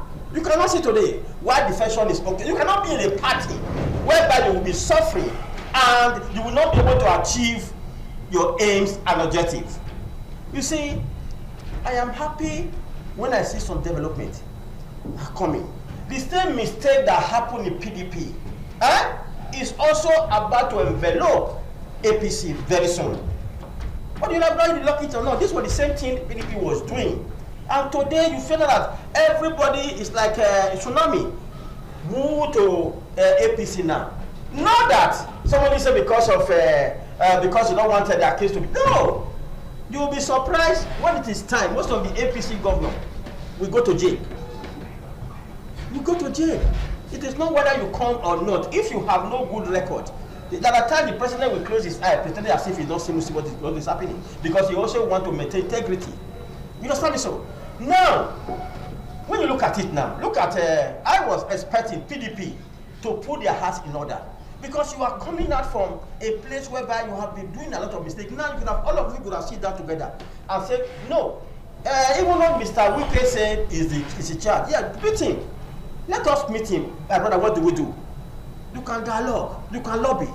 Not the one you go and lobby, you go and talk to somebody in the night, in the daytime you come and say, we will not accept. No! If you stay in the night, also come out in the daytime and say, yes, this is what we want to do. That's why you find out that many of them now move to, the angry people move to ADC. Is it well with ADC? And forgetting that there were critical committee on ground in ADC. Immediately they start forming their own group. Without, there was no dialogue with the critical committee. Okay, this is what we want to do. We are going to concern this one to you people. No. They start forming because, and the only people that formed that party, the people that were there said, no, we will not accept, they went to court.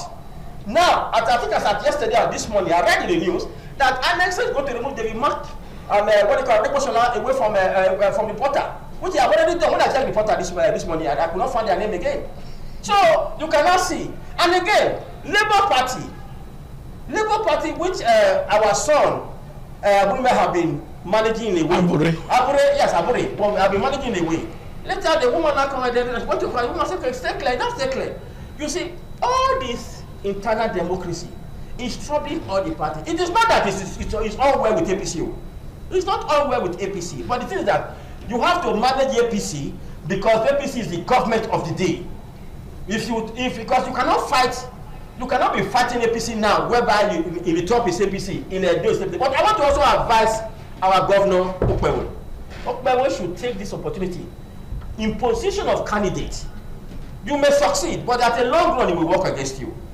Let the people, don't let those people who are in one corner say, you must do this. No, they are not helping you. Because why are they not helping you? This was what happened in PDP. PDP was so strong that nobody ever think PDP would go. Obasanjo said PDP will rule for 60 years. Yeah, no, Obasanjo, Vincent Togbola for the dead chairman of PDP. Vincent Togbola. Obasanjo said it. He himself never believed that PDP would go. That was why after second term was fighting for third term. Thank God for some people who said no as at that time. But now, APC is on board.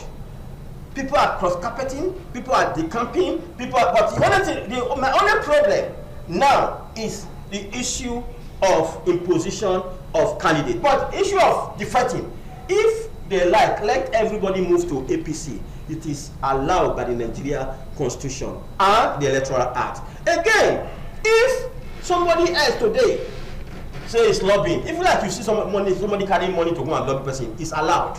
Even in US, In Canada, it's allowed. People they are willing people to come and join my party. Mostly when you have a formidable force and say this person can help us in our party, you are allowed to do so. Again, but my problem now is the imposition. You bring somebody from nowhere and say this is the person. No, let there be internal democracy. Even though you are telling somebody consensus, yes, it's also shrouded in the electoral act, but the consensus should not be done in a way where because it's shrouded there, you do it by force. That person must. In those days, when the parties were having things, okay, nobody, you want to go as a house of prayer. No, we will not give you house of prayer. Don't worry, we are going to give you this appointment. You have already talked to that person. By the time you say no, you cannot do anything. No, who are you? Who are you? It's a bad word in my local dialect.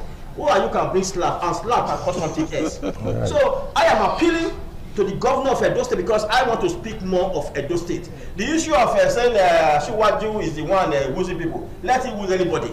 Let him do anything. It is allowed because he wants to contest. And again, Nigeria should also be we should be thankful to God.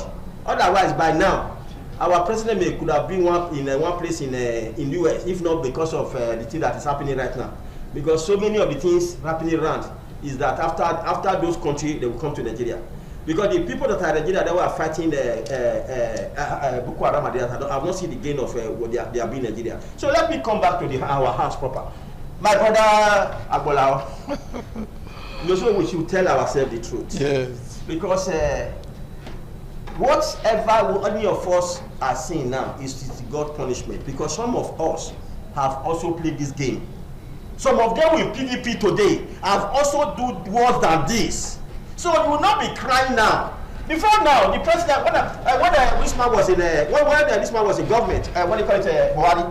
Buhari was not even the president. Malami was the strongest man president. Today that he's suffering from that. Nobody ever think Malami will even go to station to go and answer anything. Today that now. Look at the man El-Rufai. He's been exchanged in court as if they are changing the rapper. Because today, because that is why whatever you are doing as a politician, remember there is God. Because one day you will be called to you will be accountable to whatever you are doing. That is why in that Islam we said you should have the taqwa of Allah. You have the fear of God. Otherwise, don't think that if you embezzle money, that money will just go like that. When it's time, you are going to come and answerable to that. It may take time. Look at what is happening. The same thing now in the Tinubu regime. Whoever is stealing should be stealing. Be stealing with we'll come back to you. Just take a break.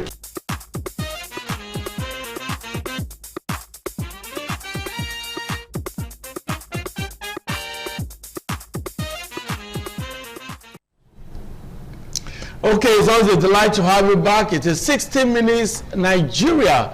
My name is Egosa Agbolao. Well, let me take you to a story.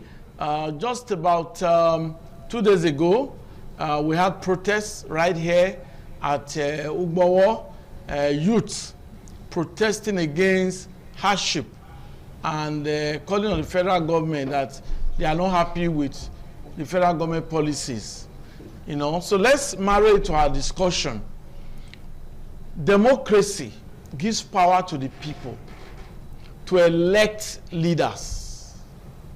And if those leaders, if the policies of the leaders are inimical to the development of the people, to the improvement of welfare, same people under democratic principles are very, very free to elect new leaders, invariably electing, sidelining or sacking those who were there. That's democracy.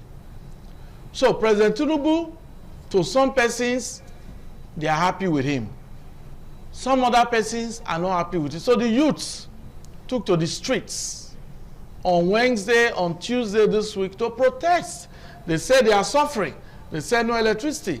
They said fuel subsidy should be brought back, that they can't afford petrol. They protested and they blocked the road, and people suffered because they could not access wherever they were going. So people have to now trek. But those are those youths. So back to my guests, and I'll start again with Comrade Phyllis Osigwe. Now, the youths protested yesterday. Do you think that President Bola Ahmed Tinubu's regime administration is really meeting the yearnings and aspirations of the people? Thank you once again. You see, it's just very, very unfortunate that we are where we are today. And you must also agree with me that the whole world is almost at a standstill because of this Iranian, Israel, and Middle East crisis. The Middle East crisis. But you must agree with me too that before now, we were seeing a little bit relief from the hardship of the fuel subsidy removal and the unification of the currency. Things were a little bit getting down. The foodstuff were going down. Even the price of petrol was going down. The dollar was going down. The economic indices of the country were showing positive signs that we are moving in the right direction. Okay. If you take a look at what the IMF said, the World Bank, or even Moody's, the Fenties, they were saying Nigeria is moving on the right direction before this war came. We are all suffering. Of course, we have fuel. America is even having more oil than Nigeria. Their gasoline is high all over the world. But in our own case, President Tinubu even brought the idea of Naira to crude. Instead of somebody like Dangote going to Switzerland, going to New York to look for a letter of credit to be able to import, to buy crude oil, let's be dealing Naira so that to make it easy. But it's unfortunate that even before the Tinubu came, they have already mortgaged in Nigeria oil like years ahead to pay the subsidy, just to be able to pay the subsidy. And so many states were even insolvent. They were not paying salary, there were no money.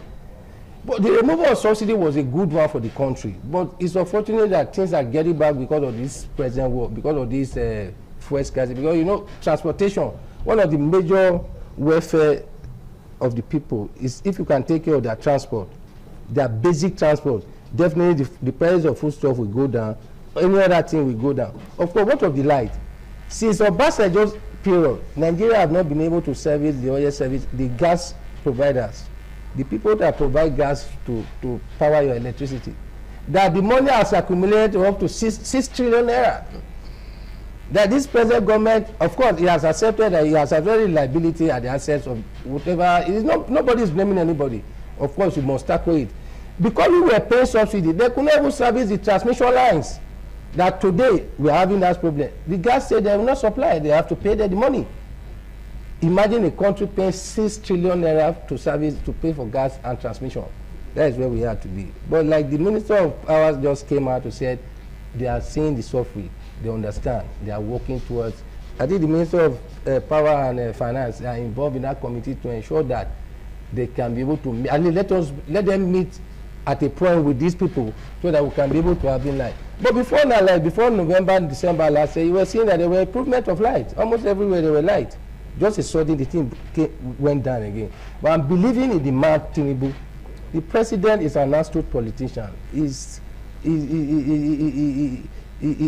has the ability to take Nigeria out of the wounds. I'm believing 100%. And you see, even the removal of subsidy has brought more allocation to your states. Now, the first, one of the major executive order again was for every state to be able to produce electricity for itself. And we know our governor just went to commission a 600 megawatts power plant around Logbo, because every state has been given that power to be able to produce electricity. But this thing will not come as a rocket science. They will not come as a, they must take time. Because I believe again that facts are secret, opinions are free. I really want to go back to one point that this man made. We are all witness to history. Before, in 2014, Tinubu was not the president. We all witness to how some 6 governors of PDP left their convention. We were all witness to that fact. And ever since, even the last convention that Tinubu, Wike contested with Atiku, what was the problem? Let's power go to the south after the 8 years of the north. They said no. Tinubu wasn't the president then. No. So you are not sitting here to tell me that it's Tinubu that is causing the crisis in PDP. I'm just going back there. I want to call it because I didn't want to interject him. Then the issue of ADC. Thank God my Royal Highness just made it that they were occupants of ADC. It was a registered party. It was not vacant, but some people went through the back door to adjust the APC, which is causing ADC, which is causing trouble for them today. But you still blame it on Tinubu. Like the issue of Labour Party, what was the issue? It was a internal issue.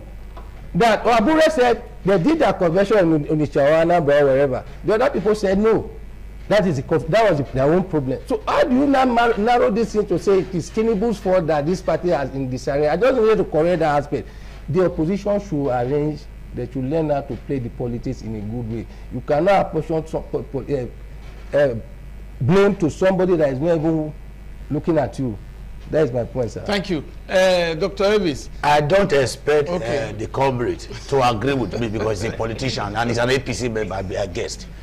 It's true. Yeah. I don't, if he agree with me, you know something is wrong. Something is wrong. Yeah, so you don't expect it. I don't expect it. Okay. Now, talking about, protests in the land because of hunger, the truth of the matter is that there is serious hunger. Okay.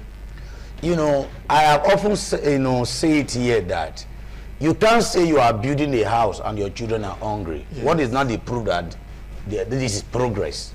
Because normally, if it is progress, now that you are building a house, your children should be feeling it by way of celebration. Yes. But now, our president and the leadership said they are doing away. The painful aspect of it is this: they will come out on different channels to say they are doing us well. Are you the one that will tell me that I'm doing that, I'm happy? I'm the one that will tell you that I'm happy. I'm suffering. We are all suffering. Like I keep saying it here that all those who are working, and majority of the people that are working, including you now, Mr. Agosa, that your take home now cannot take care of you anymore. Cannot take care of you. It's hardship. You get it now. Now, when they came on board, what was the price of dollars? And what is the price now? Sir, I went to school by the grace of God. I am I study very well. If even this economy they are talking about, we read it. Are you getting that? As I being a senior pastor of a church, I'm a businessman. You get it now. Now I understand this thing. Now, do you know how many people that have lost their job? Do you know how many people who are doing just small business that are packed out? Now they can't even feed. And you said, if your policies are not working, check it. You just came out to say, subsidy is gone. You did put modalities in place, and the suffering just started. Nigerians now, many Nigerians are good in taking advantage of any situation. Good. Now they just increase price of fuel. The one you bought, you have not finished selling it. You have not gone to market. Now you have inflated the price. That is Nigeria for you. You get it? I quite agree that the problem is not just only the leaders, even the followers. For example, now you want to contest as a councillor, go and meet them in the street. They will tell you, bring this, bring that. What they will demand from you is an eyesore. Back to the question. Even talking about hunger, I don't just put it on the president alone, because I've also discovered that since this President Tinubu took over, I discovered that all the governors are getting their allocation. Increase allocation. Yes. Therefore, when we are talking about hunger, we should not just look at the president alone. What about the governors? What about other, officers? All the money I discovered, no governor is complaining that there is that money is not coming. There was a time ago. I can agree. The governor in that area, the president in that area, he has done well.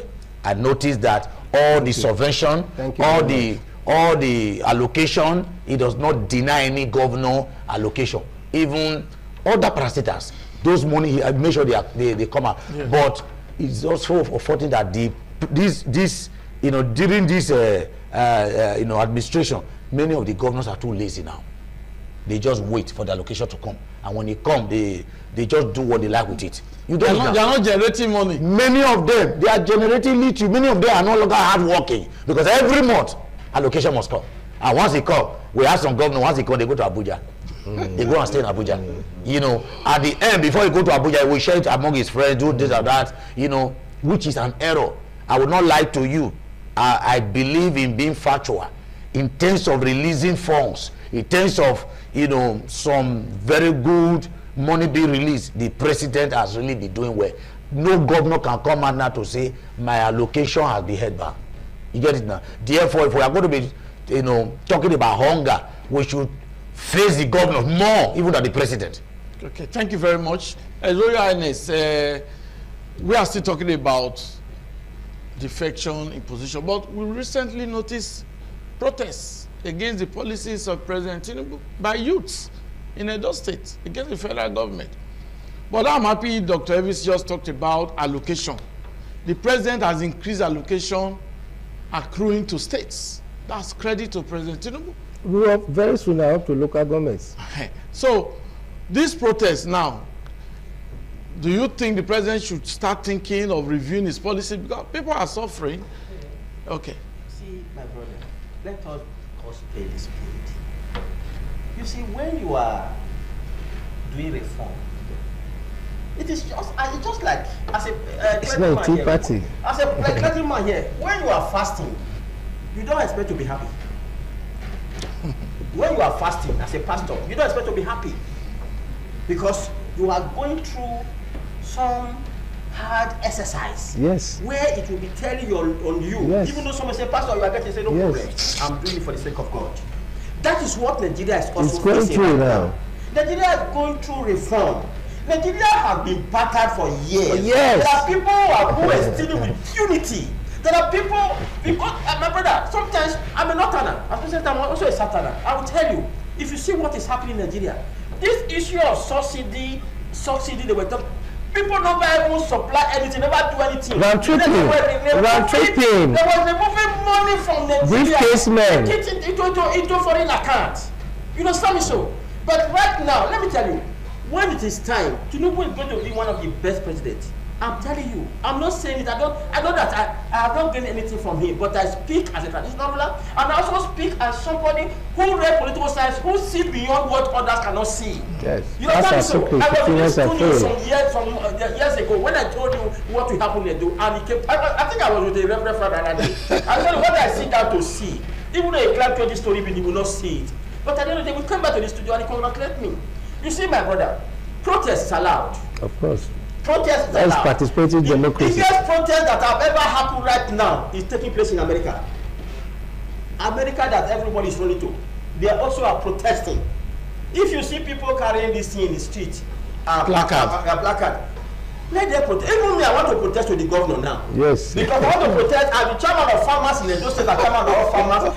There are people in the ministry who do not want the governor to succeed, which I want to protest against. Yes. Because if the governor has called me, you remember in this studio, you know what? Remember what I did here? People were thinking that the governor was giving me money. I never take one naira from him because I was tired about what was happening before the past administration, where those states do not have one single tractor. But today that those states have a lot of tractor, but the tractor is not being used well because the ministry have no basis in using tractor, and the ministry have no basis in planting anything. They have no basis. Tell the ministry is planting corn. No, you are not right to plant corn. You are going to be a supervisory body to the farmers. To the farmers. Say you are plant corn. Almost about 300 acres is zero. It's about to nothing. But when you give the farmers the enabling environment, give them the tractor, even that tractor that is done in the north, let the tractor take it. Okay, from a cooperative, this tractor pay it back in some period of time. We will be willing. But today, I see people say they are in the street. Some of them are being paid 10,000, 20,000. I was coming just as people carrying saying, ask them what is the meaning of that protest? They don't even know. We are asked to go and do it. When you are protesting for a purpose. You are protesting here in Benin. Is the president here? You are protesting in Ugbowo. Well, is the speaker in Ugbowo? Is the government in Ugbowo? What are you protesting in Ugbowo for? You are blocking road. You are making things to become harder for the innocent people. Just like what they call it, the day protest they protest in Lagos. What they call that protest that time? EndSARS. EndSARS at the end of the day failed. You know why it failed? Because they don't have there was no leadership, and you were protesting against hardship, brutality of the police. You now end up looting poor people's store, and you call it a protest. That's not a protest. But now, coming back to Edo, people are protesting. Well, yes, it's their rights. Nobody has the right to say don't protest. It is enshrined in the constitution. You have the right to protest. If you like, go on hunger strike there and you die there, you have the right. You understand me? So, but the thing that do not let your protest inflame your somebody else's rights. That is where it becomes a problem. You can protest. So even the husband and wife, they do protest at home. The husband will protest, say, my wife is not giving me that thing. And the woman say, he's not giving me, okay, they will protest. But later, when the thing happen again, they will settle themselves. But, protest, yes, but don't use it to become a problem for others. You understand me? So, if US, the almighty US, the citizens there can be protesting, I do not see any reason why people will bother. But I want to use the opportunity to call on the governor of Edo State, a man who I respect very well, a man, even before I become governor, I was always in this studio talking about him. And right now, although I am a beneficiary of his policy, my personal road, HRO back on JP Street is being tied today. He came and said, I will do it for you, and he's doing it. Yes. But the issue of agriculture, which is my permanent constituency, please, the governor, we want you to call on the farmers. We want to tell you our needs.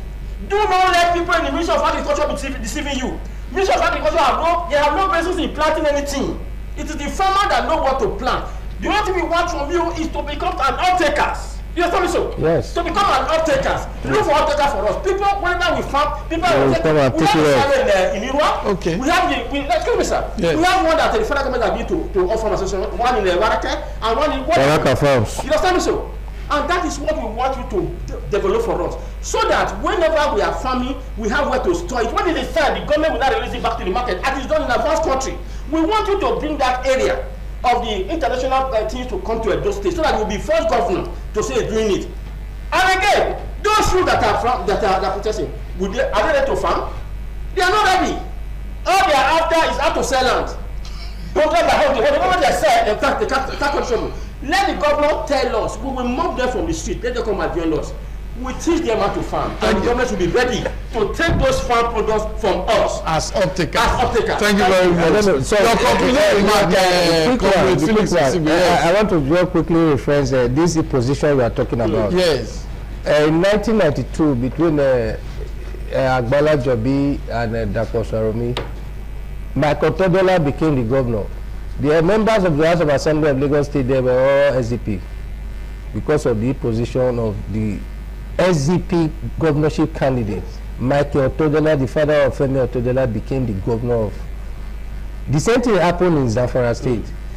This present Minister of State for Defense contested with this present governor now, this Dauda.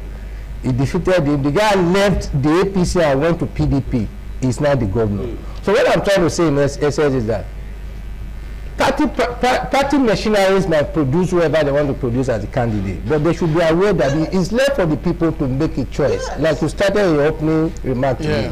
The masses, the electorate will elect whoever they want to elect. That time is beyond the party arrangement. So the parties, the various parties, even APC, should be aware, should be careful. Yes. That you cannot bring unknown persons to come and contest election where the people, the person who is rightful, who was supposed to be rightfully nominated, because he doesn't have anybody, he doesn't have a godfather somewhere, you now brought somebody to come and take the position. But they should be aware that the people will pay them back in that same coin. The masses will vote.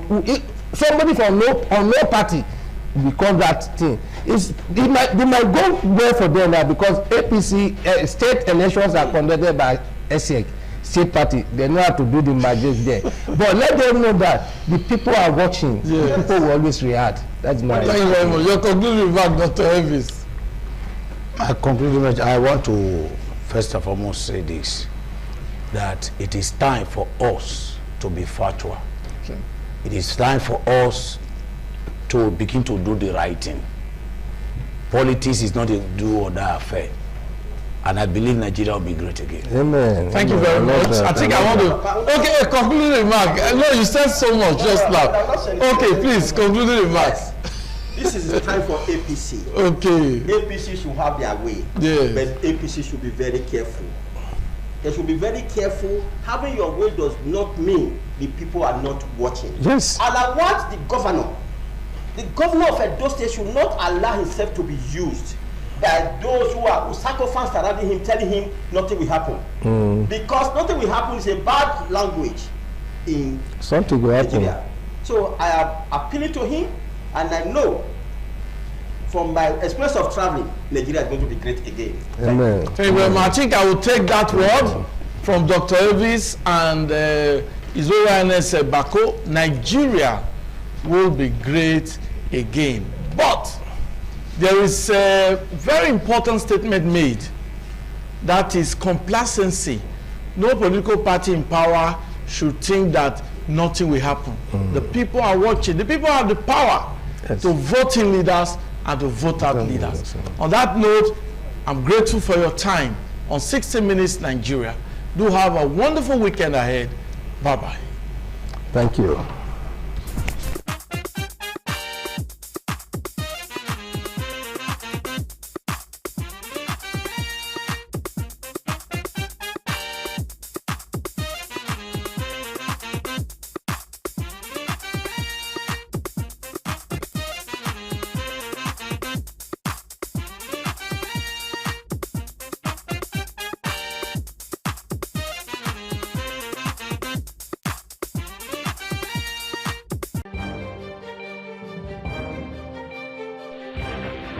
This is ITV. Certainly the best.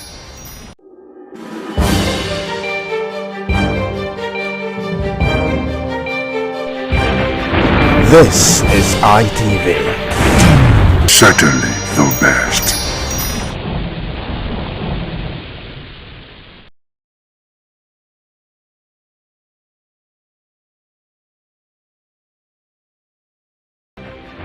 This is ITV.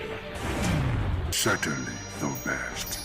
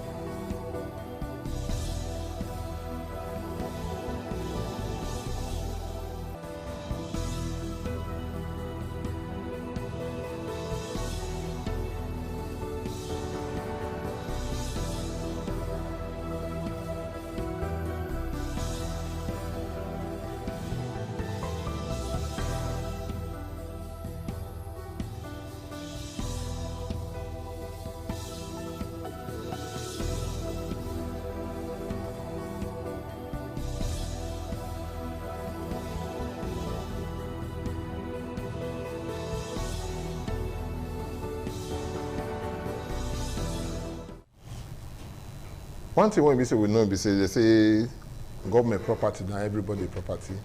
But this is where it come now. We know they know whether not government property now everybody property again. As it come, they say the government property is safe, or the property we see now all of us get before. So people they carry them, they vandalize it, they carry them, go there, or they use them for the private use. But we can't wonder, say government is supposed to get agency when we say supposed to protect all of these things.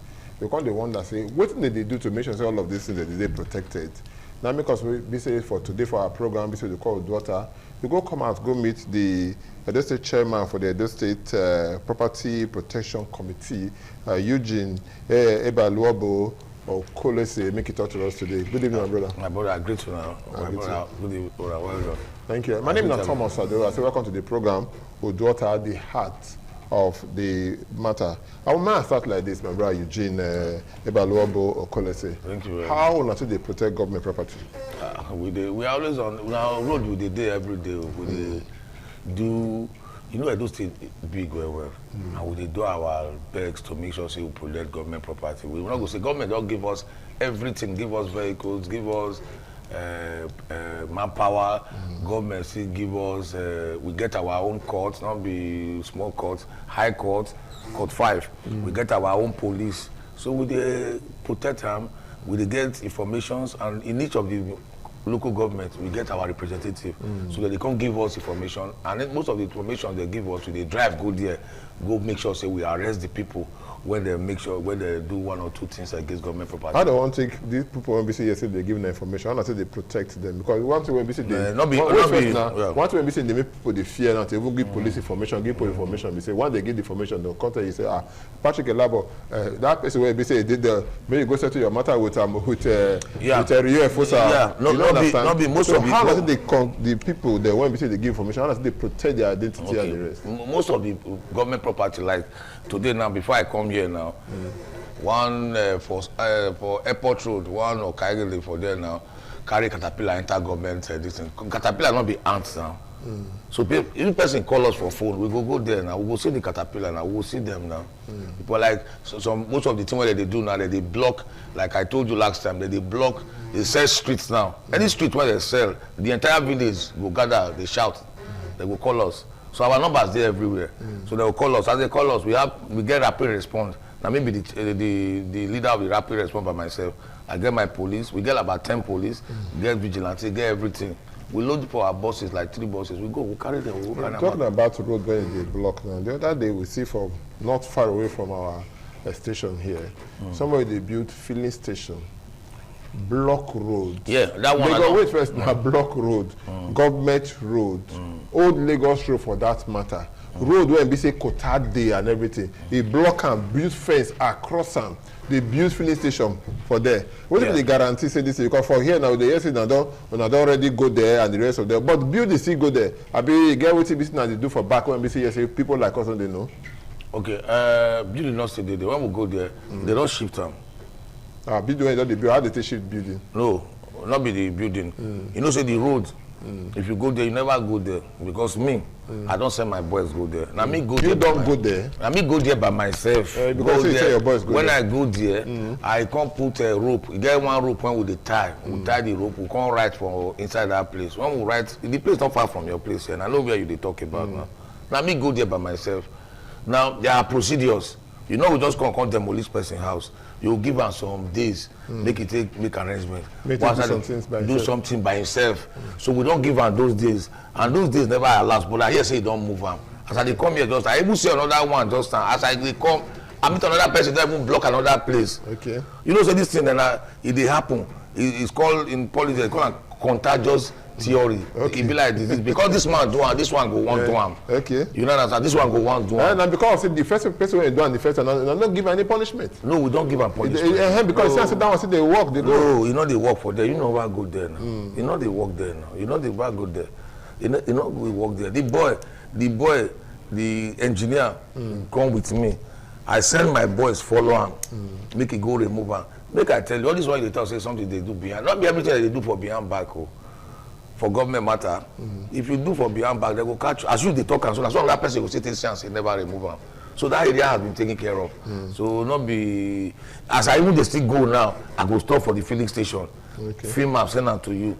You don't need to fill that to me now. So now for public now. We see so many places now go waka come out now go right. PPP, PPPRC or something like that, right? And there was red, mark and put, or put bad like it. But at the end of the day, that place when I put PPP, this thing, people go still come build that building. They go complete and nothing they happen. Okay. Because with the look at say, yes, that place when we say not already marked before, maybe as government road or government property or that kind of thing. What you go know, most of the areas where we they mark. When they go there, go mark. When they write that PPP, they measure say the demolition. With the rather the demolition, they remove the like those fences when they talk about for streets now. We know just pick on today and just push the fence with the right hand there. You know they go back to the exact place again because if you go back to the exact place, we come and say we don't work for there. Okay. We don't remove them. We they compile everything when we work. We they compile and they send them back to His Excellency. So we they remove them, we they do them. Unless we maybe building control can't tell us say that thing when we do so, we don't do them well, we will leave them. So but as it did now, we get the committee now will not be agency again, we will not be this thing again, we will not be task force again. We be this in a committee now. So they don't add professionals join us. That is building control and they do GIS. Okay. So when they get machines to take look whether a government property be this, they get the distance you are supposed to give to the road. No, if we do a cut and nail the distance, you come measure and come discover say that person say we did wrong for the person. When we go take mark, now you they see most of the time we will leave them. That was before now. Make I push you go Eastern Lands. That's not your area. Yes. You get one school there. When they be say, even I remember See, I first ask you this question. When the BT they come build brothel puts. Yeah. You understand? Wait now, they come build brothel puts. When we say man, in case boy get the way the man they do, the body they do, you go meet woman for inside the school, the compound and the rest. That building still they stand till now. Yeah, that place still they operate till now. No, not no. Women still they stay for that place now. Men still go they meet there for inside government school. Who gave you the person who give you the information? I'll lie tell you, because. But you know, say that kind of place there. Yes, now everything when you talk now true. The only area where you for dey wrong when you talk say men see they go meet women for there that place. As I talk to you now, nobody is in that compound. Where the compound dey? Inside the school. Where the school dey? Ujuele Secondary School. Let me tell you. Okay. Make I tell you wetin transpire for there. When the principal write, the old boys association write, we discover say yes. There's the hotel where men they go, the days high school, where they sell Igbo days high school. Okay. So they sell hard drugs for there. Even students they go school there. Students can't even they go inside. Okay. So that was when we just come in. So when we go there, we can't go there, we can't tire, we can't do everything. But when we tire and finish, the boy did for court. Which boy now? The owner of the house. We don't even with he say they court, we drive and come out for the place. Drive all this thing come out for there. Now, that time we never get power to take demolish. Our agents, task force then was not backed by law. So we can't wait. So people now they work on and not get law. Now can't they work on and not get law? When will they work? No, can't they work one and not get law? Yes, we not even say we don't get law. You know, sir. No, can't go this. So people property when we say don't destroy for that time. No, we not destroy any property. Okay, people they when we say don't arrest. People they when we don't put handshake for them. Don't give the public disgrace. What will happen to those people? We not get when we law never did. No, now you say you don't go the house. No, say never get law. When I carry people all of them come out there. No, we can't listen now. The guy was in the court. He did side court. They do case. Okay. And now we can't come and say we did court that we need to go and get our law before we can do anything to that house. Okay. So we send the law to the House of Assembly. Governor can quickly do him, can't do everything. So now we can't get power to do something to that house. As I talk to you now, nobody lives in that house. We don't seize the house. The house are for government. As I talk to you, so what you want to happen? I want to classroom when we say because that's how the school. Now governor can't know. Now the government. That's how the school did that. But it turn out to classroom that they use. Government don't seize them. Now not be the first time when government they see houses with this now. Okay. Government they seize person house now. At times with the own government. If they take over, they will seize. They say you don't chop money, they'll seize your house now. So government don't seize that house. So he did high school. Who wants to stay the house? The day when we go there, I meet the boy for the house. He say go take something for the house. We arrest him now. So not be that house don't turn to government. So not be only there now. There are so many areas where they don't build houses for inside school now. Like another, they ask for Ishan because make it not come be like say Ishan. No, we know they go Ishan. Now Ishan will they walk past this side because that is my area. Yes, even weekends. If we go house now, we just wake up, go work for Ishan.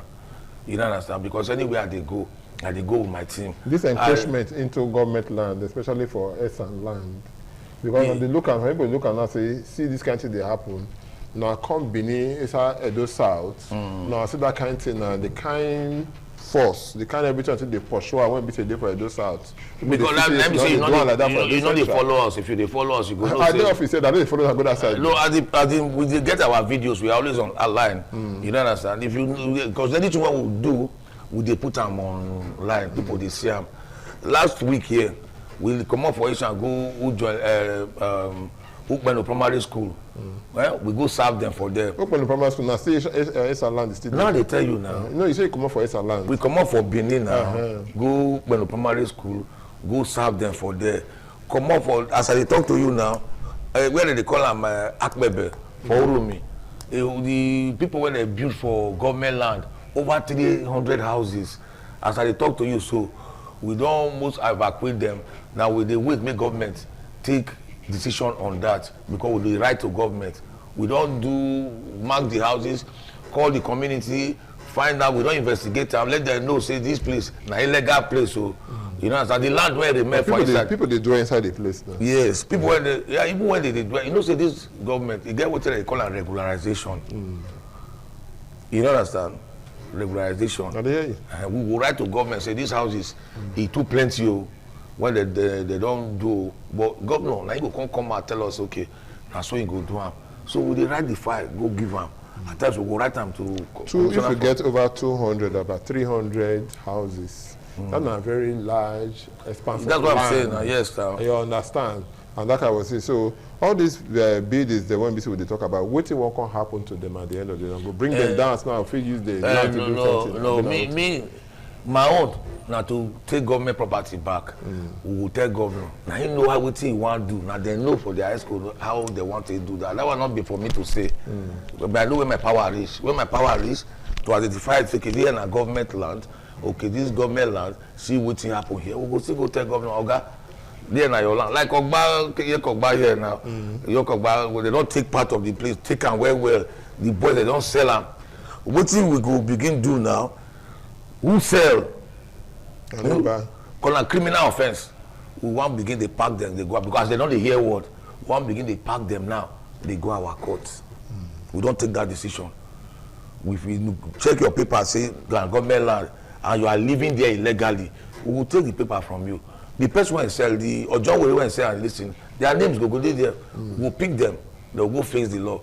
So not be only here for Ekboma for I don't want to make sure like last time I told you. I don't want to make sure somebody name for here. He get one prominent big man when don't hold one big position for Nigeria. They take for Obiaja. They take. You don't call the man name small now. No, I'm not. Don't call her for Asian land. So people they want the Asian big well. You don't narrow now to Obiaja. No, Obiaja, the land. No. The man is not from Obiaja, but the land is from there. Okay. About 480 something hectares of land. He collect and he convert and we collect and back. We give government. As I talk to you, and nobody, all the houses, everything when they there, we don't begin.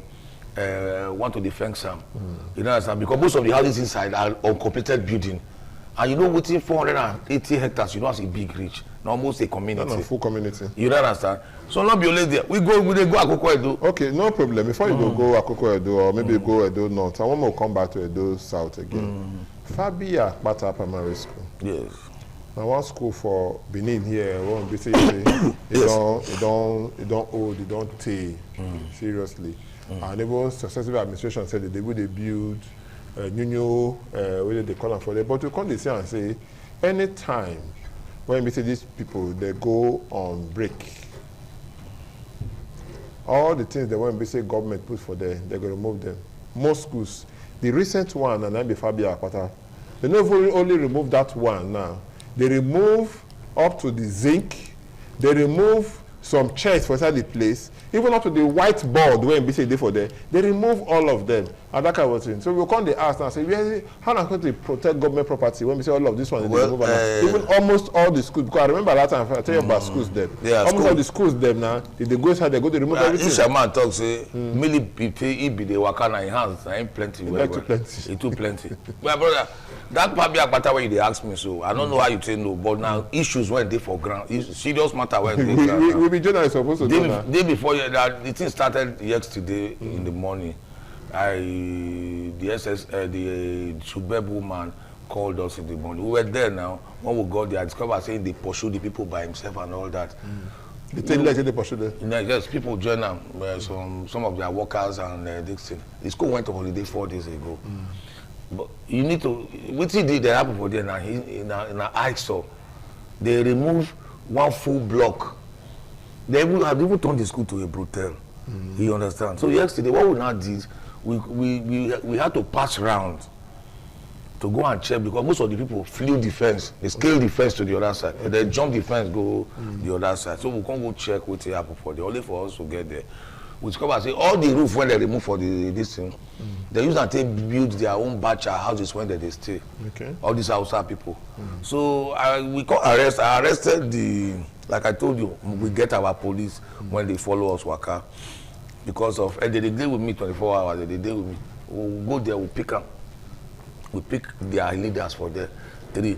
When they lead them, because one of the house where they stay, now the leader, now this red roof, now you still take build them. Okay. So me can explain to government how it is. To get red roof. As I talk to you, so if they stay CID, he did with this thing. Then another one community for down and down. If you dey go Agbo side, Ugoneki side, one community there. Those side don't really know the community. They just, they go on the day like this. They first remove some. The next day they just come, just remove the whole roof for the school. So somebody went and negotiated on behalf of the community and collected 2 million from the Hausa men. As I talk to you today. 2 million to do with it. Say, make the matter die. He can't by himself right on behalf of government, say don't withdraw the case. So the village now, they come begin shout. As they begin shout now the matter reach where we did. The woman, lady, when they in charge, where they in charge of it, they can call us. We can't run go there. As we go there, we meet the man for the office now, we pick them. As I talk to you now, police they invest. I don't go want to talk details of what has gone, but the police they investigate the matter, and they don't go see the 2 million for the guy account. So for this Pabi Akpata, the people when they did the back, and the people, you need to go to that Lagos street to see the havoc that they are committing in that place. If you're something lost, just go there, you go see them. For what I saw yesterday, you don't understand. So, but what I was able to do, we come out the few things when we don't say we suspect in our government property, and the people when they get the load, we arrested them. So governor, I know His Excellency is doing something drastic about it, and already today before I come here, you invite me to make I come say talk demo quick come here. I already issued 21-day ultimatum for them. After the 21 day, the Egyptian you see there, you see them no more. They must come out. Okay. Make them go look for house. If I don't stay for north, if I go north, I get house where I dey stay. So they're not going to sleep inside moat. Okay, you don't get me talk about moat now. We dey protect moat too. And they come from moat matter and the rest. Because if you go that place now, through Lagos Street and the rest, and those are that area they talk now. When you reach there, you go see different burglary proof. You go see full gates and everything. But if you look that area like that, you don't go see anybody when it be say they manufacture those things. No weather for them. No weather for that place and that kind of thing. How they take they reach there? All these are people, their properties there, and people don't cry, come out. So yes, their property, all completed build when we say they build for inside where they build that for their site. Before they go buy one material, come back, or maybe just stay away for 3 days or maybe 1 week. They don't call remove all of these things then. Now only government property now be on the protect. Yeah, now government, you know what they call us. Now committee to protect public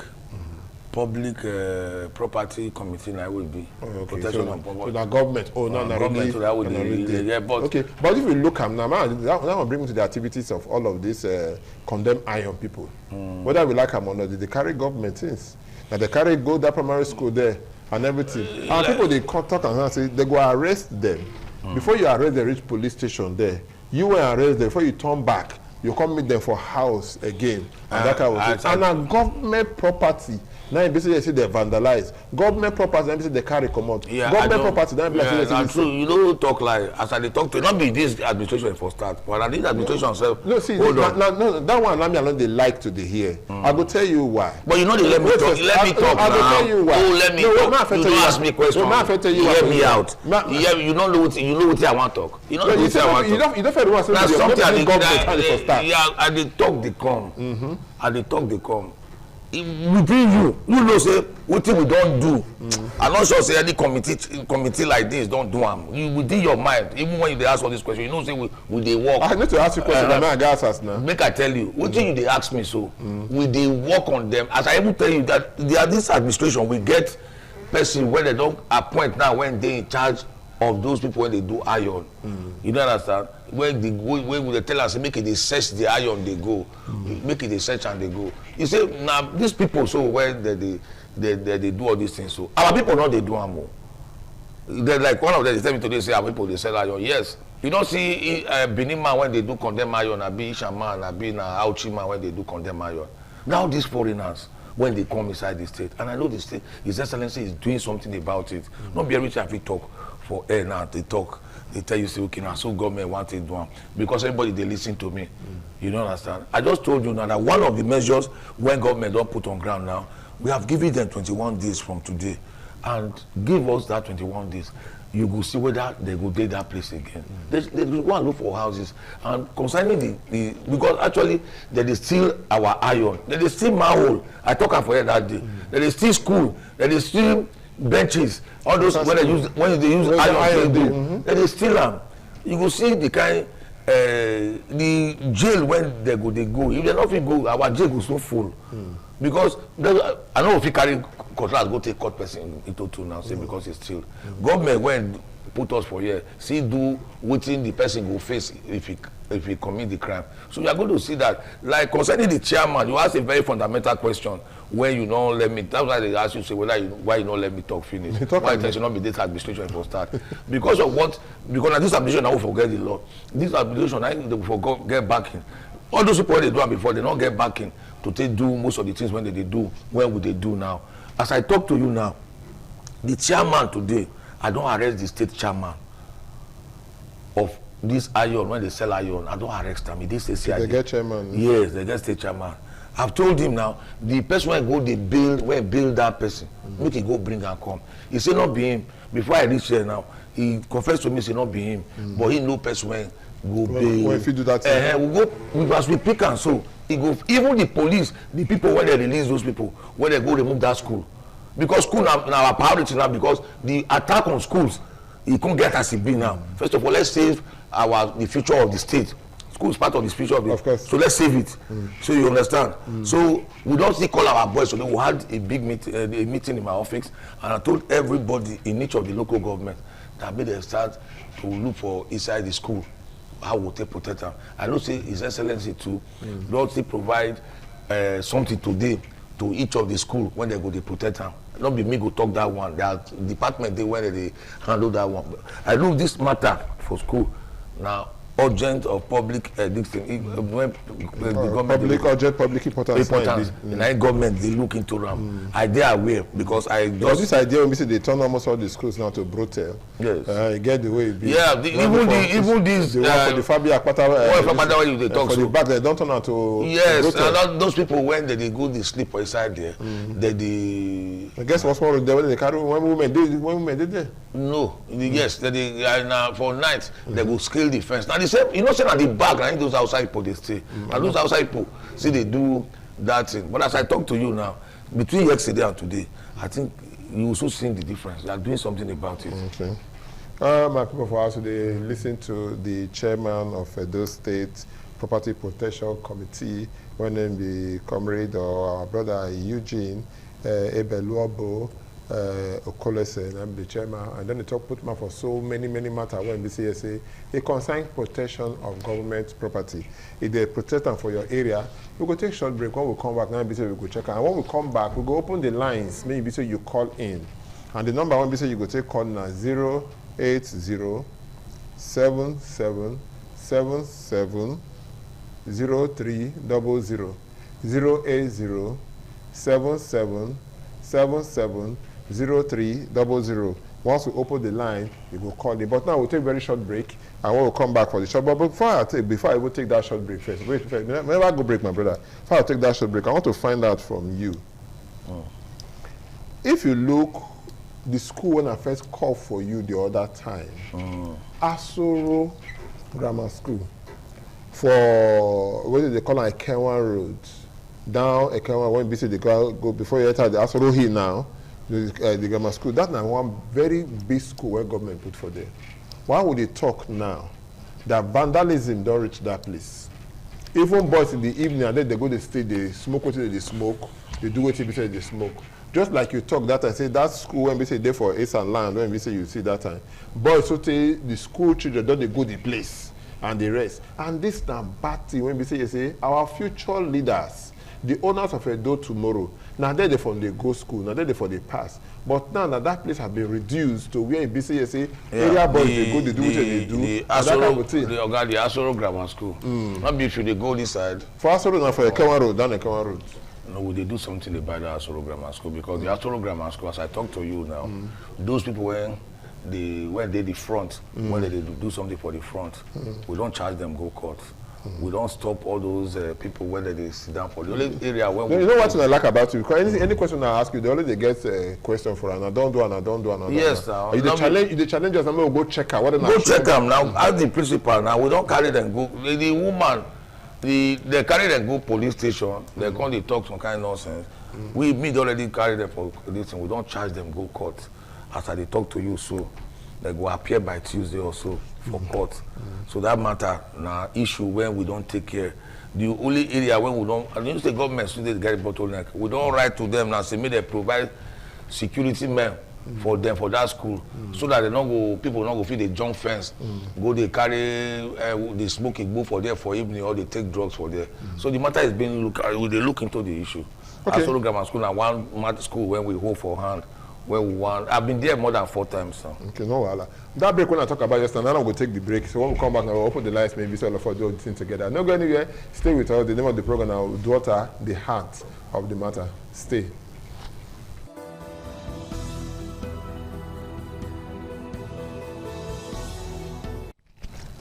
The program is the Wakadego, and the name of the program now, Daughter, the Heart of the Matter. And they reach it from independent television. Anyway, BC, they watch us. We don't open the lines now, so the number on BC, you go take call us. We go display them for your screen there, make you see them. 080 77 77 0300. 080 77 77 0300. Once you call, you don't become part of the program. Be that. One thing when BC, you see, we never call finish. The line on the. You done the boss. We'll take this first call when BC say they here before BC will go ask the question. Hello, good evening. Good evening, sir. Good morning. Good evening. Yeah, what will be your name? Where you come from? I'm Jonathan, calling from Iguadolo. From Iguadolo? Yeah. If you look at boundary between Uogu and Iguadolo, all the homes, they don't almost feel and build us. Okay. So no government there even make attempt, they will go there and mark. Stop work. But the other will still continue. Okay. Why? Is that right? So that's the question I want to ask. Good evening. I don't need to. You know, so I talk about and say we will talk about moats. Before I talk the moat now, Jonathan from Iguadolo just calling now. He say the moat between the boundary between Iguadolo and Uogwa. That's the talk now. They don't fill and finish. You don't build houses, put aside, and that kind of thing. As they talk, and people see they build more for that place. We want to find out from IAB. Somebody is there for the last time. We'll take the 2 questions. Hello, good evening. Hello. Okay, we shall see if that person ready. You go call. But for now, we'll take this one first. See, the issue of moat, now issue when government don't start. As I talk to you, committee, they don't set up committee between us and Ministry of Art and Culture. We will clear the moat. What you call to the house? Hold on now. Now they know now because that moat area and no-go area, moat they serve at dual capacity. One, moat they bring in foreign expenses. Now what our forefathers for tourism. What our forefathers don't do. What our children supposed to come in because of greed, we they sell them. That is one. You see this erosion issue. If you look at erosion, they pass through the moat. You they block them because of your selfish interest. As I talk to you now, before I entered here just now, somebody called me that for down Mission Road side, you get one moat where pass there. One man blocked the moat. The rain went pour today now. Don't go take people's house. Okay. So we don't go feel quiet. And they tell you, the governor don't buy excavator. Don't they watch? You go see what will happen. Not be waiting I go they talk for you. They go learn their lesson. If not go remove all those this thing now, go excavate them now. People houses now, people we know say with the like I told you that see, if you go build for government land with the talk with the negotiator, that one they go with the talk. But not be say you go build for moat when we say not be always build you build inside moat, it go affect me and you. And you know you go do them. Now area when we not go look into. Yeah, that one I'm knowing I'm doing. Now knowing I'm doing now. Hello, good evening. Okay, that person never ready. Okay, what we talk about? I go back to that this thing because you talk just now saying 15 policemen now in BC will not get. Hello, good evening. I beg the volume for television they on reduce and I beg you. Hello, good evening. Blessed with the guy issue, network issue. Yeah, but we say na 15 policemen. We pass because you know why anytime we want to go for serious operation, if we write, government will give us. Okay, the area I want to talk about now, now be this school security. Yeah. Most of the schools they were in BCA they say if you don't want to make somebody thief your thing, no exposure. If you know exposure, person not going to say that thing they there. You don't understand? But now when I expose to most of these schools, they don't get fence. No perimeter fence in full on. And when they go school that time, they get men for place. Security men. But none of them they now and all of that. You know if you say yes, because only 15 of them now be policemen they follow. No. Wait first now. And they come. Oh now members now, not be the one we say 500, we say feed everywhere at the same time. You don't understand? So you know if you say yes, one way to make sure that say cut this now to build fences around the schools there. They employ security men or gate men for that place. The number of my security men are going to do with the protection of the school. Because so I tell you don't ask question, I'll make an answer now. The number when they follow me waka, we take go, it not be that one. In schools, this government don't fence them. Most of the schools that we recover for the government, like Louis Grammar School, so many schools I can name more than 12, 20 to 30 schools here that I know that we have recommended for fencing, and the government is doing it. They are fencing it, and they are put. So all those things, Rome was not built in a day. And you between me, I know you will not agree, talk the truth for here when it comes to say this government say that they try for all such areas for education. This thing they try. Maybe myself, I give them kudos. Hello, good evening. Good evening. Yeah, what if you know where they call us from? Johnson Ogbebo. Johnson Ogbebo. Talk to us. The question where about us now, they say they destroy how they got up on group. You want us now, politicians where people they go destroy. Okay. I hear what you talk. Okay. He say my brother will say father the drive come from Melon. Politician when be say they not be all melon. The melon when you cook when they want to do give forefathers. If fowl enter there, not be when they want to cook food when they will take give do burial. They go kill am. So make you know. This is why they tell you now. Between now and next 2-3 weeks, you go see what thing will happen. So not be as I say 3 weeks, at least a month from now, you go know whether whether politician go build house for both. You not to say they go remove am one day. Both not be we do am. Now our forefathers that they do am. If not the time when they get only this government, you don't know what the government for do there. You go behead them now. What they do to protect the city? What our children supposed to see? Like I told you, one of the reasons why this person Greek company that time when be one company when they come say now when they call her 50 cents, now just to come see the Oba Palace, make it see how the fence be. Now that one, they all say no because of that I will come to Nigeria. Go to Israel and see what is happening there. You will see the foreign, this thing they attract. The tourism. The tourism when they, so not just worried. I like that moat own. Make him wait. If he get when they talk now, get house for moat, make him wait. Okay. He go know whether now time he go take. Estamara must call his papa name. Okay. Now time he go take. Moat now no go area. So make we believe say Johnson Ogbebo now. Anyway, we say they when we say they call us. Maybe one time they reach, you go even help them with information to make sure say yes, they see the place where we say they. So our government matter, not be one person thing. It should be not be one man work. Now all of us, government now our future children, our children now we get everything. Not just leave her for government alone. Hello, good evening. Hello, how are you? I'm fine. No, good evening. Yeah, is the program live? It's live. They hear you. It's live. It's live. Oh, okay, the uncle is my friend. I wanted just to talk to him. They hear you. The uncle man, there is my good friend. I live in Europe. Oh, they hear you. Who are they talk with? Okay, to Mama, talk to you. Hello? Hello? What is it be your name? To Mama. Anyway, you call if you want to call. You call into the program. May you call with this thing.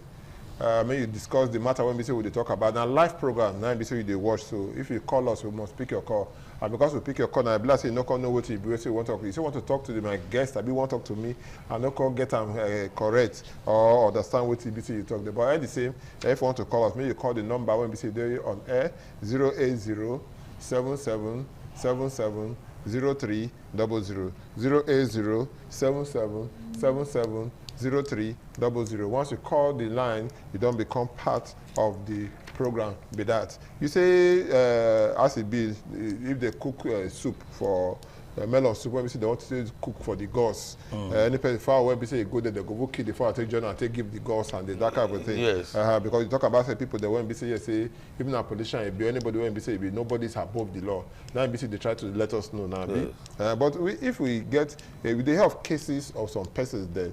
When be like say if you not go there, you don't fair mark them before. After some time, the person will continue to build.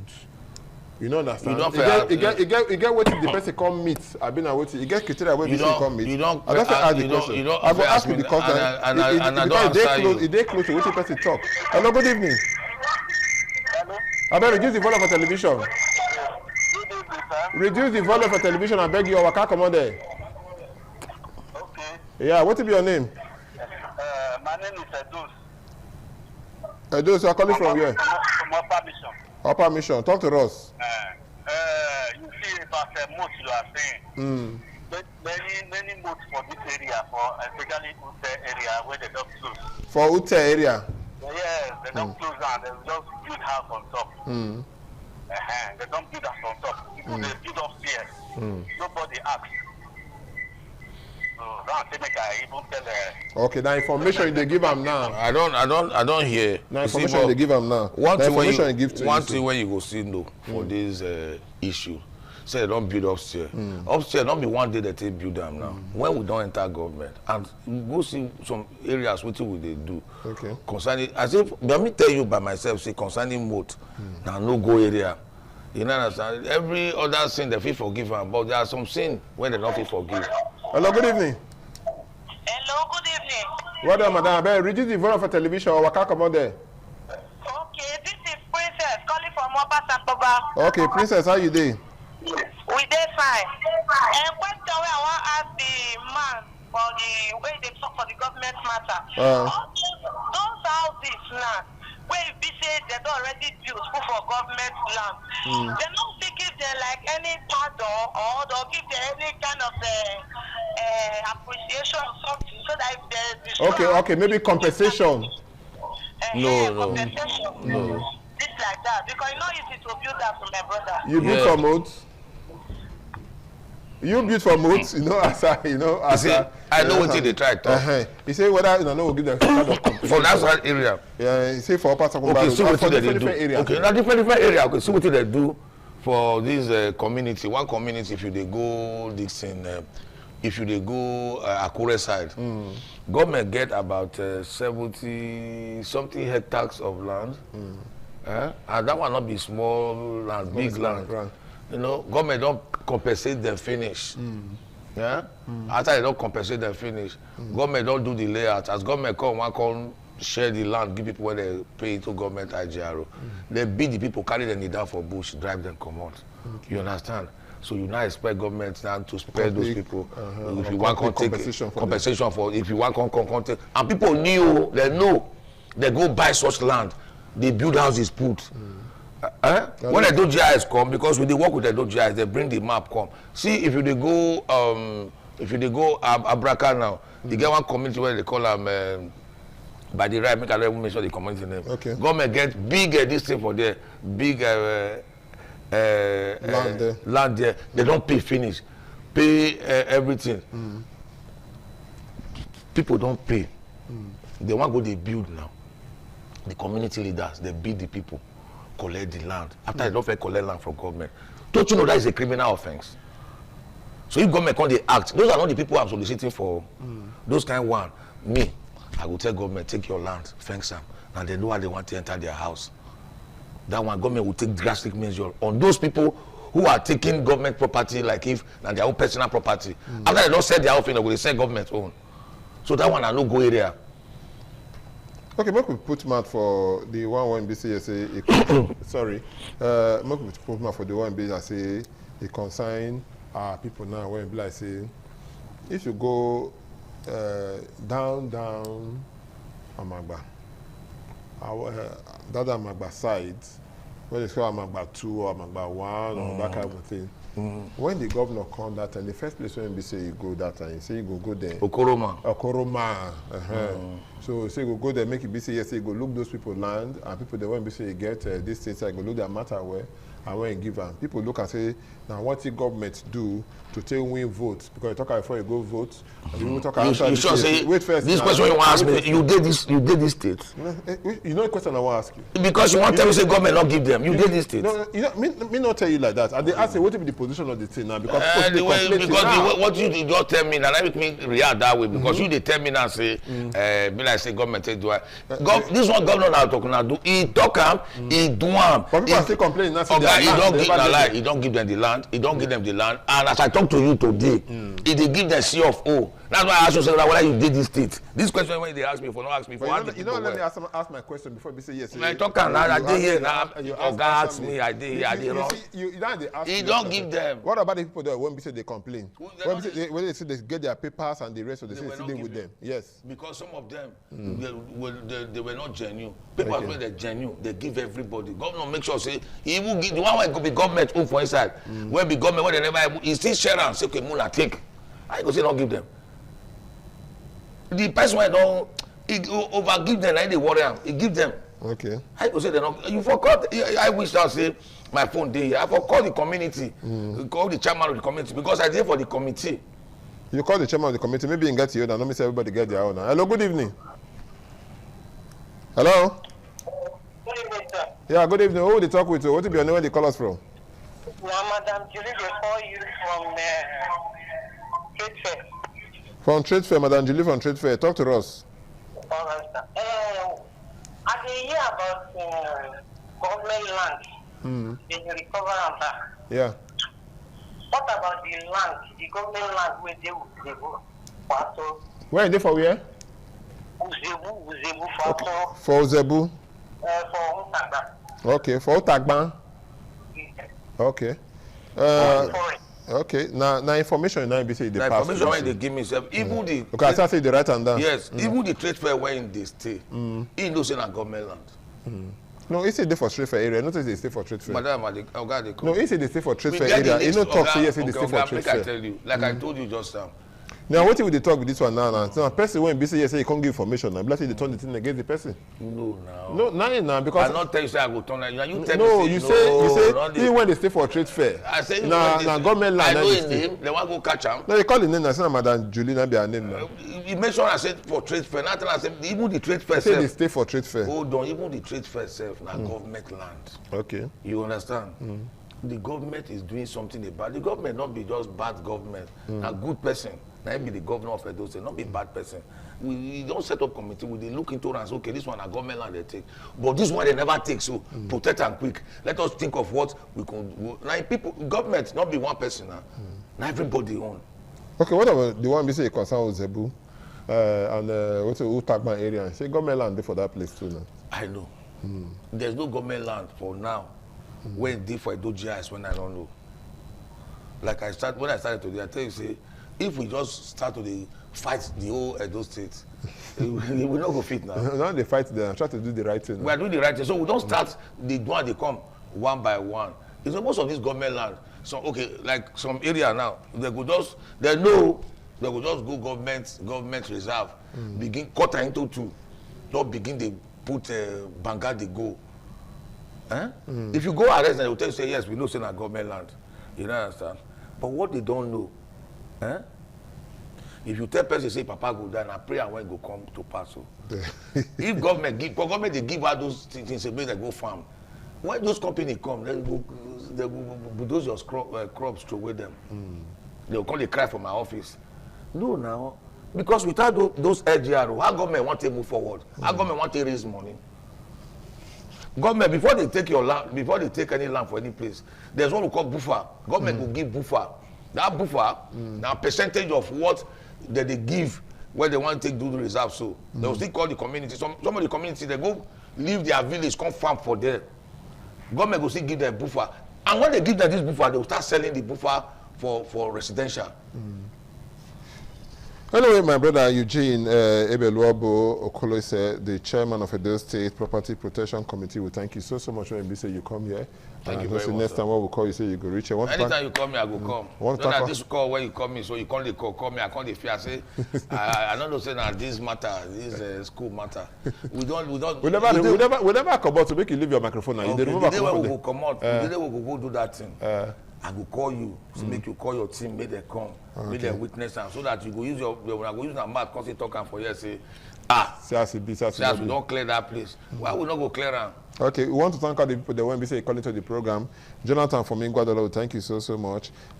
Johnson for Bebo, we thank you. We thank you to those from Upper Mission. We see there for Upper there, but this is an Upper Sokumba where be say you there, Princess and even Madam Julie, when be say you call for trade fair. We thank you so much when be say be part of the program.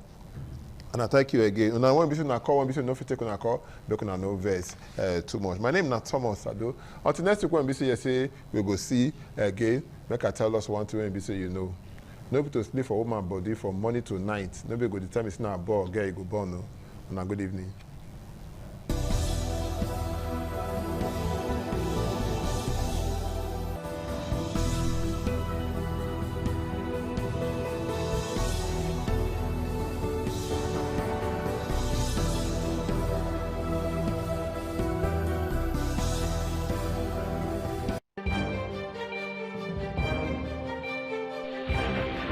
This is ITV. Certainly the best.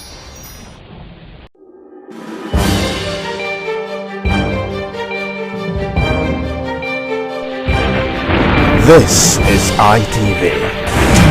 Certainly the best.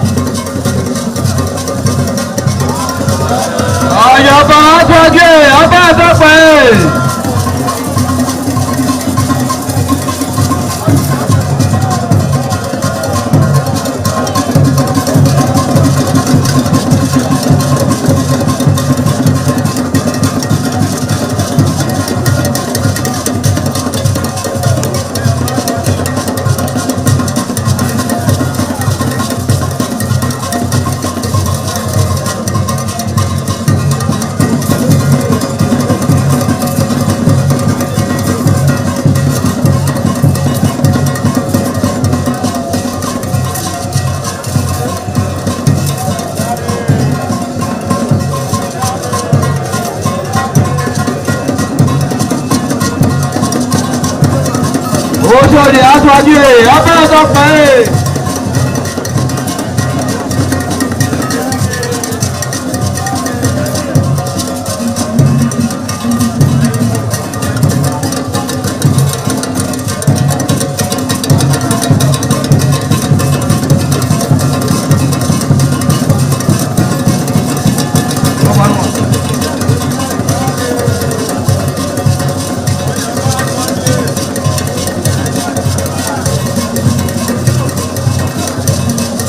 Àyàbá sọ́kè abá sọ́pà ẹ̀.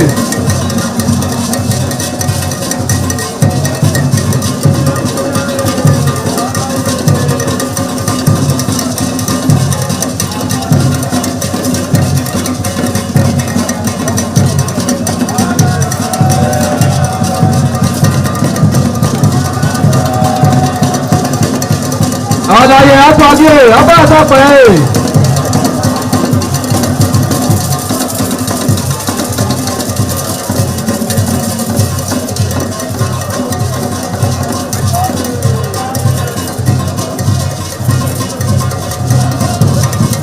Ẹgbẹ̀júwà.